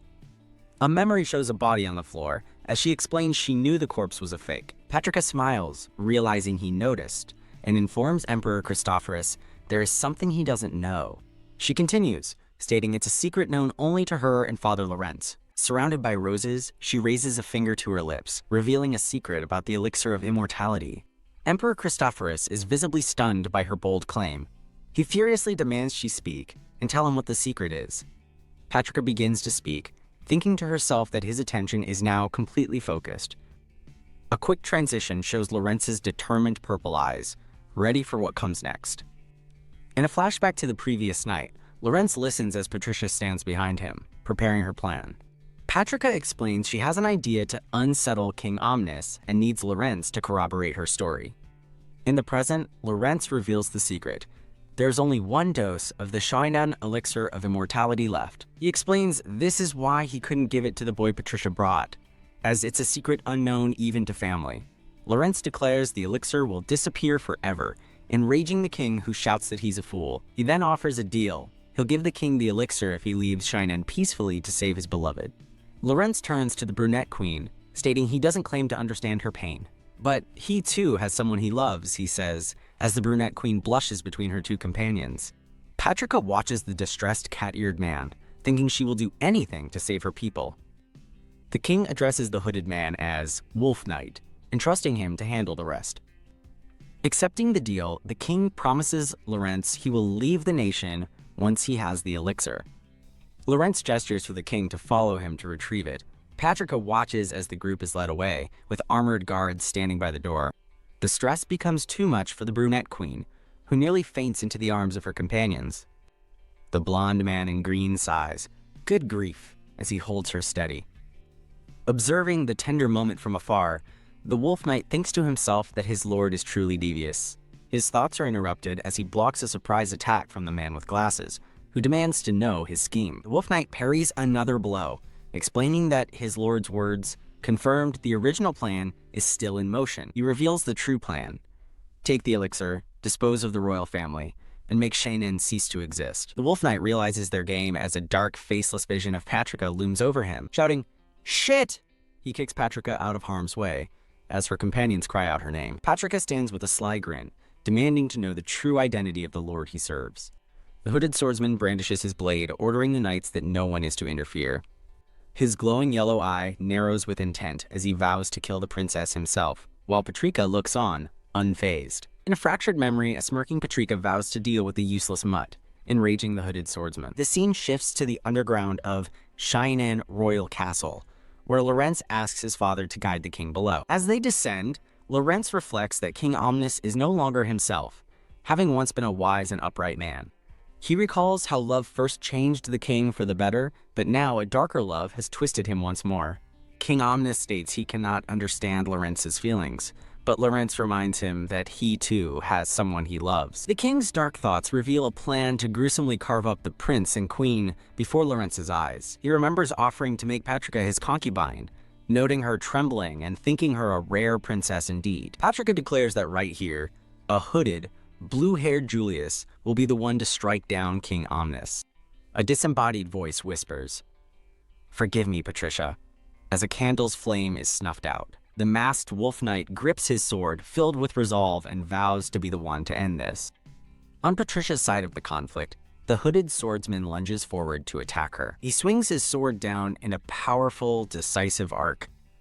The blindfolded man with cat ears slides into the path of the attack. With a defiant smirk, Patricia raises her own sword, vowing to protect her mother and the others. The brunette queen cries out for Patty, pleading for her not to return to the fight. She desperately calls for Leonhard and Gilbert to save her, as the two men draw their blades, looking grim. The man with glasses tries to stop the cat-eared man, Todd, who warns him not to interfere with his master. Confused, the man with glasses questions what he means by interfere. With a determined gaze, he watches as the hooded swordsman brings his blade down on Patricia. The swordsman strikes empty air, shocked that his target has simply vanished. His eyes widen as Patricia instantly reappears, launching a surprise counterattack from behind. She lands a clean hit, smiling slyly as she compliments his improved skills. Her companions watch in stunned silence as a voice from off-screen shouts for them not to interfere. As their duel rages, the man with glasses watches with a look of pure horror. In a flash of light, the man with glasses intercepts a blow, taking a powerful hit to protect the cat-eared man. Tot now stands guard, sword ready, warning everyone that the first one to move dies. Two of the armored guards recoil in shock, realizing that their opponent is a beastkin. An armored man looks on nervously, calling out for his captain. Patricia calmly observes the standoff, noting that Tot has things handled as the hooded swordsman addresses her. He tells the princess she has grown soft, and her eyes widen in surprise. A vicious slash cuts through the air. Patricia narrowly parries the blow, receiving a cut on her cheek. Bleeding but smirking, she coolly asks if that's all he has. Continuing their intense duel, he confirms it is, then leaps forward to press his attack. Swords clash violently as the two combatants are locked in a fierce struggle. Patricia is thrown backward onto a throne, while her allies and the cat-eared man shout her name in panic. She and the hooded man face off again, and he quietly remarks that she has changed as the scene shifts to the castle at night. In a tavern, a distressed man slams the bar as another calls out, "Wolf!" The man panics, realizing with dread that their boss is in trouble. Another man in the tavern asks what happened to cause such alarm. Leaping over a table, the panicked man realizes that they are now the ones being targeted. He thinks of someone called Honeybee, wondering what trap could have possibly caught her and realizes this must be the beast's lair. A small, hooded girl with pink hair and glowing eyes appears, confirming his fear as he recalls they were all assassins raised by the same mother. He remembers being told that their kind-hearted boss, Honeybee, was killed after letting her guard down for a child, a story he now doubts. The man lies dead in a growing pool of his own blood, a bitter smile on his face. A mysterious man with a bandaged neck looks down at the pink-haired girl, declaring that Wolf and Honeybee now belong to him. As the girl, Honeybee, looks up at her new lord under the full moon, she blushes, her small frame burning with a fearsome power. Patrika calmly greets the hooded swordsman, acknowledging that it's been a while, Wolf. With a confident smirk, she reveals in a flashback that had he not tried to disinherit Prince Julius, she would have saved him, gesturing to her companions and declaring them her true family. Her gaze hardens as she raises her sword, vowing to protect her mother and the others. Wolf retorts that she was never bound by worldly things like family or love. As her companions cry out her name in concern, Wolf insists a being like her has no need for love. In a flashback, a young, bleeding Patrika reassures someone, as the hooded man grimly vows to deal with those who molded her. He bitterly realizes she has changed because she learned what love is, a throb of emotion echoing his thought. Back in the present, Patrika stands, tired of him speaking so freely, as Tot worriedly calls out to her. She looms over him with a chilling smile, calling his name as he looks up in dawning horror. In a flash, her sword pierces his chest, and he coughs up blood in utter shock. As he collapses, she turns away, warning him not to make her waste time on redisciplining him. Patrika orders him to stand, and he wonders if it's an illusion, but concludes his body remembers the fear all too well. Facing the kneeling man, she coldly asks if it's time to begin the cleanup. Wolf realizes her inner fire never went out, and Patricia confirms with a smirk that it was merely hidden. In that moment, everyone freezes as the Omni Kingdom's greatest knight is brought to his knees by the princess, utterly powerless. An armored knight with a blonde beard watches in disbelief, gritting his teeth in shock. The knight calls out to his comrade, demanding to know what he is doing. The scene snaps back to the throne room, where everyone is frozen in shock as the princess brings the kingdom's greatest knight to his knees. An armored knight shouts at the kneeling swordsman, demanding to know what he is doing. Her companions watch in astonishment, unable to comprehend how a small girl could overpower him. While Tot orders Wolf to get up, Patrika mocks his failure. He retorts, questioning if she intends to betray her own lord's trust. Enraged, the armored knight shouts that if the hooded swordsman won't act, he will do it himself, stepping forward with grim determination. With a bleeding cheek, Patrika calmly asks if he still wishes to be punished. Wolf remains kneeling, his face a mask of conflict and pain. Patrika's companions can only stare, questioning how a tiny girl could have done this. While the cat-eared man tells him to get up, Patricia calls his failure pathetic. He questions if she means to betray her lord. The armored knight roars that if the hooded man refuses to act, he matters into his own hands, stepping forward to confront the princess. With a cut on her cheek, Patrika calmly asks her opponent if he still wishes to be punished. Kneeling on the bloody floor, Wolf looks up, his face a mask of conflict and pain. Holding a blade over him, Patrika declares there is no place for a beast who turned on its master. She softly tells him that's enough, and he looks up, startled by the sudden shift in her tone. Leaning in close, her eyes glowing with intensity, she announces she will only ask him once. Gripping his chin, she demands to know the identity of his true master. He looks up at her under the moonlight and answers with conviction, Lady Patricia. Patrika holds a large blade over him, declaring there's no place for a beast that is turned on its master. Her tone suddenly softening, she tells Wolf that's enough, causing him to look up in surprise. Leaning in close amid a shower of petals, she announces that she will only ask him this once. She grips his chin firmly, demanding to know the identity of his true master. Bathed in moonlight, he looks up at her and answers with complete conviction, Lady Patricia. Bowing his head in submission, he declares her his most beloved and the true supreme one. With a satisfied smile, Patrika accepts his loyalty as the armored knight watches the betrayal in stunned silence. The armored knight seethes with rage, vowing to deal with the traitors. Drawing his sword, he rallies his fellow knights and orders them to charge. A blood-splattered Patrika welcomes the challenge, telling them to aim all their desire for revenge at her. Bowing his head to the ground in total submission, he declares her his most beloved and the true supreme one.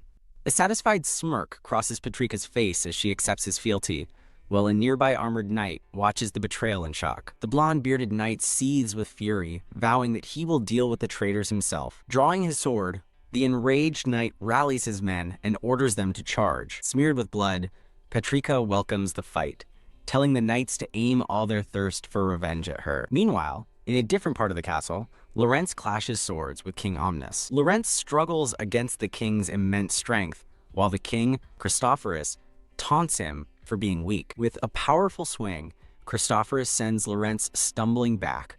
Regaining his footing, Lorenz feels a strange, unsettling sensation from his opponent. The scene shifts to a stone corridor, where Lorenz's sword clashes violently against King Omnis's. Lorenz strains against the king's overwhelming strength, as Christophorus taunts him for his weakness. With a powerful swing, Christophorus sends Lorenz stumbling back with a cry of pain. As he regains his balance, Lorenz is struck by a strange, unsettling feeling from his opponent. He realizes with dawning horror that the man he's fighting feels inhuman. The king's voice declares his intent to take Lorenz's daughter, as the image of Patrika shatters like glass. Enraged, Lorenz shouts Christophorus' name, vowing never to hand over his family. Christophorus lunges forward, screaming that he only wants her, and lands a decisive blow.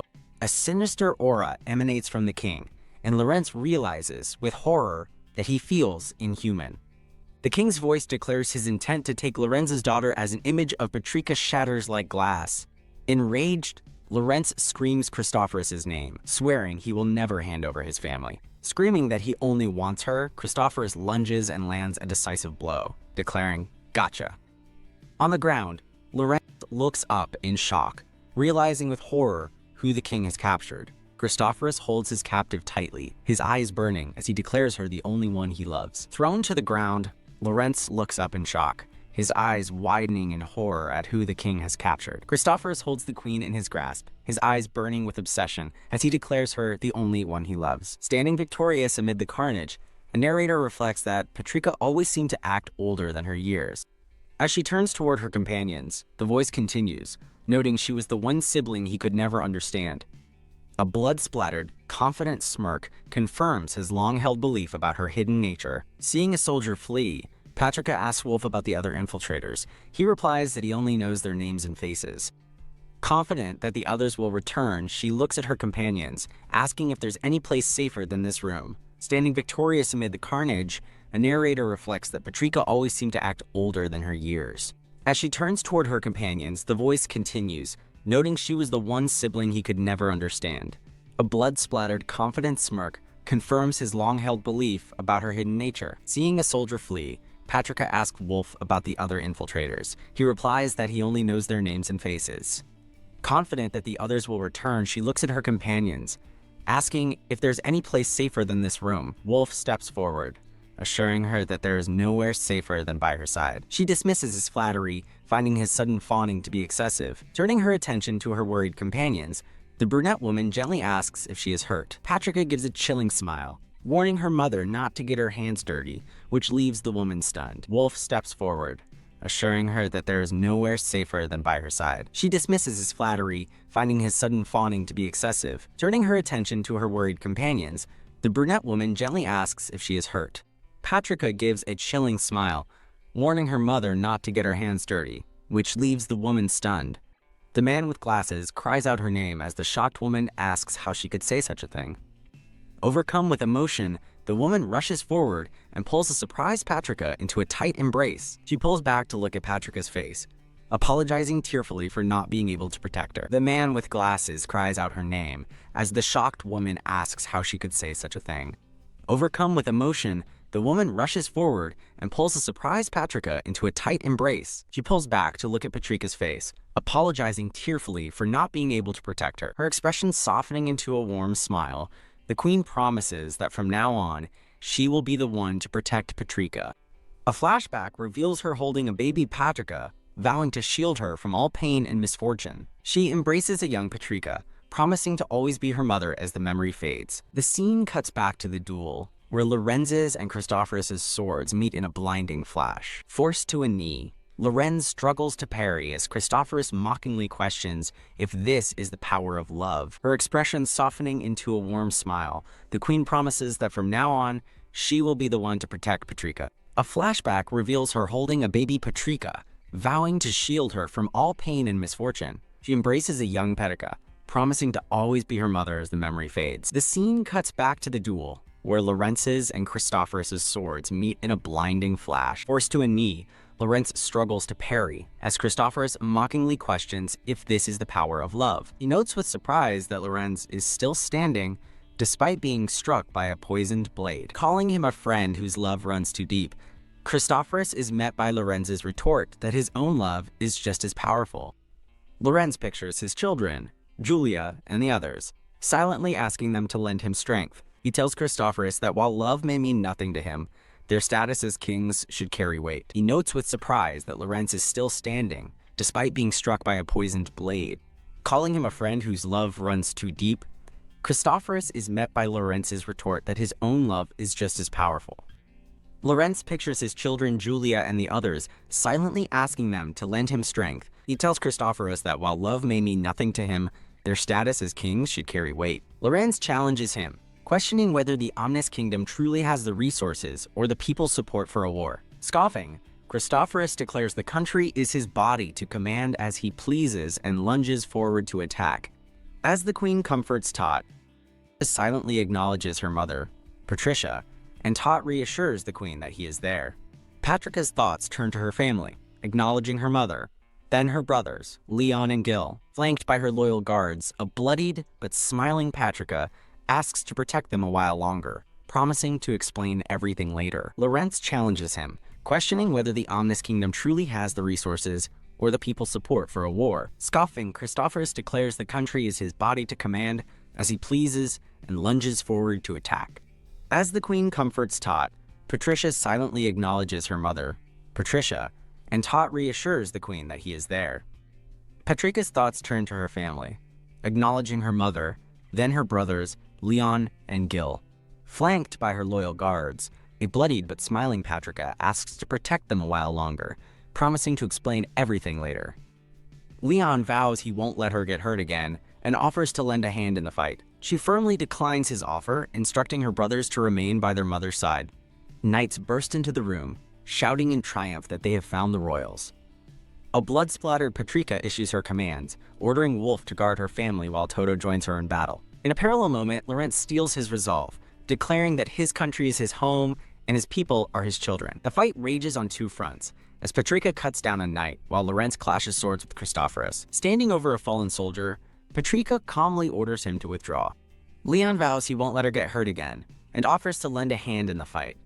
She firmly declines his offer, instructing her brothers to remain by their mother's side. Just as the family regroups, more armored soldiers burst in, shouting that they have found the royals. Patrika again springs to action, telling Wolf to guard their family while ordering Toto to come with her. Far away, Lorenz reaffirms his purpose, declaring his country is his home and his people are his children. The battle continues on parallel fronts, with Patrika felling a knight as Lorenz defends against his foe. Patrika's foot rests near a defeated knight as she icily orders him to withdraw. In a split screen of their determined faces, Patrika and Lorenz both vow to end the conflict. The resolve of father and daughter mirrors each other as both swear they will end this now. Blood dripping from her sword, Patrika stands over a fallen enemy, her gaze fixed on the next wave of soldiers. Though initially stunned, a knight rallies his comrades, shouting that they can overwhelm her with their superior numbers. Patrika calls out to Toto, who instantly appears at her side, his blade deflecting an attack with a fiery spark. Blood drips from Patrika's sword as she stands over a fallen enemy. Though initially stunned, a knight rallies his comrades, shouting that they can overwhelm her with their superior numbers. Patrika calmly calls out to Toto, who instantly appears at her side, his blade deflecting an attack with a fiery spark. Toto stands ready before her, calmly acknowledging her command with, "Yes, my master." The knights recoil in shock, identifying him as a beastman, but their leader urges them on, pointing out that he's wounded. Believing they have the advantage, the soldiers close in on the pair, convinced they can win if they all strike at once. From the sidelines, the royal family and Wolf watch, in terror, as Leon cries out that Toto is fighting blind. Dismissed as the princess's pet, Toto stands as her shield, calmly accepting the dire situation. Toto stands ready before her, calmly acknowledging her command with, Yes, my master. The knights recoil in shock, identifying him as a beastman, but their leader urges them on, pointing out that he's wounded. Believing they have the advantage, the soldiers close in on the pair, convinced they can win if they all strike at once. From the sidelines, the royal family and Wolf watch in terror as Patrika's brother cries out that Toto is fighting blind. Dismissed as the, quote, princess's pet, Toto stands as her shield, calmly accepting the dire situation. The room is thrown into chaos as the family panics, a knight recoils, and Wolf's expression darkens with intensity. In a shocking turn, Toto suddenly drops to one knee before Patrika on the blood-stained floor. As Patrika's bloodied hand touches his face, Toto thinks of his cute little humans, and with glowing red eyes declares it's time for the hunt. Patrika unleashes a wave of power, causing a nearby knight to cry out in shock. The room is thrown into chaos as the family panics, a knight recoils, and Wolf's expression darkens with intensity. In a shocking turn, Toto suddenly drops to one knee before Patrika on the blood-stained floor. As Patrika's bloody hand touches his face, Toto thinks of his cute little humans, his eyes glowing as he announces the hunt has begun. A knight shouts in disbelief as Patricia unleashes a powerful blast of energy. With demonic red eyes, Toto leaps toward a knight, asking, "Where are you?" before a brutal slash of blood fills the panel. Thud. Toto stands grimly over the fallen knights, his hands dripping with blood. A knight panics, realizing he's facing an awakened beastman, and screams for Lady Witch just before he's slain. Patrika considers the title Lady Witch with some amusement before coolly ordering Toto to start with the nearest enemies. The narrator reveals Toto's blindness was a feint to hide his true power as an awakened beastman, which made the enemy lower their guard. A monstrous Toto lunges toward a knight, demanding, "Where are you?" just before a violent spray of blood. A heavy thud echoes as Toto stands over the mangled bodies of the defeated knights. A terrified knight screams that they can't fight an awakened beastman and cries out for Lady Witch as he is killed. Mildly amused at being called a witch, Patrika orders Toto to start with the ones closest to him. It's revealed that Toto's blindness was a ruse to hide his awakened power, causing the enemy to lower their guard. A green-haired maid reports that the soldiers who attempted to flee have been captured. A blood-stained hand clutches a piece of clothing as a narrator's voice asks, "So then, what is this?" A young man with brown hair stands protectively, warning an unseen enemy not to lay a hand on his family as Patrika watches. Patrika calls out for her father in alarm before turning to walk down the hall with Toto, leaving a confused maid in their wake. As a knight is cut down, he screams Lady Witch, and Patrika seems mildly surprised to be called that now. The green-haired maid informs her mistress that the soldiers who fled have been captured. A bloodied hand clutches a piece of an ornate dress as a question hangs in the air. "So then, what is this?" Patrika's brother stands before her, defiantly warning someone off-screen not to touch his family. A worried Patrika calls out for her father, then turns to leave with Toto, as a maid watches them go with a questioning look. A slain soldier cries out Lady Witch, and Patrika thinks to herself how strange it is to be called that at this point.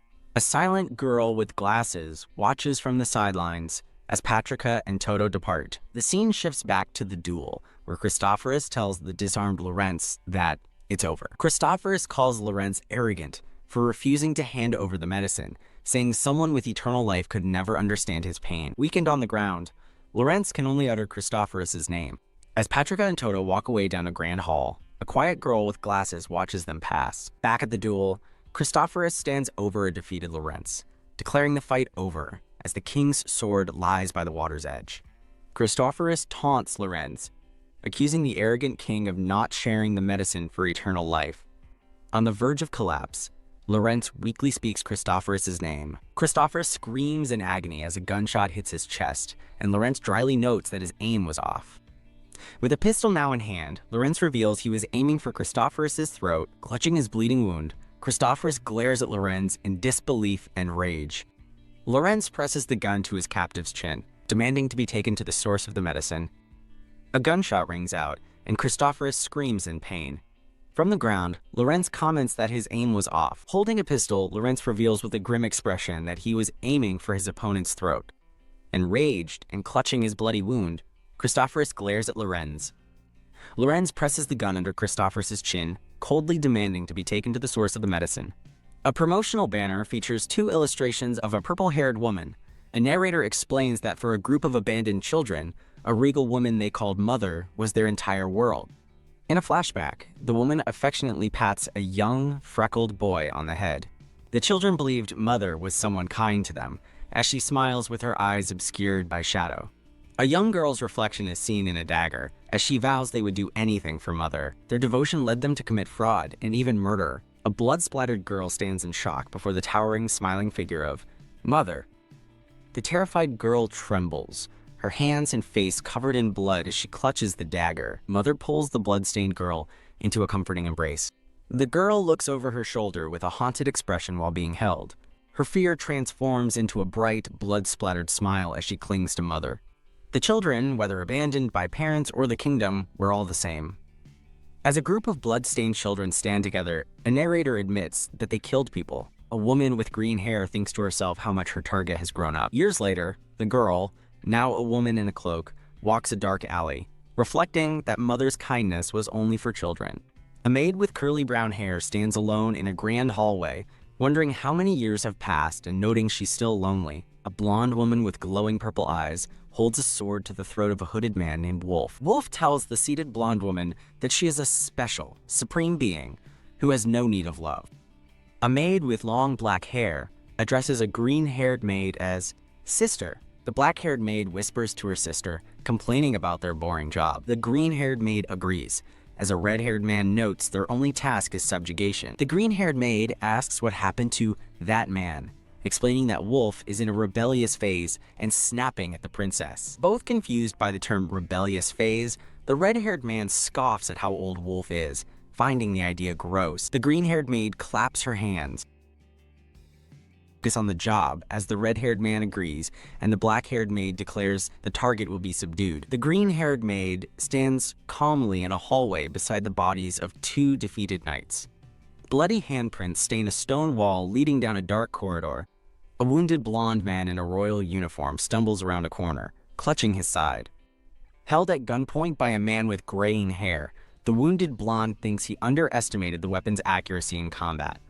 In a flashback, a black-haired woman gently pats a young, brown-haired boy on the head, showing her affection. A wounded blonde man in a royal uniform stumbles around a corner, clutching his bleeding side. A young, light brown-haired girl's reflection is seen in a dagger, as she fiercely vows to do anything for Mother. The wounded man coughs up blood into his gloved hand, his expression filled with pained shock.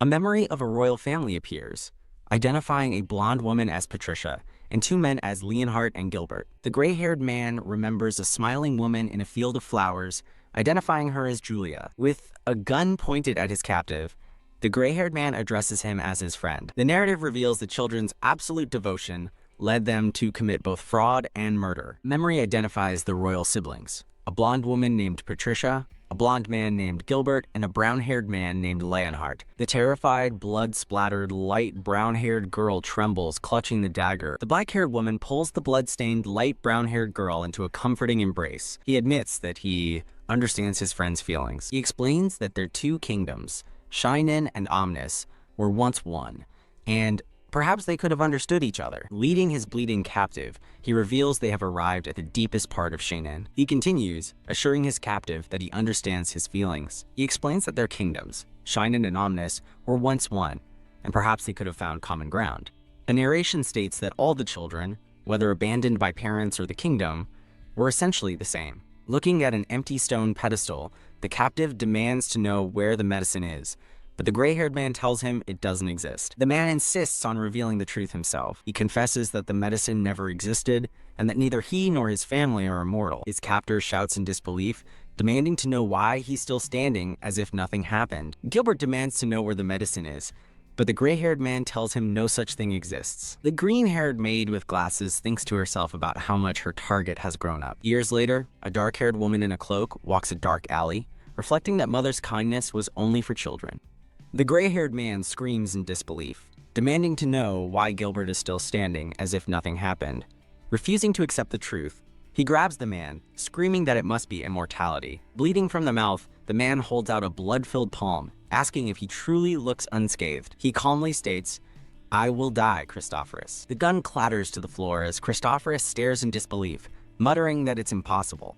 A blonde woman with glowing purple eyes holds a sword to Wolf's throat in a tense standoff. Bleeding from the mouth, Gilbert holds out a blood-filled palm, asking if he truly looks unscathed. He calmly states, "I will die, Christophorus." The gun clatters to the floor as Christophorus stares, muttering that it's impossible. Clutching his head in agony, Christophorus repeatedly says it's impossible, as he remembers a light purple-haired woman named Diana lying among flowers. He screams in denial, insisting that it can't be true. He recalls a cloaked witch telling him that time has stopped for Diana's body. Clutching his head in agony, Christophorus repeats that it's impossible, as he recalls a light purple-haired woman named Diana lying among flowers. He screams in utter denial, insisting that it can't be true. He remembers a cloaked witch claiming that time has stopped for Diana's body. Christophorus clings to the belief that Diana is only sleeping, not dead, but Lorenz tells him such a being couldn't be human. Enraged, Christophorus screams at him to be silent. Losing control, Christophorus lunges at Lorenz, demanding he hand over the medicine he believes is being hidden. Christophorus clings to the belief that Diana is only sleeping, but Gilbert insists she is dead. Enraged, Christophorus screams at him to be silent. Losing control, Christophorus lunges at Gilbert, demanding he hand over the medicine he believes is being hidden. Suddenly, a blood-splattered blonde girl appears, screaming "Father" in horror. Thud. A bloody dagger is driven into a dark-haired man's chest as he stares in shock. An advertisement for the translation team is displayed. Suddenly, a blood-splattered Patricia appears, her hand outstretched in horror as she screams for her father. A bloody dagger plunges into Christophorus's chest, his eyes wide with shock. A ha-ha sounds as a wounded blonde man in a royal uniform stumbles around a corner clutching his bleeding side. Held at gunpoint by the gray-haired man, the wounded blonde man thinks he underestimated the weapon's accuracy in combat. The wounded blonde man coughs up blood into his gloved hand, his expression filled with pain shock. The scene shifts to a grand palace. Years in the past, suddenly, a bloody dagger is driven into Christophorus's chest, his eyes widening in shock. Embraced from behind by his attacker, the dying man weakly utters the beginning of a name. The assassin is revealed to be Julius, a man with two-toned hair and glowing yellow eyes. The scene shifts to a grand palace. Years in the past, a younger Christophorus reviews a scroll, inquiring about a witch. With a gun pointed at his captive, the gray-haired man addresses the blonde man as his friend. The servant panics, relaying rumors that the witch can raise the dead and create strange potions. Announcing he's from the castle with questions, Christophorus startles the servant, who is shocked the prince came himself. A younger Christophorus reviews a scroll, inquiring about a witch. A servant informs him that the witch is a princess from a fallen kingdom who is taken in by Lord Romain. The servant panics, relaying rumors that the witch can raise the dead and create strange potions. Announcing he's from the castle with questions, Christophorus startles the servant, who is shocked the prince came himself. A woman with light purple hair, splattered with blood, opens a door with a menacing glare, terrifying both Christophorus and his aide. Whoa! The terrified servant flees down the hall. The woman, Diana, smiles sweetly and explains she was only trying to surprise her guest with fake blood. In a flashback, Christophorus narrates that Diana showed him many sides as he offers a handkerchief to her while she weeps in a gazebo. A woman with light purple hair, splattered with blood, opens a door with a menacing glare, terrifying both Christophorus and his aide. Whoa! The terrified servant flees down the hall. The woman Diana smiles sweetly and explains she was only trying to surprise her guest with fake blood. Christophorus recalls Diana showing him many different sides, remembering a time he offered her a handkerchief as she wept. After taking the handkerchief, she tearfully embraces him with a sudden, desperate hug. He recalls that he didn't hesitate to choose her as they embrace passionately in a garden of red roses. In a moment of ceremony, Diana places a crown upon his head. The newly crowned king and queen wave to a cheering crowd from a balcony. After taking the handkerchief, she tearfully embraces him with a sudden, desperate hug. He recalls having several consorts, but not hesitating to choose her as they passionately embrace in a rose garden. In a moment of ceremony, Diana places a crown upon his head. The newly crowned king and queen wave to a cheering crowd from a balcony. Christophorus worries the kingdom will fall, but Diana reassures him, promising they will build a good country together. "The two of us will be fine together, right?" she asks with a bright smile, and he lovingly agrees. A quiet moment shows their hands clasped together before a rain-streaked window. The gray-haired man recalls a cloaked witch telling him that time has stopped for Diana's body. Christophorus worries the kingdom will fall, but Diana reassures him, promising they will build a good country together. She asks if they'll be fine together, and he lovingly agrees they will be. Their hands clasped together in a quiet, intimate moment before a rain-streaked window. In the present, Christophorus mourns over Diana's coffin, remembering her promise to protect their country. Christophorus clings to the belief that Diana is only sleeping, not dead. But the gray-haired man tells him such a being couldn't be human. Enraged, Christophorus screams at him to be silent. Overwhelmed by grief, Christophorus thinks that if only he had the elixir from Shinan. Wah! As a baby's cry echoes, Diana's voice speaks of their child, and Christophorus grits his teeth in frustration.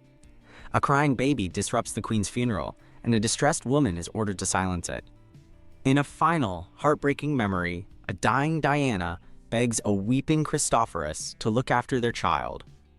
Overwhelmed by grief, Christophorus thinks that if only he had the elixir from Shinan. Wah! As a baby's cries echo, Diana's voice mentions their child, and Christophorus grits his teeth in frustration. A crying baby disrupts the queen's funeral, and a distressed woman is ordered to silence it. A dark-haired man glares intensely as Christophorus sits alone, wondering what to do now. Thump!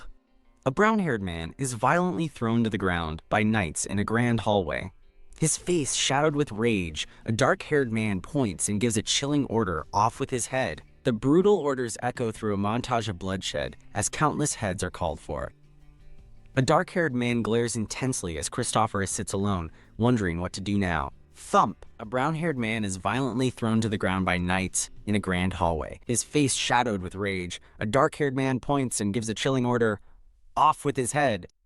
The brutal orders echo through a montage of bloodshed as countless heads are called for. The dark-haired man considers the witch before him, who offers to demonstrate her mysterious power. He orders the witch to examine the queen's tomb, promising her execution afterward, an offer she accepts with a sinister grin. Amid withered flowers, Diana lies in her coffin, perfectly preserved as she was on the day she died. The dark-haired man considers the witch before him, who offers to demonstrate her mysterious power. He orders the witch to examine the queen's tomb, promising her execution afterward, an offer she accepts with a sinister grin. Amid withered flowers, Diana lies in her coffin, perfectly preserved as she was on the day she died. The cloaked witch smirks, boasting that the elixir can resurrect someone even from mere bones. The witch tempts the grieving man, claiming Diana's spirit begs to be resurrected if he truly loves her. The cloaked witch smirks, boasting that the elixir can resurrect someone even from mere bones. The witch tempts the grieving man, claiming Diana's spirit begs to be resurrected if he truly loves her. A bloody knife plunges deep. The wounded gray and black-haired man gasps a name. His attacker, a blue-haired man named Julius, glares with glowing yellow eyes. The story flashes back years ago to a sunlit palace. The younger gray and black-haired man questions a report about a witch. A butler confirms the rumors, explaining a Lord Romain took in the princess of a fallen kingdom. The butler panics, recounting wild rumors that the princess can raise the dead and brew strange potions. The man, revealed to be a prince, decides to investigate himself, much to the butler's surprise. A door opens to reveal a blood-splattered, white-haired woman with a menacing grin, shocking them both. Whoa! The terrified butler flees down the hall. The woman smiles warmly, revealing the blood was just a prank to surprise her guest. The narration reveals this was Diana, who showed many sides. She sits crying in a gazebo as the prince offers her a handkerchief. The prince watches her with concern before she suddenly throws her arms around him in a tight embrace. He recalls falling for her. Though he had consorts, the queen's position was empty, and he chose her without hesitation as they kissed among the roses. Diana crowns him king. The new king and queen wave to their cheering subjects from a balcony. He worries their kingdom will fall, but she reassures him, promising they will build a great country together. Diana confidently asks if they'll be all right together, and he smiles, agreeing that they will. Their hands clasp together before a rain-streaked window. In the present, the grieving king remembers Diana's promise as he mourns her, now dead and lying in a coffin of lilies. He recalls her final moments, where she begged him not to cry and to protect their child. Overcome with grief, the king wishes he'd had the elixir from Shinan to save her. Testic as a baby cries, the king's grief turns to rage, while Diana's plea to protect their child echoes in his mind. During the queen's funeral, a woman holding the crying baby is ordered to silence that thing immediately. The king slams a door and sits alone in the darkness, wondering what to do now that he's alone. Chaos erupts as a man is choked by a knight and guards clash below. His face lost to shadow, the king gives a cold command, off with his head. A bloody reign of terror begins with endless executions.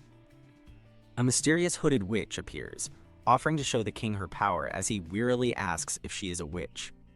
The witch strikes a deal. She will let him take her head after he examines the queen's tomb.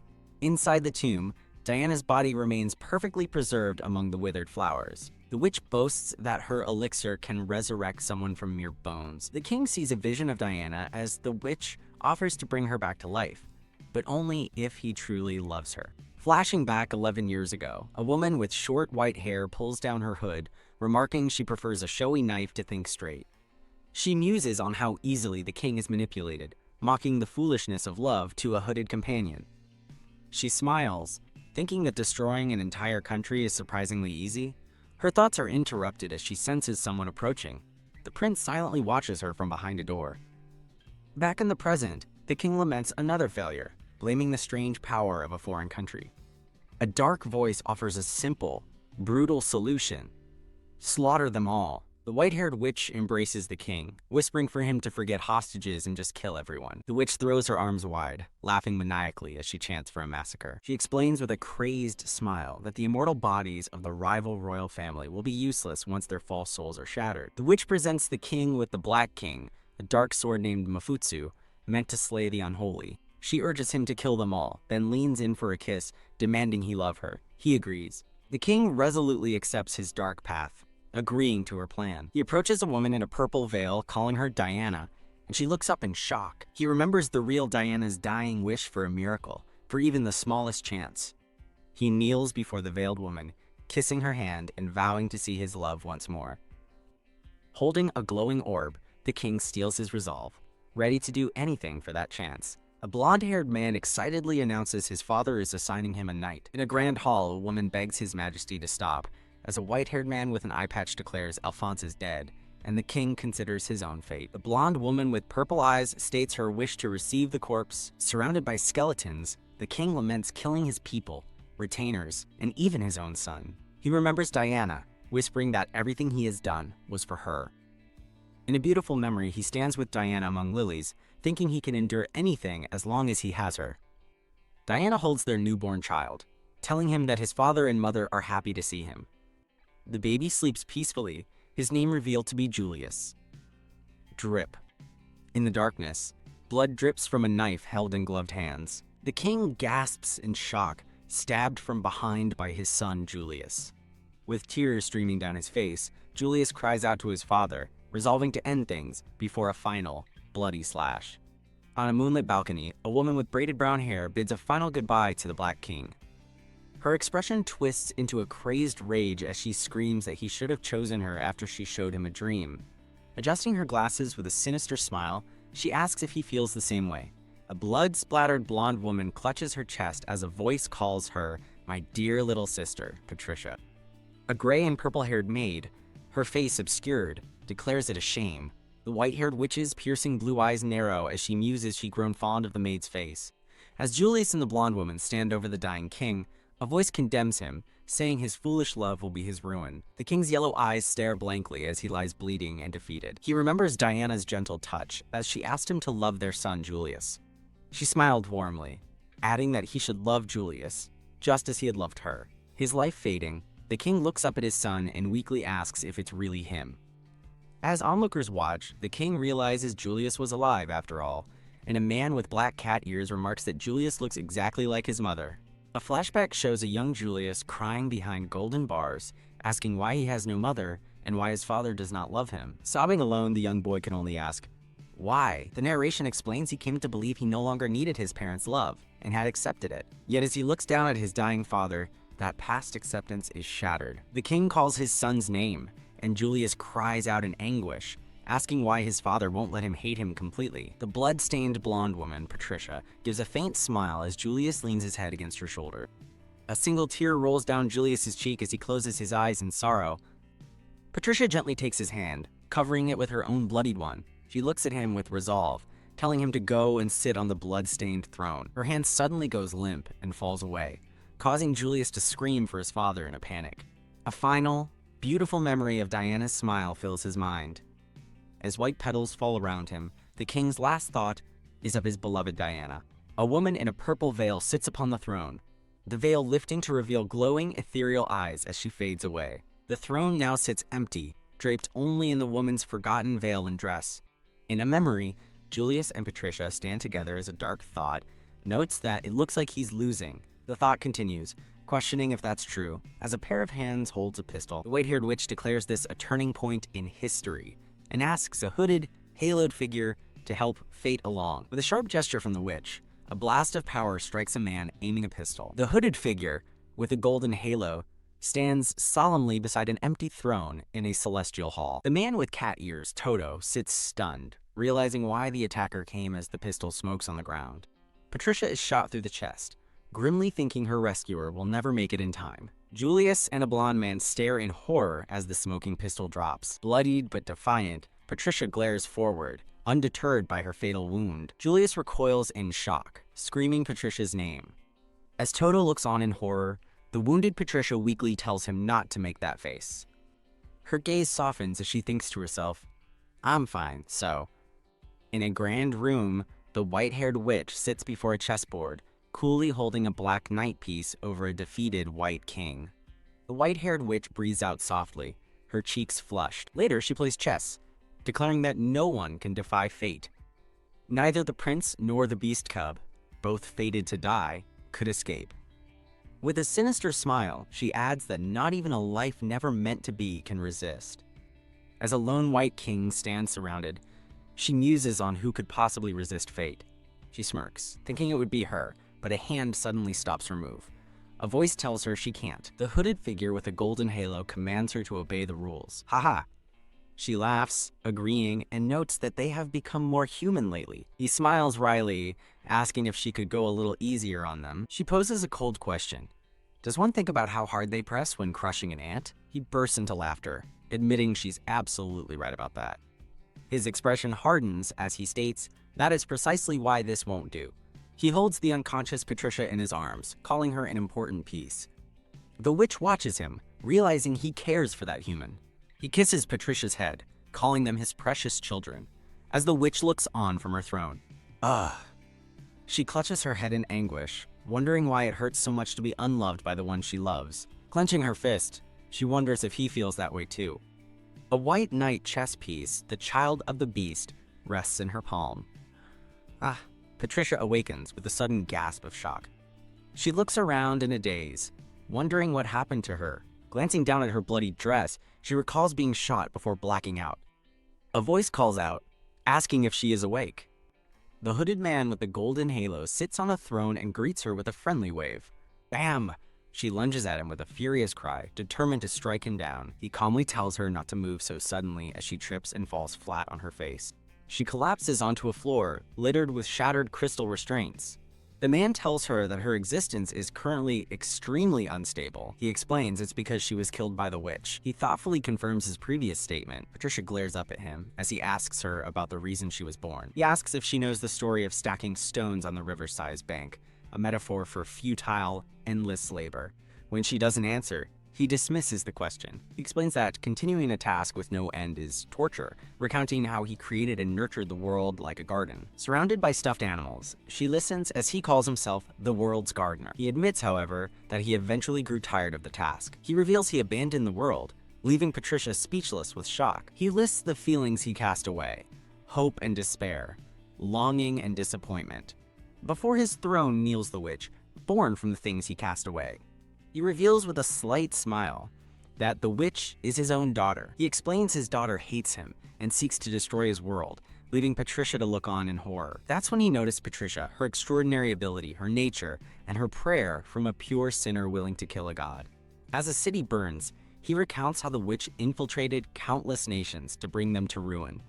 He reveals the witch was also the one who manipulated the Queen of Omnis. He adds that the witch even destroyed the Queen's homeland, and Patricia thinks of Julius. He tells her that this time is different, as the witch would normally hide from his intervention. He ponders if she chose not to interfere, or if there was another reason. He suggests that the witch, sensing his interference, changed her tactics. Showing a vision of the royal family, he explains he sent Patricia as a singularity to counter the witch. He tells her that thanks to her actions, the witch's plans have lost their meaning, and she is now furious. He confesses that he hates her but still loves her, and that's why he saved her soul. The hooded man offers a hand, promising escape. Patricia sits among toys, asking the hooded figure if she is truly dead. In a painful memory, a blonde man holds her lifeless body, screaming for her to wake up as others grieve.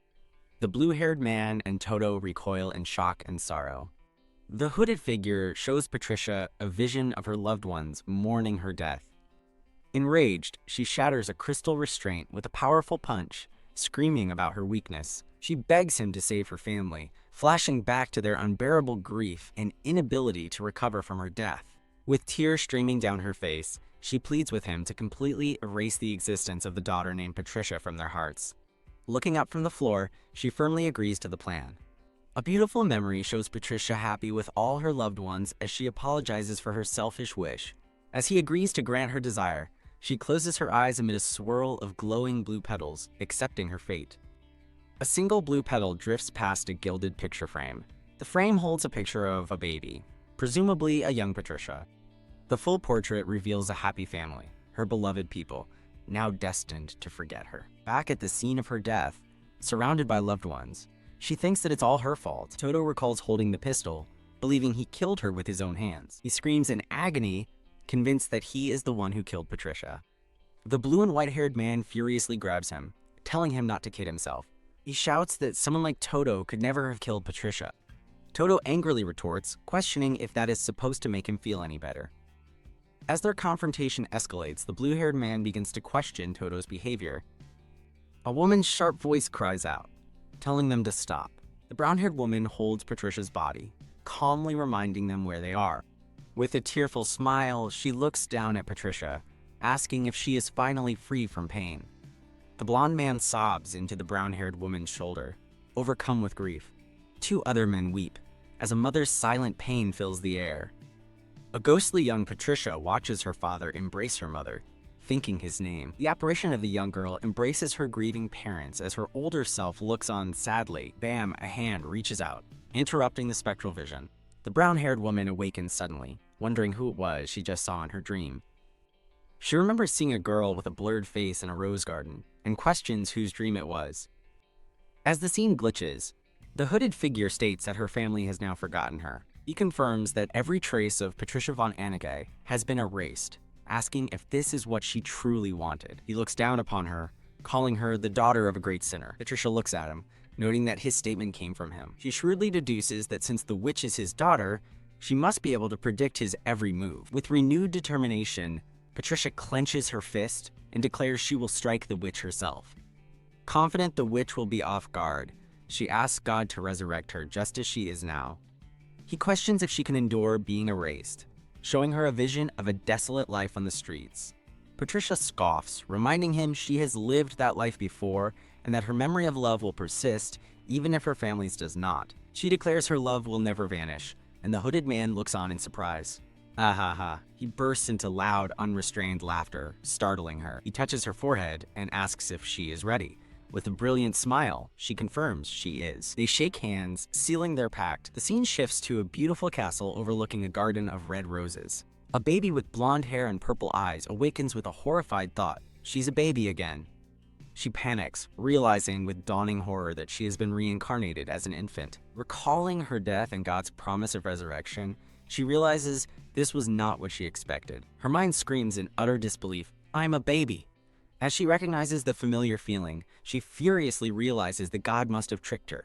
The reincarnated baby awakens, recognizing the castle's linen room. She immediately tumbles off the high shelf. Wham! A laundry basket lands right on her.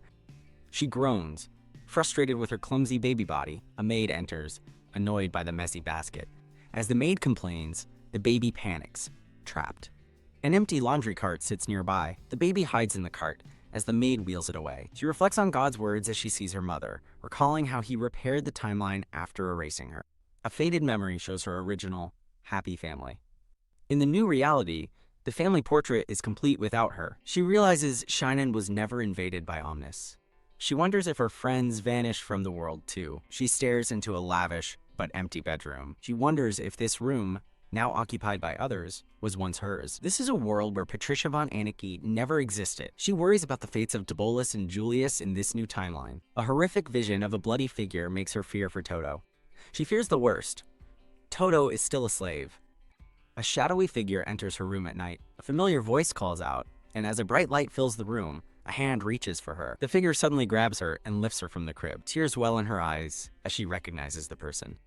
He gently places her back into her bed. She realizes with relief that it's Todo. Todo looks down, confused, thinking, a baby? He wonders if the strange feeling he sensed came from her. She happily babbles his name, reaching for him. Overwhelmed, Todo wonders whose child she is. He awkwardly picks her up, unsure how to hold a baby. An observation notes he's terrible with kids. Patricia is shocked by his clumsiness. Todo asks an unseen person if they were nearby. Todo turns to see Julius standing there. Wah! The baby beams with joy, recognizing Julius. She babbles happily, chiding Julius in her mind for not speaking up sooner. Julius mistakenly assumes the baby is Todo's secret love child. Panicked, Todo shoves the baby into Julius's arms. Todo furiously denies being the father, leaving Julius confused. Through a series of babbles, Todo explains the situation to Julius. After the explanation, Julius asks whose child she is. Todo admits his senses failed him, and Julius teases him about his dull nose. She clenches her fist, thinking to herself, I'm glad. She watches them, relieved they're okay without her. Julius smiles, gently playing with the baby. She thinks about their forgotten memories as Todo suddenly looks startled. A sudden thought strikes Todo. A princess? Julius senses something, wondering what just happened with Todo. Julius decides to leave her with the maids, telling Todo the king has summoned him. The two men walk away down a magnificent hall. She observes that both Julius and Todo seem to be doing well. She closes her eyes in relief, sure that Debola must be fine too. As a maid holds her, she sadly thinks that all she ever wanted was to have friends. Watching Todo, Julius smiles and thinks that at least everyone seems happy now. The maid carries her down a bright hall, followed closely by Julius and Todo. Watching the two men walk away, she thinks of her deep love for them. A maid looks down at the sleeping baby in her basket, her thoughts trailing off. Now, lying alone, tears begin to stream from her vibrant purple eyes. As a vision of the two men fades, she vows to love them forever and ever. Bam! Julius and Todo whip around, staring at each other in sudden shock. Standing in the now empty hall, one of them asks if the other spoke. A blond man in a royal uniform reads a document, worrying that the borders have been sealed. He looks up from his desk, asking a waiting Julius for his thoughts. Julius admits to himself that he has no idea what is happening in the world. He explains that after accidentally killing his brother, he was saved by the prince and his majesty. He offers a slight, knowing smile. The blond man smiles back, saying they only did what was natural. A glitched memory of a scarred, white-haired man flashes as the blond man recalls his surprise at his arrival. He remembers that some children had also brought Todo to the castle. He made Todo an attendant, and notes with a nod that the two seemed to be getting along. Julius praises Todo's constant help, while Todo replies that Lord Julius is easy to care for. With a polite bow, Julius excuses himself from the blond man's office. Bam! The moment the door shuts, both Julius and Todo's pleasant expressions vanish. Julius accuses Todo of acting, but Todo, with a look of disgust, retorts that Julius is the one putting on an act. Tisk, Todo turns his back on Julius and walks away. Julius looks out a window, reflecting that both he and Todo were saved by the two princes of Shinen. A distorted memory of a girl in a rose garden appears, her face scribbled out as she asks, "Who in the world are you?" In a split second, both Julius and Todo are overcome with a powerful desire to meet someone they can't remember. And deep within their minds, a single forgotten name echoes, Patricia. Two maids gossip, wondering about the baby's origins and how she was found in Lord Saeed's empty room. One of the maids looks toward a window, a sudden thought dawning on her. Outside, a cloaked figure quietly moves through the foliage near the window. The baby's eyes snap open, her senses on high alert. A maid holds the baby, wondering aloud about her mother's origins.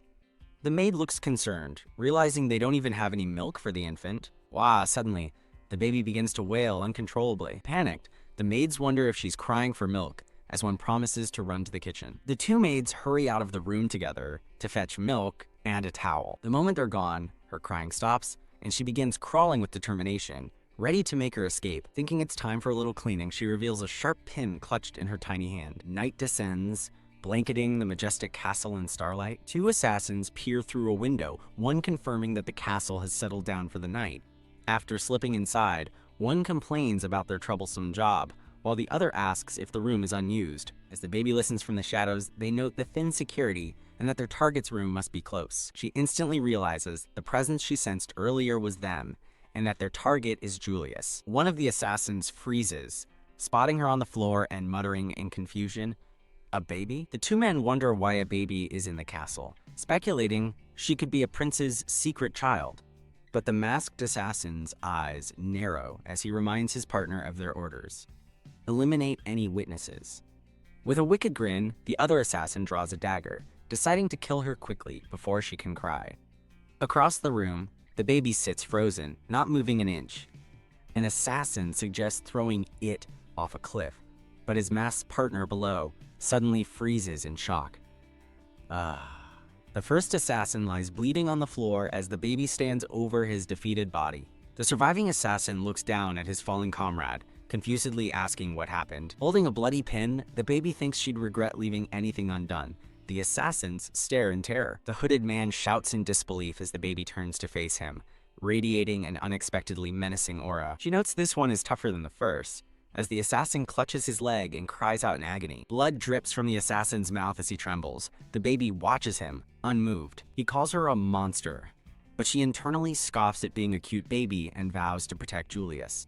A vision of the first bloodied assassin flashes as she resolves that no one will harm her family. GRK. With a determined lunge, she stabs the assassin in the back. She kicks the man to the ground, watching intently as his body hits the floor with a thud. Bam! Suddenly, the surviving assassin kicks his fallen partner aside. She glares up at him, annoyed to be in this situation. The standing assassin calls his defeated partner a drag. He grins, noting his partner's sacrifice made the monster drop its weapon as he prepares 2 daggers. With a furious cry, he lunges forward to kill her. She is suddenly lifted into the air, and with a cold stare, she wonders if she should hollow him out. A bloody slash fills the air as she furiously vows not to let him succeed. The assassin is brutally stabbed through the chest. Toto holds the baby protectively as Julius stands over the body, sword drawn, threatening to kill anyone who touches her. Julius smiles faintly, noting that the assassin can no longer hear them. In Toto's arms, the baby stares at her own small, blood-stained hand. Both men kneel before her, and as Julius gently touches her cheek, he softly says he's been looking for her, Patricia.